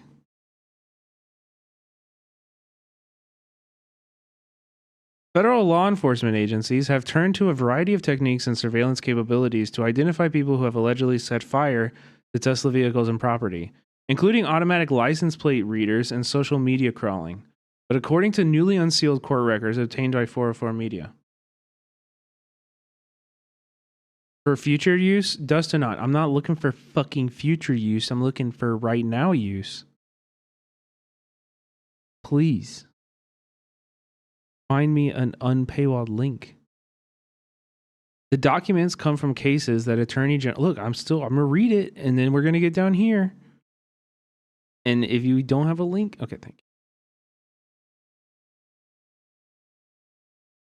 Documents come from cases that Attorney General Pamela Bondi announced on Thursday. The charges also come as sentiment towards Tesla and Elon Musk is at an all-time low. People have participated in regular and largely nonviolent, entirely nonviolent. Who has been harmed by this? What do you mean, largely nonviolent? There's been zero violence. Nobody's been harmed. There's been no casualties, no injuries. It's just property destruction. Beefies were hurt? Yeah, for real. It's just property destruction. Tesla takedown protests. And there have been multiple acts of vandalism around the country, which has captured the attention of Musk, Bondi, and Donald Trump, who are now claiming that vandalizing Teslas will be treated as an act of domestic terrorism. On Monday, 404 Media reported that a website called DogeQuest has doxed some Tesla owners, and that the website included a Molotov cocktail as its cursor. Okay, we need to find out what that website was.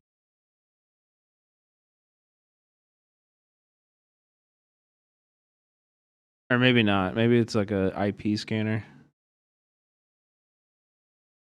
It's bait. It might be bait. I'm not clicking it. I did hear about this though. I think it's like more like a fear tactic. Or like a scare tactic towards... I don't think it's bait for us. I think it's like a scare tactic for Tesla owners. Each of the arrests announced by Bondi happened earlier this month or last month, and new details about them are now available in court documents obtained by 404 Media. Details about the surveillance techniques used to identify the alleged vandals show that police used a combination of automatic license plate readers and social media monitoring to investigate 2 of the crimes. In the third, the suspect was identified based on a combination of license plate records and fingerprints left on a Molotov cocktail bottle. Okay. Are you taking notes? The first case relates to a March 7 arson of a set of Tesla charging stations in South Carolina. Witnesses said that a man used red spray to write "Fuck Trump" and "Long Live Ukraine" in a Tesla charging station parking spot, according to court records. The man then lit beer bottles on fire and threw them at charging stations, with some setting on fire, the documents say.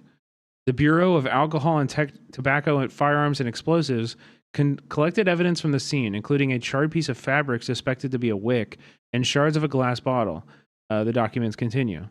Investigators review surveillance video from a nearby restaurant and saw a white male in a gray sweater, black face mask, black shorts, and black shoes. During the footage, the man was seen carrying a green item. ATF investigators then reviewed more footage from the North Charleston Police Department. In that clip, the man was not holding the green item. Investigators then found it, a cardboard bottle carrier for Holland 1839 beer. More footage showed the man getting into the white van and leaving the area, a Tanger outlet mall, the court documents say.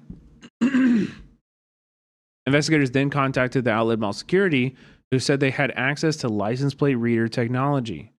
The LPR cameras are typically set up in a fixed area, which continuously monitor which vehicles drive by and record their license plate.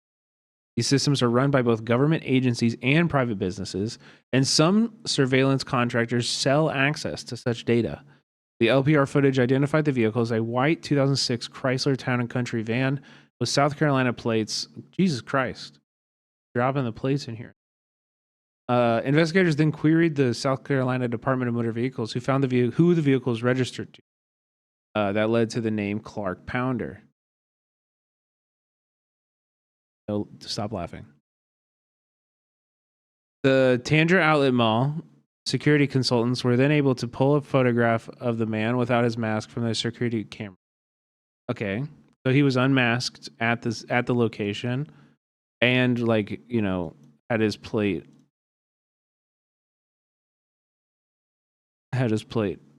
just out willy-nilly.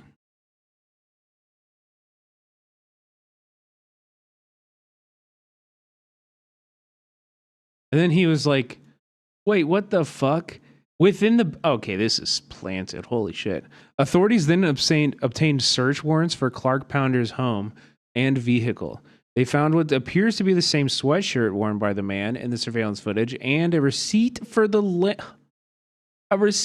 beer. Within the bedroom, SAs located a purple composition book on a desk next to the bed. The notebook contained 3 handwritten pages statement, which asserted anti-government beliefs and statements opposed to Doge. Okay. Oh, we got cuts from the document? Or no, never mind. And then in another case in Oregon, police identified Adam Lansky through a mix of license plate lookups and fingerprints left on wine bottles used for Molotov cocktails. Lansky allegedly threw Molotov cocktails at Cybertrucks at a Tesla dealership in Salem on January 20th and allegedly shot at the same dealership on February 19th with a suppressed semi-automatic rifle. Holy fuck. The federal affidavit claims that Lansky caused $500,000 worth of damage at the Tesla dealership by damaging a total of 7 Teslas, with 1 vehicle destroyed. Okay, that's kind of wild. That's crazy, dude. We disavow. Do not do that. Cave diver who saved. Do not throw a Molotov ever without gloves on. Not touch a bottle that you're going to do anything weird with without gloves. Saved a dozen children, a pedophile? That was weird as hell, but it didn't make the news the same way destroying the federal government has. But now that the Musk is out of the bag, countless liberal and left-wing Tesla owners are so embarrassed to be seen in them, they're either selling their cars or buying anti-Elon bumper stickers to let people know where they stand. These stickers are literally flying off the shelves just like Elon's cars aren't. And this anti-Tesla backlash is not just an empty... Trump admin using the Alien Enforcement Act. The Trump administration is planning to argue that its invocation of the Alien Enemies Act allows it to enter the homes of any person who they believe are subject to the declaration without a warrant.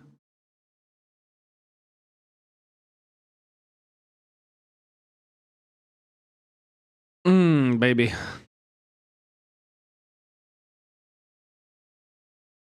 Castle Doctrine states. Castle Doctrine states, baby. I feel you. Empty gesture. It's good luck. Good luck out there. Elon's finances. Before all this happened, Tesla's stock was already ridiculously high. It had a price to earnings ratio more than 9 times any other car maker. That means the stock was valued far higher than it should have been compared to how much revenue the company actually generates. Why? Well, that insane valuation seemed to come from the hope by investors that Elon would revolutionize the entire transportation industry with advanced AI and robotics. That's why Elon was constantly holding these ridiculous, gigantic events where he announced often fake products that Tesla was not even selling or even knew how to manufacture. Like we covered in one of my other videos, the advanced robots that Elon showed off last year were literally being puppeted by a teenager in the next room over. Are you fully autonomous right now, or are you being controlled by a human? I am not fully autonomous yet. That's not the future. It's just the animatronics they have at Chuck E.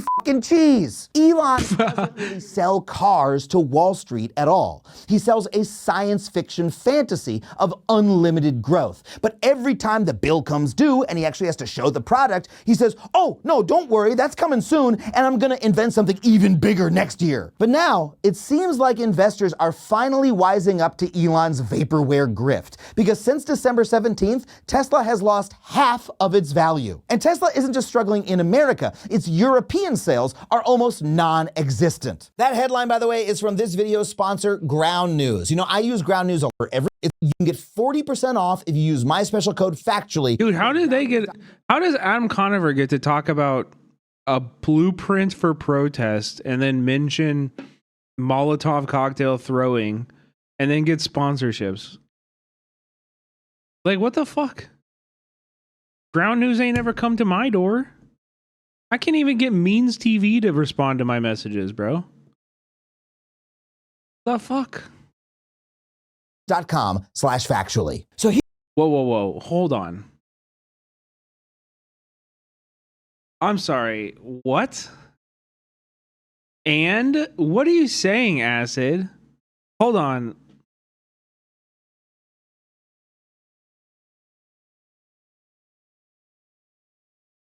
Excuse me, Acid Burns?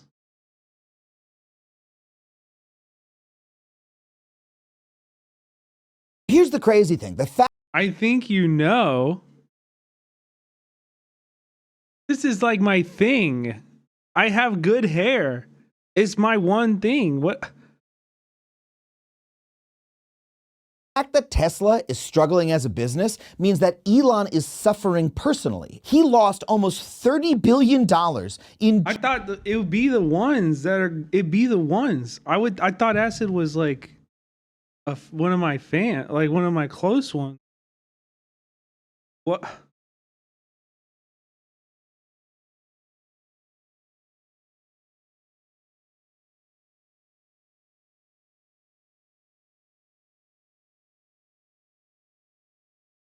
Oh, okay. I know. I'm just joking. I didn't even mean it like that. I know. I'm just joking. I'm joking. Just one day. And that might not seem like a big deal since apparently he's still worth $301 billion, but losing all that value in Tesla is an enormous problem for Elon because here's the secret about his finances. He doesn't pay for anything using cash. He pays for what he buys using Tesla stock and the understanding that Tesla stock will continue to rise. That's literally how he could afford to overpay for Twitter. So if Tesla stock is crashing, that gives Elon less literal power in the world in a real way. You know, we think of billionaires as being omnipotent and untouchable, but the amazing thing is that the sustained protests at Tesla actually seem to be hurting the richest man in the world. Check out this clip. When this news anchor asked Elon... Yeah, it's also kind of hard to like actually explain this concept of like Tesla's worth and Elon's like net worth and everything, because he is like... He probably still is the richest man in the world, but it's like fake wealth. Like if he were to liquidate his Tesla stock and sell the 13% or whatever that he owns, the stock would tank. You know what I mean? Like the money would evaporate as quickly as he's selling it, and it would like he's not making that. You know what I mean? It's not real. It's not actual money. You can't just like it's not real, you know? It's just like an estimate. Yeah, it's all fake. Like, I like when people break down material successes from protests. I get tired of anti-protest rhetoric that asserts protests are just marching in circles for exposure. I love protests that achieve direct goals beyond merely increasing awareness. Yeah, I agree, Bella. I agree. And this is a good video in that regard. Yeah, that's a good point. On about Tesla, he literally seems to be holding back tears. You giving up your other stuff? I mean, how are you running your other businesses? I love these questions, and when people like talk about this, because they're like, wow, like, yeah, he's so smart. He's running all of these businesses at the same time. It's like, yeah, it's almost like he doesn't do anything. It's almost like these businesses run and he just owns them. He's just a name on a piece of paper. Like, but literally Elon's entire fucking personality and his cult of personality especially is built on this idea that like he is the unique brain that has created the rocket. You know, like he's not responsible for any of this shit. He's just an investor who buys into these companies. It's so silly. It's so hilariously silly. With great difficulty.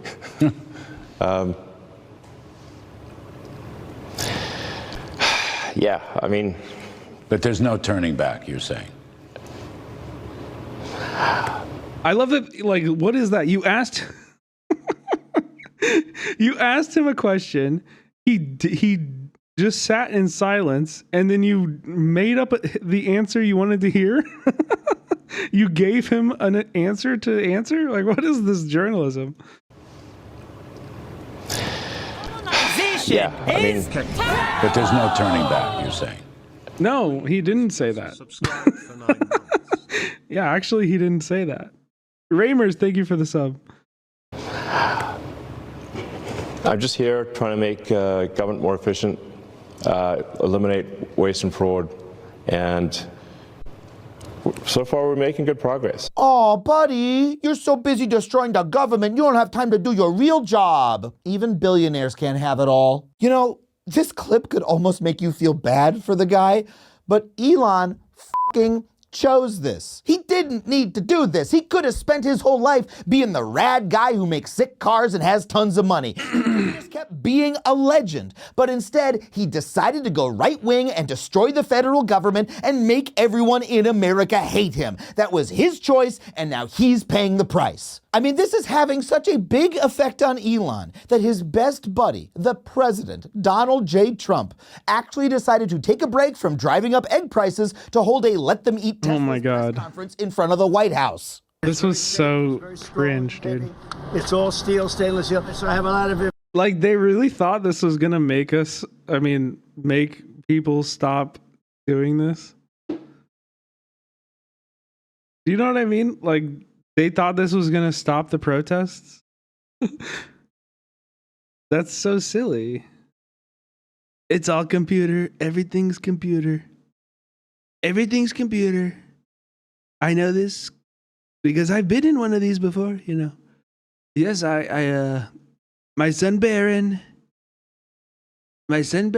he told me to go on a podcast, he said. To go on a podcast. This guy, Aiden Ross, he's a live streamer, I hear. It's on the computer. I went on Aiden Ross's stream, and he bought me a Cyber Tesla car, Tesla truck, and I sat in it, and we listened to beautiful music. The speakers were amazing. Information, including the price. Yeah. I want to make a good deal here. You know, I do notice this. They have one, which is $35,000, which is pretty low. I mean, all you can say to this is holy shit. Trump is such a bad used car salesman, he does not even realize how out of touch this sounds. You know, it would literally take a minimum wage worker over 600 days of work, pre-tax, to earn enough to buy that fucking car. In the same week that Elon fired thousands of Americans and Trump instituted tariffs that are going to make life even more expensive for the entire country, they have the gall to ask Americans to buy their iDubbbz made a Doge video? Really? That's interesting. out of here. But even more importantly, we have to recognize that this is pathetic. I mean, these guys are supposed to be the most powerful men in the universe. Trump is the president of the United States. Elon is the richest man in the world, and they are out on the White House lawn hawking products like Billy Mays and the ShamWow guy, and they're even on just as many drugs. I mean, these guys are supposed to be so much more powerful. Nah. Come on, you gotta give... Trump is straight edge. Trump is straight edge. He is. And that's why I know it's an unpopular choice, but when I asked the question of all of the billionaires or of all of the rich, powerful people, who do you think would taste the best when we eat the rich? Who will taste the best? I say Trump. I think Trump will taste really good. And you all will say McDonald's. You all will say this, but no. That we like meat and we like fat in our meat, in our muscle. That is actually a benefit if you know anything about food. It makes it taste yummier. The flavor comes from the fat.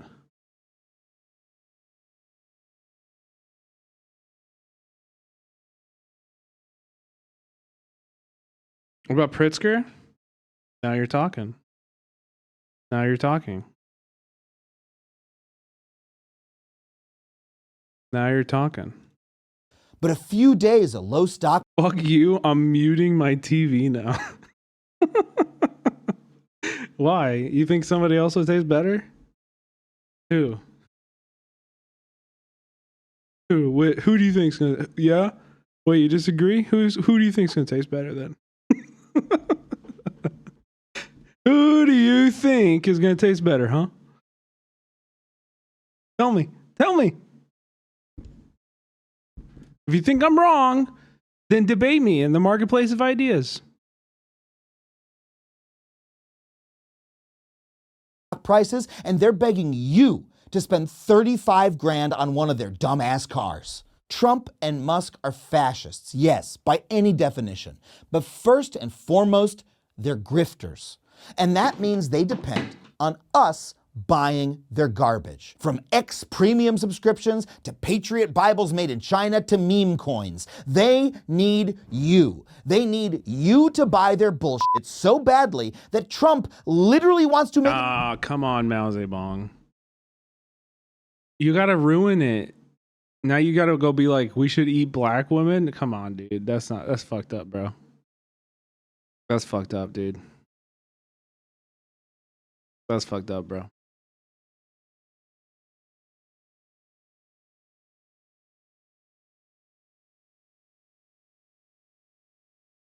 Nah, man. Make it a crime not to buy a Tesla. Nah, dude. You can't go that far, bro. Trump is so upset. That's where I draw the line. About the richest man in the world's falling stock price that he thinks it should be illegal for you not to give him your money. And they don't just need your cash, they need you to like them. Remember, Elon's entire fortune, his overvalued stock, his social media influence, all of it has been based on being idolized, on being described as the real-life Iron Man, remember that? On being loved by the public. But now, according to polls, 53% of Americans have a negative opinion of Elon. And that's way too low. That's insane. Dude, the richest man alive, I don't care when we have socialism, the richest man alive should have no less than like 20% approval. That's ridiculous. That's a huge number, considering that research shows that if even only 3.5% of a population engages in nonviolent protest, political change happens. So if just a fraction of those people sell their Teslas, or show up with signs at a dealership, or vote— Okay, stop. You guys are being weird now. Now you really made it weird. Fishy, quit. refuse to buy Elon's bullshit, it makes a fucking difference. Trump and Elon are like Tinkerbell. Their power— We're really playing close to the third line anyway. You know what I mean? I should have never brought it up. I can't trust you guys with that kind of comedy. You started this? I know. Exactly. That's what I mean. It is my fault. It's my fault. It's my fault. Listen. All I'm saying is you don't want to eat people anymore. Now, I didn't say that. I didn't say that. I'm just kidding. Of course not. I want to be eaten. I actually don't really care to eat people. I want to be eaten. Okay? No, not vor. Like in a polycule setting? No. No. Like, and I die of natural causes. You know? And then all of my family and friends, only the close ones, like nobody from chat. That would be really weird. Only my family and friends. And then y'all crack me open. I mean, we'll have a chef. Have a chef do it. Crack me open. And then get all my guts out. And then stuff me with crabs and lemongrass and like a bunch of really good tasting shit. And Dewey. Tier 3 only.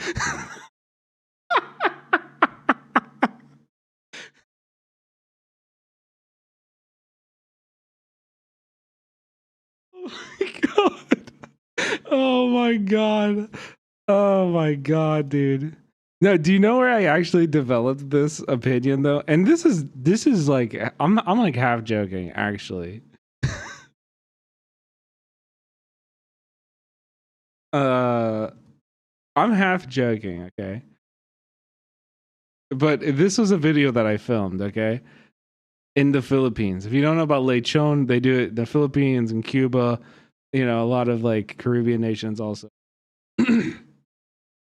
But dude, we went to this lechon, bro. And these guys are madmen, man. They're madmen. They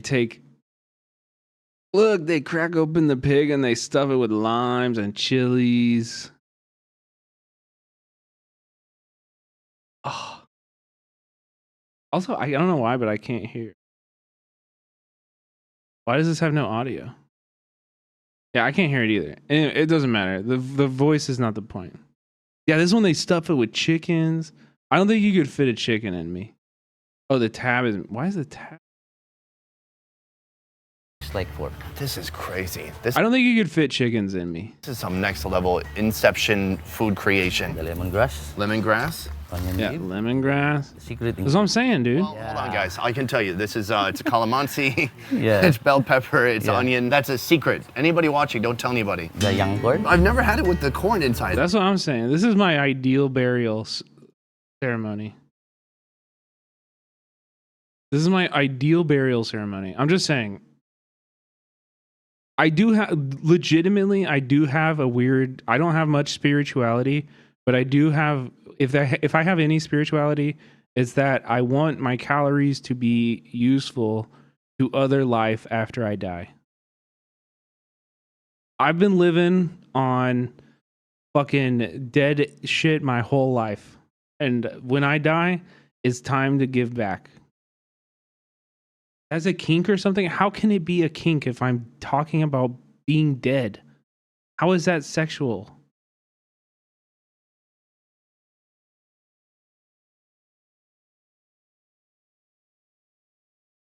Have you seen those mushroom body bags? Yeah. I mean, I'm down. I'm not down. I mean, I'm down for that, but ideally, it's like ideally, it's going to like. I mean, throw me into the wolves or whatever. Wolves would be cool too. Wolves would be cool too. You can give me the wolves or whatever, or like birds or something, or just throw me in the ocean. I don't give a fuck. I just don't want to be burned. I'm really like anti-cremation. I really don't like cremation. I would personally prefer not to be cremated. Yo. Zoran was on CNN talking to these dorks. Wait, is this the whole clip? No. I want to see this whole segment.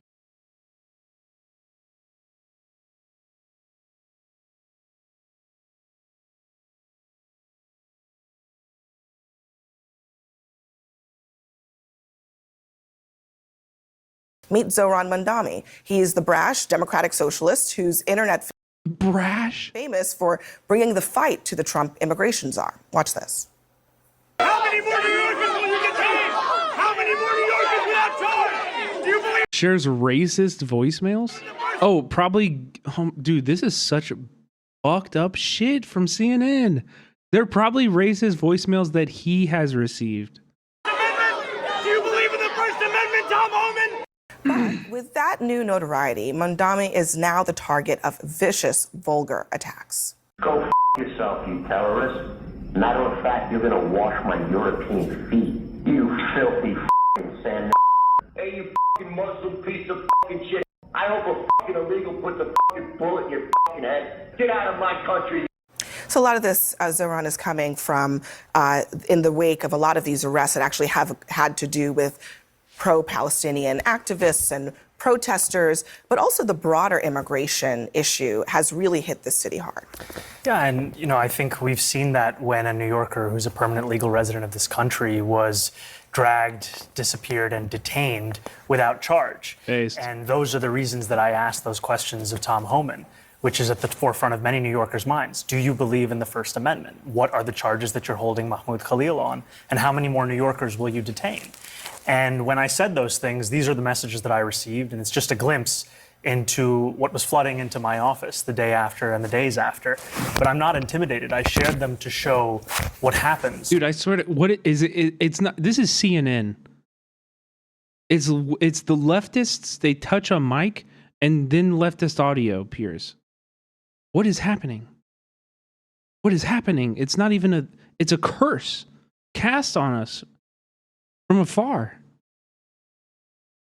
When a Trump administration that ran on cheaper prices, on lowering the cost of living, and on a message that resonated with New Yorkers on Fordham Road and Hillside Avenue, has instead shown itself completely unable and uninterested in delivering that, and instead is pivoting to the one thing it can do, which is deliver cruelty to its perceived enemies. Damn, he's really good. Damn, he's good. Wait, so we don't have the full. Fuck, this is all we get, huh? Wait, I bet the case study QB that channel that re-uploads everything, I bet they might have it. Lead it that is willing to fight the Trump administration, not collaborate with it in the manner of Eric Adams or that which Andrew Cuomo is running. I think what the general public sees is a Democratic Party that is more interested. This guy sucks. In defending people like Mahmoud Khalil than they are victims of crime here in New York City, than they are Jewish students who have been subjected to vile anti-Semitism across these college campuses and universities, or than they did seeing Democrats refuse to stand for a 13-year-old boy who's suffering from cancer who was made a Secret Service agent. That's what the juxtaposition is right now. That's what the American people are. Dude, he has a good look. He's got a good, serious listening look. Oh man, wait, he's actually like low key is like a. I don't know. I'm seeing a lot of potential in this. I feel like every time I see him, the more I see him, I'm like, wait, this guy could go. Yeah, he's got some aura. He's got some aura for sure.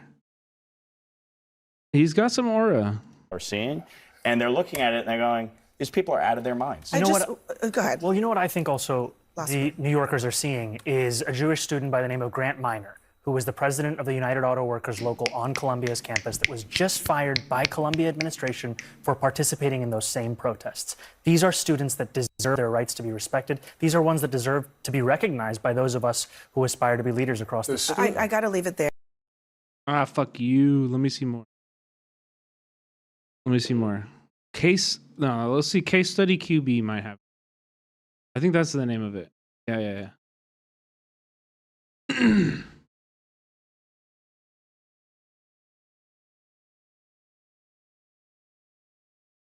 They got it here. I fucking knew they would have it. They got it right here. Trump rushed to deport migrants is just too rushed and putting potentially innocent people in the crosshairs. This from the Associated Press. Everyday tattoos got Venezuelan men ID'd as gang members and deported, lawyers say. Another from the New York Times, a Canadian who was in American Pie says ICE held her for 12 days. Immigration is a clear flashpoint. Case in point, meet Zoran Mandami. He's the brash Democratic socialist who's internet famous for bringing the fight to the Trump immigration czar. Watch this. How many more New Yorkers will you detain? How many more New Yorkers without charge? Do you believe in the First Amendment? Do you believe in the First Amendment, Tom Homan?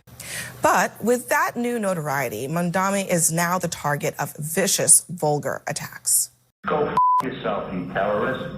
Matter of fact, you're gonna wash my European feet. You filthy f***ing sand. Hey, you f***ing Muslim piece of f***ing shit. I hope a f***ing illegal puts a f***ing bullet in your f***ing head. Get out of my country. So a lot of this, Zoran, is coming from in the wake of a lot of these arrests that actually have had to do with pro-Palestinian activists and protesters, but also the broader immigration issue has really hit the city hard. Yeah, and I think we've seen that when a New Yorker who's a permanent legal resident of this country was dragged, disappeared, and detained without charge. And those are the reasons that I asked those questions of Tom Homan, which is at the forefront of many New Yorkers' minds. Do you believe in the First Amendment? What are the charges that you're holding Mahmoud Khalil on? And how many more New Yorkers will you detain? And when I said those things, these are the messages that I received, and it's just a glimpse into what was flooding into my office the day after and the days after.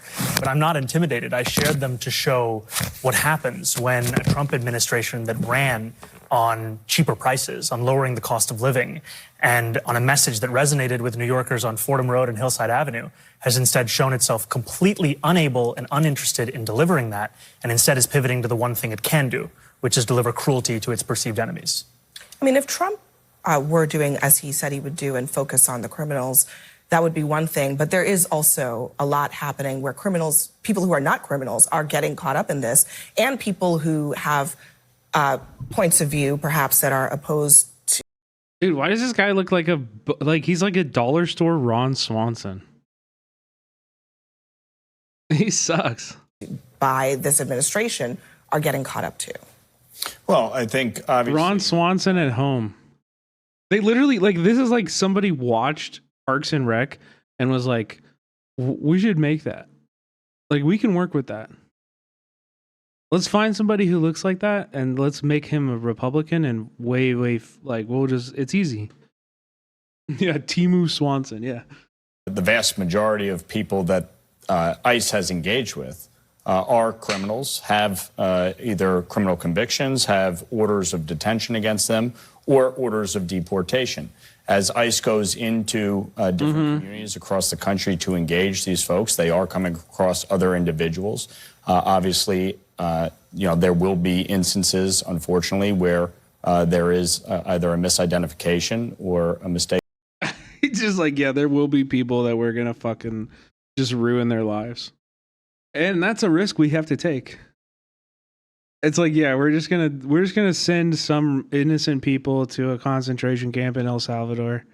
What can you do? What can you do? Nah, there's not captions, sorry. This just happened a few hours ago, so there's no upload official. This is like a Twitter page that re-uploads mainstream media. That is made. But the vast majority of people. We got more call-outs on CNN. Of thousands of workers only for the courts to reverse the firing. This is absolutely. Wait. Can we? What is this?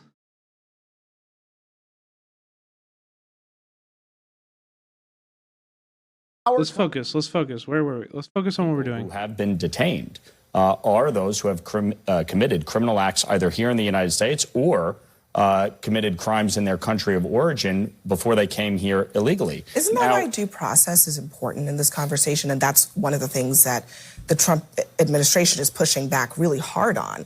This idea that they can just deport people using a wartime power that is disputed, and they don't have to, say, prove that they are actually in a Venezuelan gang. It could be a soccer player who's here on an asylum claim. I mean, and this is at the core of what has outraged so many New Yorkers, is that we still don't know the charges for which they have detained Mahmoud Khalil. And what we've seen, in fact, is an inability to prove them because there are no charges. This is an attack on the First Amendment. It's an attack on one of the most core things about being an American, which is the right to engage in political speech without fear that your government is going to lock you up. Well, I would strongly disagree here. First of all, about what? Mahmoud Khalil came here on a student visa, did ultimately get a green card. But the fact is, you are not entitled to... I love this that Republicans are now... I love that Republicans are now being like, yeah, you're not... These rights are not God-given. After they've spent the last 70 years... being like, no, I have a God-given right to own a gun and you know, have a fucking nuclear weapon. And they're like, whoa. Okay, the government's rights are, you know, very exclusive. It's like, okay, well, hold on. I didn't think I thought the government didn't give you rights. I thought it was God that gave you rights or whatever. Isn't that what you guys have been saying for like ever? Yeah, literally only whatever suits them in the moment. Of course, this is how fascists work. This is why debating fascists is meaningless, because they don't care about facts. They don't care about the truth. They're just gonna say whatever the fuck gets them into power, and like, you know, it doesn't matter. Like, this is why you shouldn't debate them. Either a visa or a green card, and under the Immigration and Nationality Act, the Secretary of State. Yeah, I mean, we're firmly, and it's more apparent now than ever.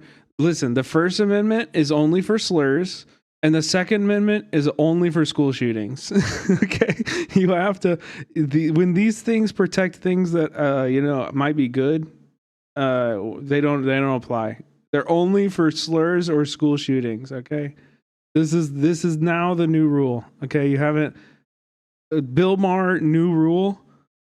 First Amendment only protects you to be right wing and say the most horrific genocidal slurs that you can imagine, and the Second Amendment is only for school shootings. So, does have broad power when somebody is engaged in conduct that is perceived to be a threat or has a negative impact on our foreign policy. That is what they are utilizing with respect to Mahmoud Khalil. What is the conduct? And the bottom line here is that these protests, by and large, and I went to Colombia at the height of those protests back in April of last year. You did. I've been to Colombia multiple times.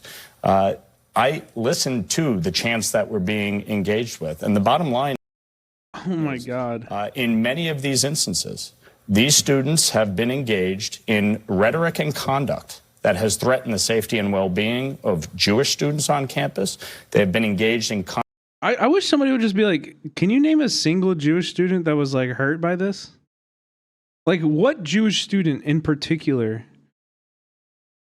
What Jewish student was hurt?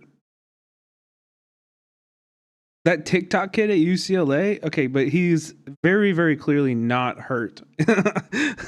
Okay, emotional damage, but like, we're not here for emotional damage. Like, you know, isn't that your guys' thing, that like when kids go to school, they should like not be protected. Their feelings should not be so protected. That's like your thing. You know, you made that, you guys make that argument. So like, what about a real like harm? Like, who was really like hurt? Because I can show you my friends from UCLA who had to get fucking stitches. I've interviewed journalists who weren't even a part of the encampment themselves. They were just there with the UCLA Bruin, like young independent journalists. I've had them on my broadcast. You know, We've interviewed them on here. They got fucking on their way leaving from covering the protest. Were targeted by 4 grown men, kicked onto the ground and peppered sprayed. Like we have many people who were casualties of this struggle, who were physically injured. Can you show me one like Jewish student that was like attacked by this violent protest movement? Well, just one. I'm just asking for just one. The UCLA Zionist attack is one of the most covered up stories in a while. It's like if Charlottesville January 6th was covered up. I'm still not over it. Yes. Yeah. Yeah. And that's why like I'm talking about it all the fucking time. And it's like totally just memory hold. Nobody wants to acknowledge that a group of fascists attacked college students on an American campus with explosives and bear mace and metal poles for hours, and the police stood by. It's not that the police weren't there. They literally were there, and they just stood by while this happened for 3 or 4 hours. It wasn't thousands. It was like probably like a few hundred. Probably like 200. Conduct that promotes propaganda put forth by a terrorist organization. Isn't that speech? And that is... But isn't that speech, Congressman? But I'm sorry. Isn't protest and you are here? If you are here rhetoric, on a visa, I know, but if you are but here the on a question visa, is, you are not. I know, but the question is, visa. The question is, what you're describing sounds like speech to me. Is it speech in your view? Well, you think at the height of these protests that there was not physical violence? You prove it. Did not hear speech that was actually threatening. Hey, look, I think that maybe there was well-being. I think that if there was physical violence, then absolutely that should be prosecuted. If there was, why are we talking in abstract? This is a thing that happened not even that long ago. Why are we talking in abstract? This is it. We can get answers to these things. We don't need to speculate. What are we doing? And we would if there were violence, like no, there wasn't violence. There's truth here, and then there's like made up hypotheticals. There's truth here. Like this is made up fake violence. For the eradication of Jews. 100% that should be prosecuted. The question is where. But hold on a second, Jamal. Just a second. The question is, have they brought up evidence of that? Has there been physical violence accused here? No. And the answer is no. Well, so I'm wondering. The process will play itself out, but the Secretary of State has broad authority under that legislation. Yeah, speech is a means to revoke someone's visa. And if that's the case, the administration should absolutely say so that yes. When you are engaged in that's a great point too. Yes, just let us know the rules. Like right, propaganda on behalf of a terrorist organization. Yes, that is a problem. Sorry, brother Mahmoud Khalil is here legally. He is a student. Nobody is arguing that. Okay, so he's here legally, engaging in peaceful protests. And he was detained. We have no idea what the charges are. You don't arrest and then try to throw charges at the wall to figure out what sticks to try to get him deported. Thank God there was resistance and he was not deported. You mentioned the Secretary of State in the broad jurisdiction there, but you used the key word, perceived.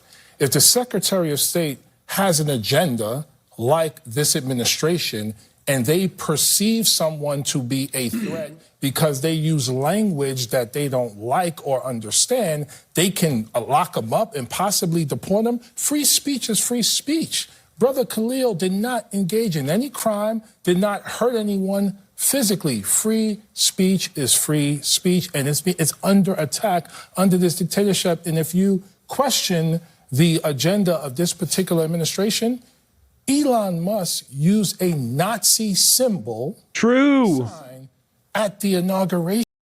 Yes, thank God. I'm so glad this is being discussed in this conversation for the first time. Holy fuck. If we're talking about violence, like and speech or actions that encourage violence against Jewish protesters or against Jewish people in general, like what are we doing? It just lays out how ridiculous their entire argument is This guy fucking Sig Heiled, and you're gonna stand here and deny it right now. This is what we're dealing with this administration. There's an agenda to support and uphold white supremacy. Joe? Just, again, the obsession with Elon Musk. Nah, again, I don't think you should let him just get away with that. I actually, low key, I think the one thing I would do if I differently is I would say this and shove it in his face and force him to either force this person, the Republican sitting at the table, to say, if you care about the safety of Jewish students, what have you said about the Sig Heil, the 2 Sig Heils that Elon Musk threw on the inauguration stage? Let's go back to what we talked about last segment. Taking this back. Talk about the 1488 shit. Talk about this. Executive Order 14188. Additional measures to combat anti-Semitism. Like, if this doesn't make you throw up in your mouth, I don't know what to tell you. Oh yeah, you guys are seeing this for the first time?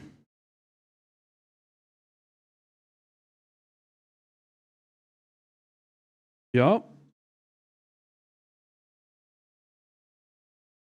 Yup. Here's another coincidence here. When LAPD released a badge description with the official City of Los Angeles letterhead. What? Wait, what a weird coinky dink. What a weird coinky dink that this number here is the exact same number. Huh. That's so interesting. Are those order numbers random? I guess not. How do they work? For these ones, they're sequential. So they actually waited and strategically put this one about anti-Semitism in this spot. Intentionally. Yeah. This is why we actually do need to be genuinely very serious about anti-Semitism. Because it is going to be incredibly rising. And we need to get really real about fighting Nazism and making sure that Jewish people are safe. It is something we should be prioritizing.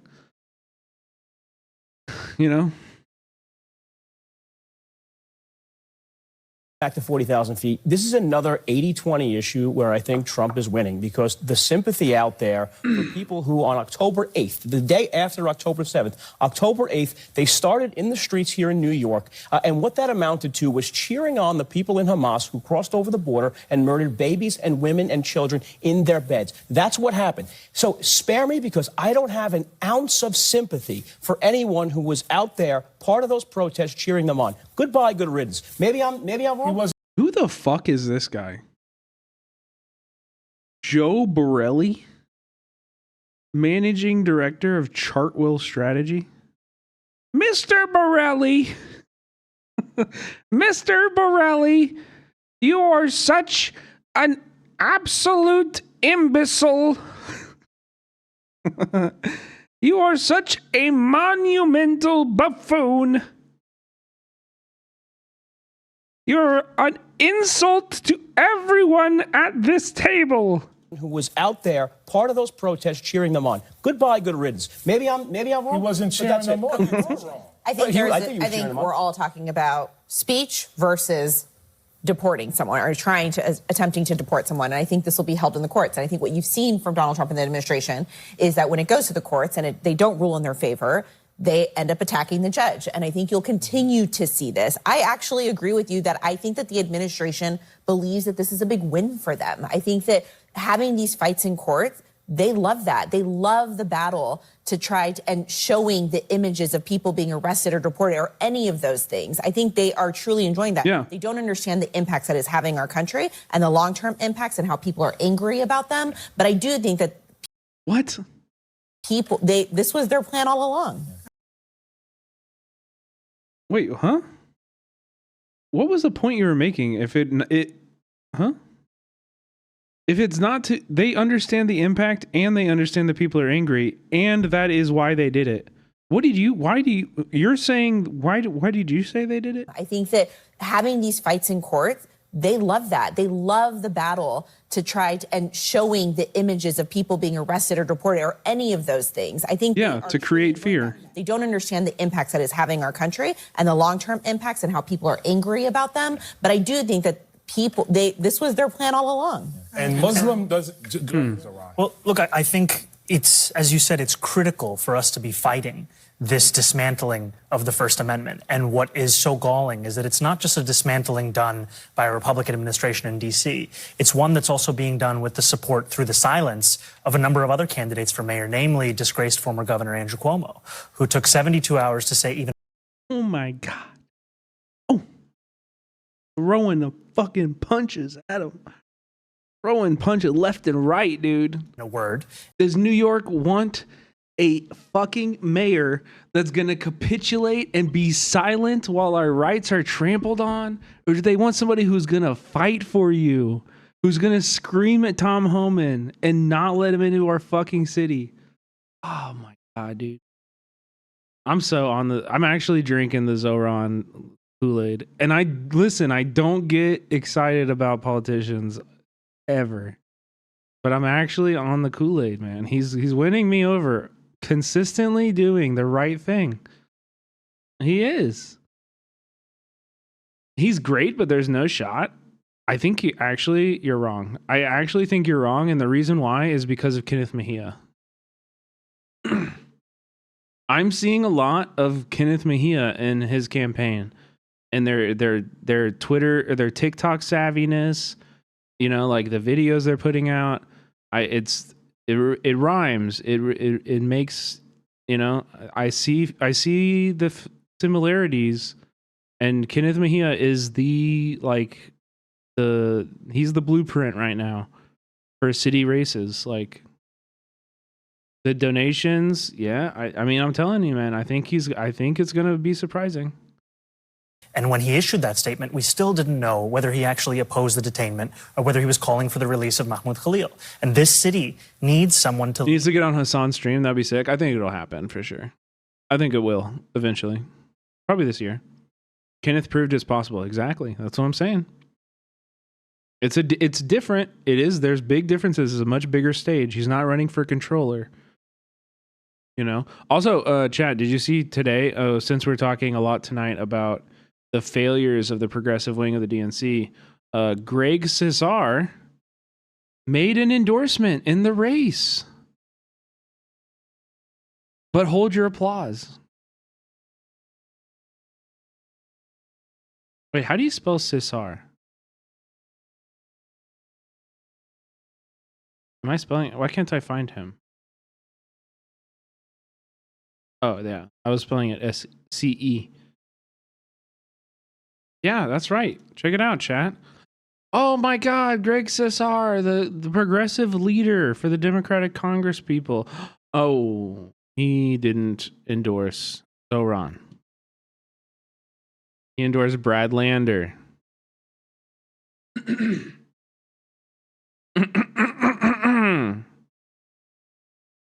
Hey, Brett, did you talk about how Bernie and AOC are great at explaining what the problems are, but they never give people a call to action? Nah. I didn't talk about that at all tonight. Not once. That is willing to fight the Trump administration, not collaborate with it in the manner of Eric Adams. Mike's take was good as always. The fact that DSA electeds have no unified electoral strategy and stick their fingers in incompetently is something that really needs to be rectified. Cool. I've been saying that for like 3 years. I'm not trying to. That is he does have the right take. He does have the right take, but like I've been like shouting that about DSA from the rooftops for a long fucking time. And Mike has kind of been the DSA guy. Or that which Andrew Cuomo is running. I think what the general public sees. I'm happy with it though. I think it's great. I'm not complaining. I'm really happy. Mike's politics are actually really solid lately. You know, he's been good. I have no complaints. We do need a clean break from the party. We do. Really, really, really badly. And more people shouting that from the rooftops, making that our biggest like rallying point right now, the better. I'm just saying, I do remember like he was on Hassan's stream and it was like during the election, he was on Hassan's stream and it was like, we can change the DNC. Like we can still change it from the inside. And like that was like that actually like was his take during the election. Just is a Democratic. I just remember that party that is more. But I'm really glad he has the right strategy now. Interested in defending people like Mahmoud Khalil than they are victims of crime here in New York City, than they are Jewish students who have been subjected to vile anti-Semitism across these college campuses and universities, or than they did seeing Democrats refuse to stand for a 13-year-old boy who's suffering from cancer who was made a Secret Service agent. That's what the juxtaposition is right now. That's what the American people are seeing. And they're looking at it and they're going, these people are out of their minds. You know what? Go ahead. Well, you know what I think also the New Yorkers are seeing is a Jewish student by the name of Grant Minor, who was the president of the United Auto Workers local on Columbia's campus that was just fired by Columbia administration for participating in those same protests. These are students that deserve their rights to be respected. These are ones that deserve to be recognized by those of us who aspire to be leaders across the city. They paywall the blackface photo? I mean, that's no fucked one up, is dude. supporting the That's fucked up. harassment of Jewish students. Yes, they are. No, respectfully, yes, they are. Yes, they are. What else were you cheering for October 8th when you marched in the street? Hang on a second. I have gone to these Let me be protests. clear. I've seen I'm them. talking about here at this table. Of course not. Okay? That's how it is. There was no one also no by one at this- invitation. They charged no one at mosques this and they table protected Jewish supports students. that. Yeah, except or they failed violence to move or anything forward like on that. numerous instances Congressman, of anti-Semitism. She is, dude. He's just like, listen, I'm gonna talk over you. You're a black woman, like. But I We do saw think, all across the Congressman, country. And Chuck Schumer refused. How fucking insanely rude! He's just acting like she doesn't exist, bro. Also, like, where are the other men at this table? Hello, chat. If you ever see a white guy acting up like this in public, you say, "Yo, stop talking." She was speaking. Shut the fuck up. You say "shut the fuck up" on TV, on national TV, is worth it. Okay. a lot refused. of congressmen Moving forward with the Sochi. Anti-Semitism Awareness Act. Just give me a Refused second 8 here. months. The other thing that I want to point out here is that if the Trump administration is making speech, public or private, a means for deportation, they should make that case in court. That is all. That is the only question. Again, I the think that Secretary is has broad power under the Immigration and I think Nationality that's- Act. That is what they I are think that's utilizing. fine. I think that's fine if that is the theory. That's not fine. They got to bring it to court, and the courts will decide whether that is appropriate in this country. State Representative Zohran Mamdani, as you can tell, he's running for mayor of New York City. Thank you very much, everyone, for being here. Hold on. Okay. Also, Loki, that was a dig. Catamount, thank you for the prime. I appreciate you.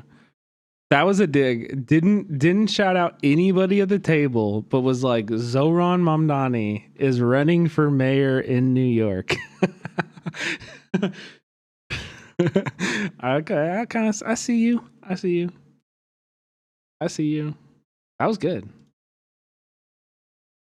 was good.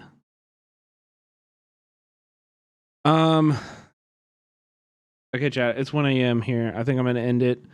Appreciate you all so much. Thank you for hanging out. Thank you for having these hard and exciting sometimes conversations with me. Appreciate you being generous in my emotional outbursts, you know, when I'm not. I know I come across different on text than I do in the stream. So if you see me in another chat wiling out, crashing out, assume the best. I hope you assume the best. That's all. Same goes for Twitter, too. Follow me on Twitter. I had a good tweet today. What's it doing? 3.2K likes, eh? Talia Jane reply, eh? Pretty nice, eh? Follow me on Twitter. We're all crashing out. We do it together. True. It's true. Keep fighting, chat, and stop looking, to the fucking Democratic Party to save you. Like I know it's easy sometimes. We're like we want the easiest path, but it's never going to be the easiest path. It's going to be hard, and that's why you have to get to work right now. That's why it's going to be hard. It's not going to be easy, and that's why you got to start working right now. So I hope today or tomorrow morning you wake up and you go and you find an org near you that you can be useful in. If you feel lost, you don't know even where to start, join the Discord, post in there on the just chatting, let you know. Somebody will help you. We'll figure it out. We'll figure it out together. That's the benefit, is that there's a lot of us and we can pool our resources and pool our info.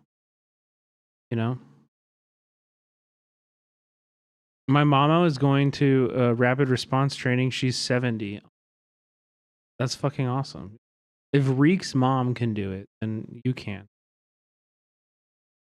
We got to build it. We got to build it. It's right now. Gaza needs us. Our undocumented friends needs us. Our trans friends needs us. We gotta be there for them.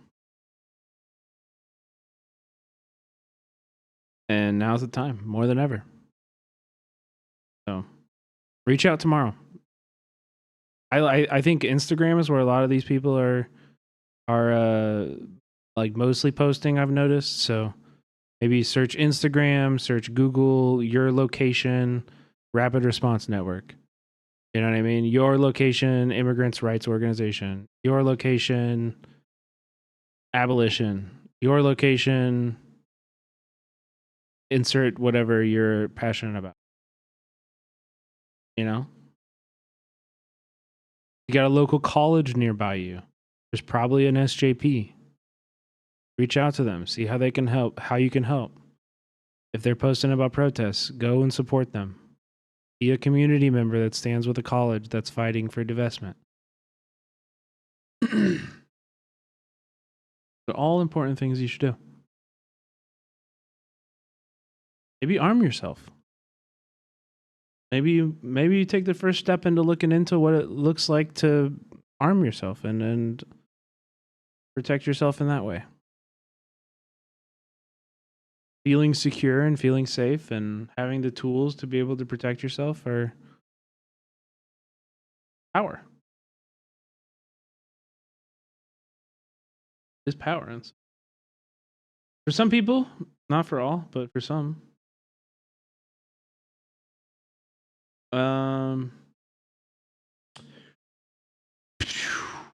Let's see.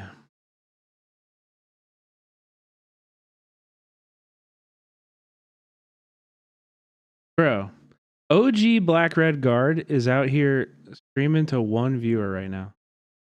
I feel like that's a shame.